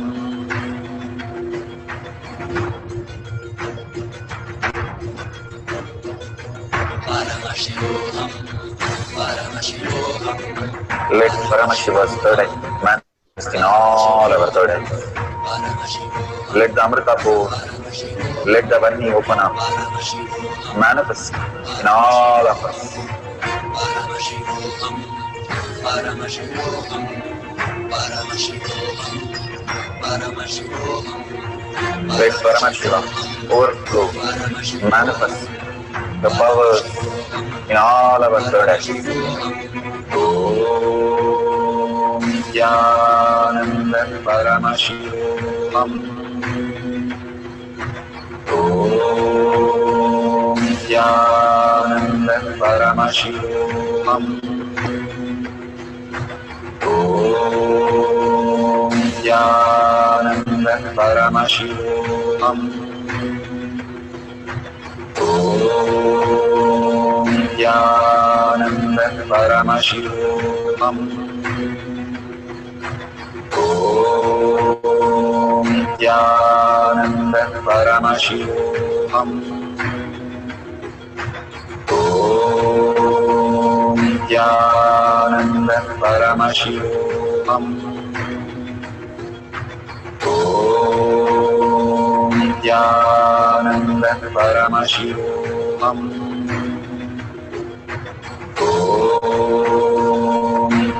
Om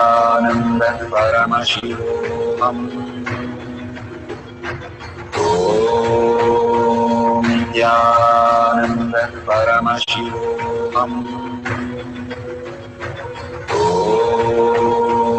Nithyananda Paramashivoham. Om Nithyananda Paramashivoham. Om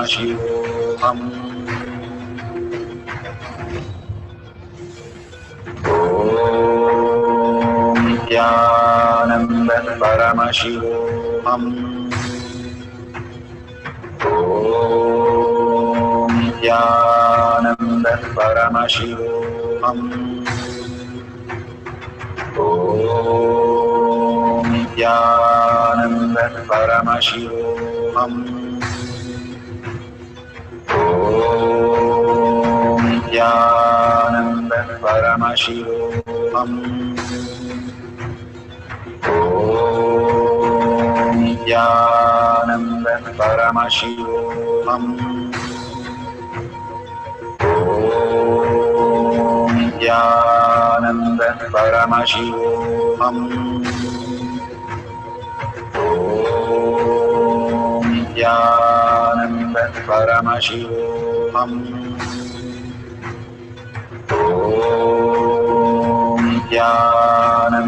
Paramashivoham. Om Nithyananda Paramashivoham.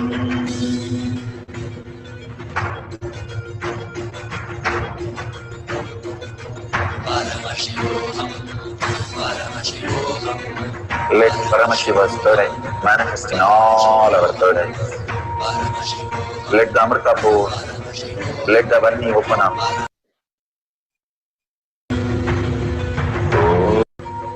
Om Nithyananda Paramashivoham.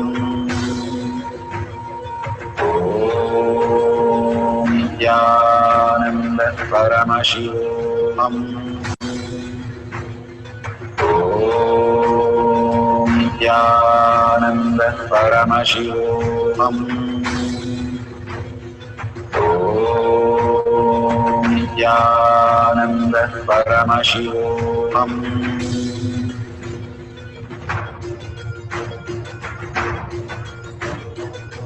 Paramashivoham, Paramashivoham, Let Paramashiva's third eye manifest in all our third eyes. Paramashivoham, Let the Amrita pour, let the Varni open up.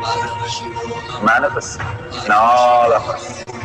Paramashivoham, Paramashivoham, Paramashivoham, Paramashivoham, Let Paramashiva overflow, manifest the powers in all our third eyes. Om Nithyananda Paramashivoham. Om Nithyananda Paramashivoham. Om Nithyananda Paramashivoham. Om Nithyananda Paramashivoham. Om Nithyananda Paramashivoham. Om Nithyananda Paramashivoham. Om Nithyananda Paramashivoham. Om Nithyananda Paramashivoham. Om Nithyananda Paramashivoham. So beautiful. Whatever Paramashiva has shown, now verify with the Google Maps if you got it correct, the directions and the important locations or the landmark details. Please go ahead. The Balasans, when they manifest this power, they write down even the addresses or the location details of which house and which number of the house, everything, all the details. So you can go ahead, whatever expresses through you, map it to the Google map and see how you have got it. And if you've got it, take a picture of it. At the end of the session, we can share it with the world how powerful cognition can make you manifest something you have no idea about, no detail about, but simply downloading as Paramashiva as your reality. All this is just not the small exercises, but also making us again and again realize that we are Paramashiva. Bhagavan says in each satsang, to manifest power manifestation is because for us to poke holes in our logic. The more and more you manifest, you understand that you are not a logical person. You are not a person. You are divine. You are the ultimate. You are the Brahmanya Bahuputratam, meaning you are the chosen favorite inheritance of the cosmos, who is like $1 trillion kid. You can write any check and manifest any reality in any dimensions. The beautiful science has been given to us again and again so that we remember we are not just the body or just the mind, and we are pure consciousness which is manifesting even all the states. the very state which is there in the deep sleep, the dream state, and the waking and awaken, the Turiyatita, all the states is Paramashiva. That is the very core. It's like sun's rays. Our understanding, they are nothing but the sun, and they can manifest all that power of the sun. Each one of us here came down to manifest our reality through the understanding that Paramashiva is real, and celebrating Paramashiva and existing as Paramashiva. Now we'll have one more cycle of manifestation of breath dimension, drawing the GPS from one location to the another location, the directions that we can draw. You can write few more directions, the starting point and the ending point, or if your partner is ready to give, that's beautiful. You can start the second cycles. Let's sit straight with the head, neck and spine in a straight line. Remember Paramashiva, Sundareshwara, Ishtadevata like Kalabhairava or Parashakti in your third eye. Hold that powerful space inside you. And again, chant the Mahavakya with a deep listening to manifest the powers of Paramashiva of breath dimension. Let's start.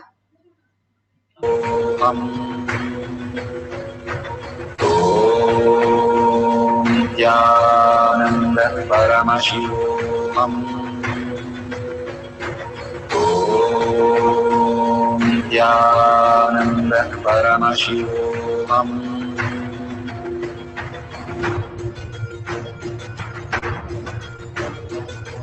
Paramashivoham, Paramashivoham.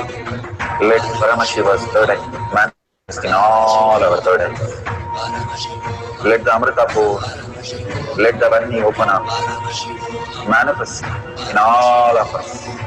Paramashivoham, Paramashivoham, Paramashivoham, Paramashivoham.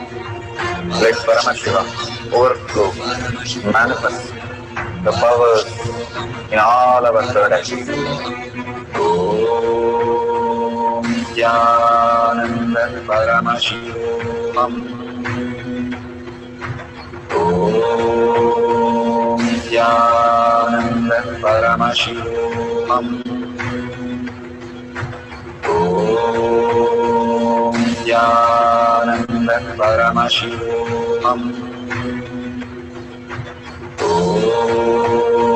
Nithyananda Paramashivoham. Om Nithyananda Paramashivoham. Om Nithyananda Paramashivoham. Om Nithyananda Paramashivoham. Om Nithyananda Paramashivoham. Om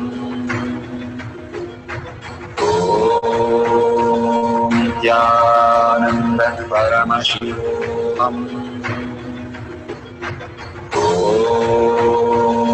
Nithyananda Paramashivoham. Om Nithyananda Paramashivoham. Om Nithyananda Paramashivoham. Om Nithyananda Paramashivoham. Om Nithyananda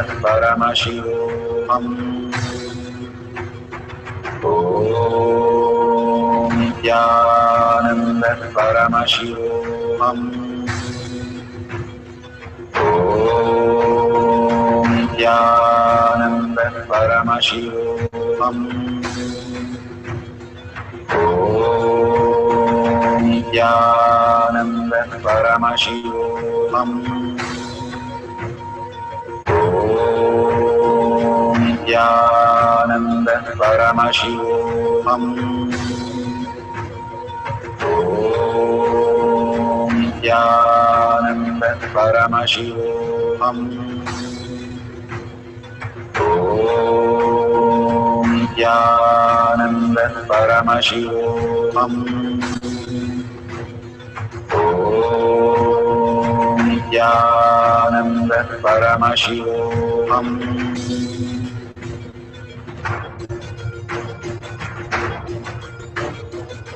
Paramashivoham. Paramashivoham. Let Paramashiva's third eye manifest in all our third eyes. Paramashivoham. Let the Amrita pour. Paramashivoham. Let the Om Nithyananda Paramashivoham. Om Nithyananda Paramashivoham. Om Nithyananda Paramashivoham. Om Nithyananda Paramashivoham. Om Nithyananda Paramashivoham. Om Nithyananda Paramashivoham. Om Nithyananda Paramashivoham. Om Nithyananda Paramashivoham.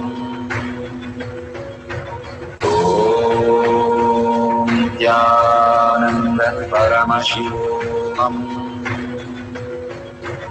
Om Nithyananda Paramashivoham.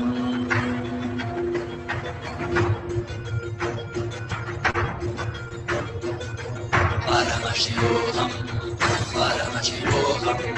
Let Paramashiva's third eye manifest in all our third eyes. Paramashivoham. Let the Amrita pour. Let the Varni open up. Paramashivoham. Manifest in all of us. Paramashivoham. Paramashivoham. Paramashivoham. Paramashivoham. Let Paramashiva overflow, manifest the powers in all our third eyes. Om Nithyananda Paramashivoham. Om Nithyananda Paramashivoham. Om Nithyananda Paramashivoham.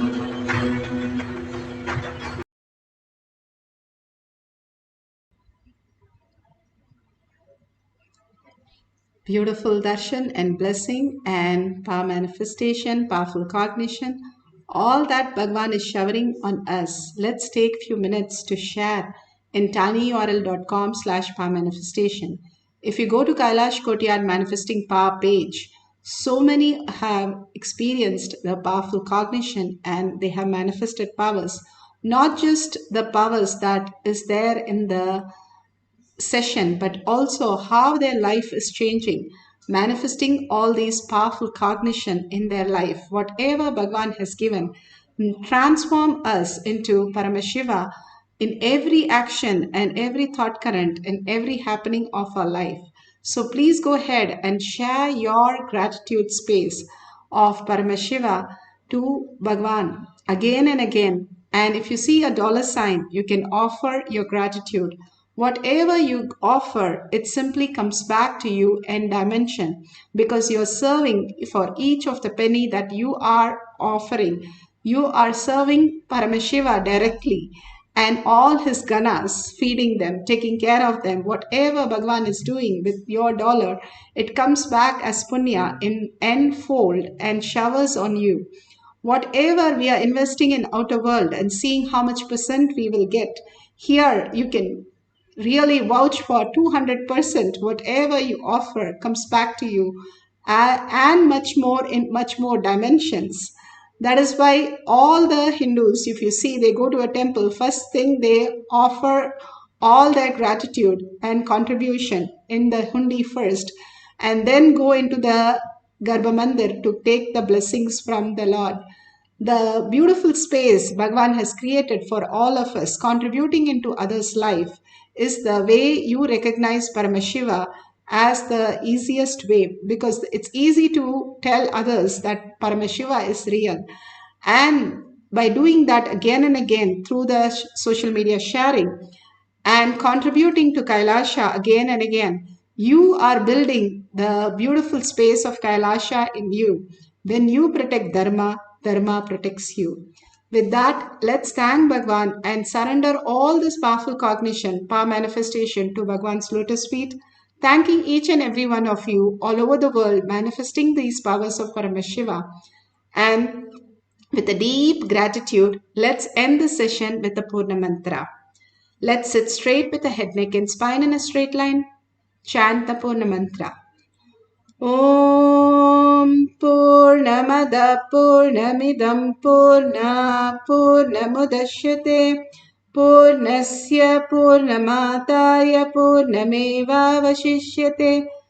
Om Shanti Shanti Shanti. Hari Om Tat Sat Sarvam Bhagavate Sri Nithyananda Paramashivam Paduka Arpanamastu. Om Nithyanandam.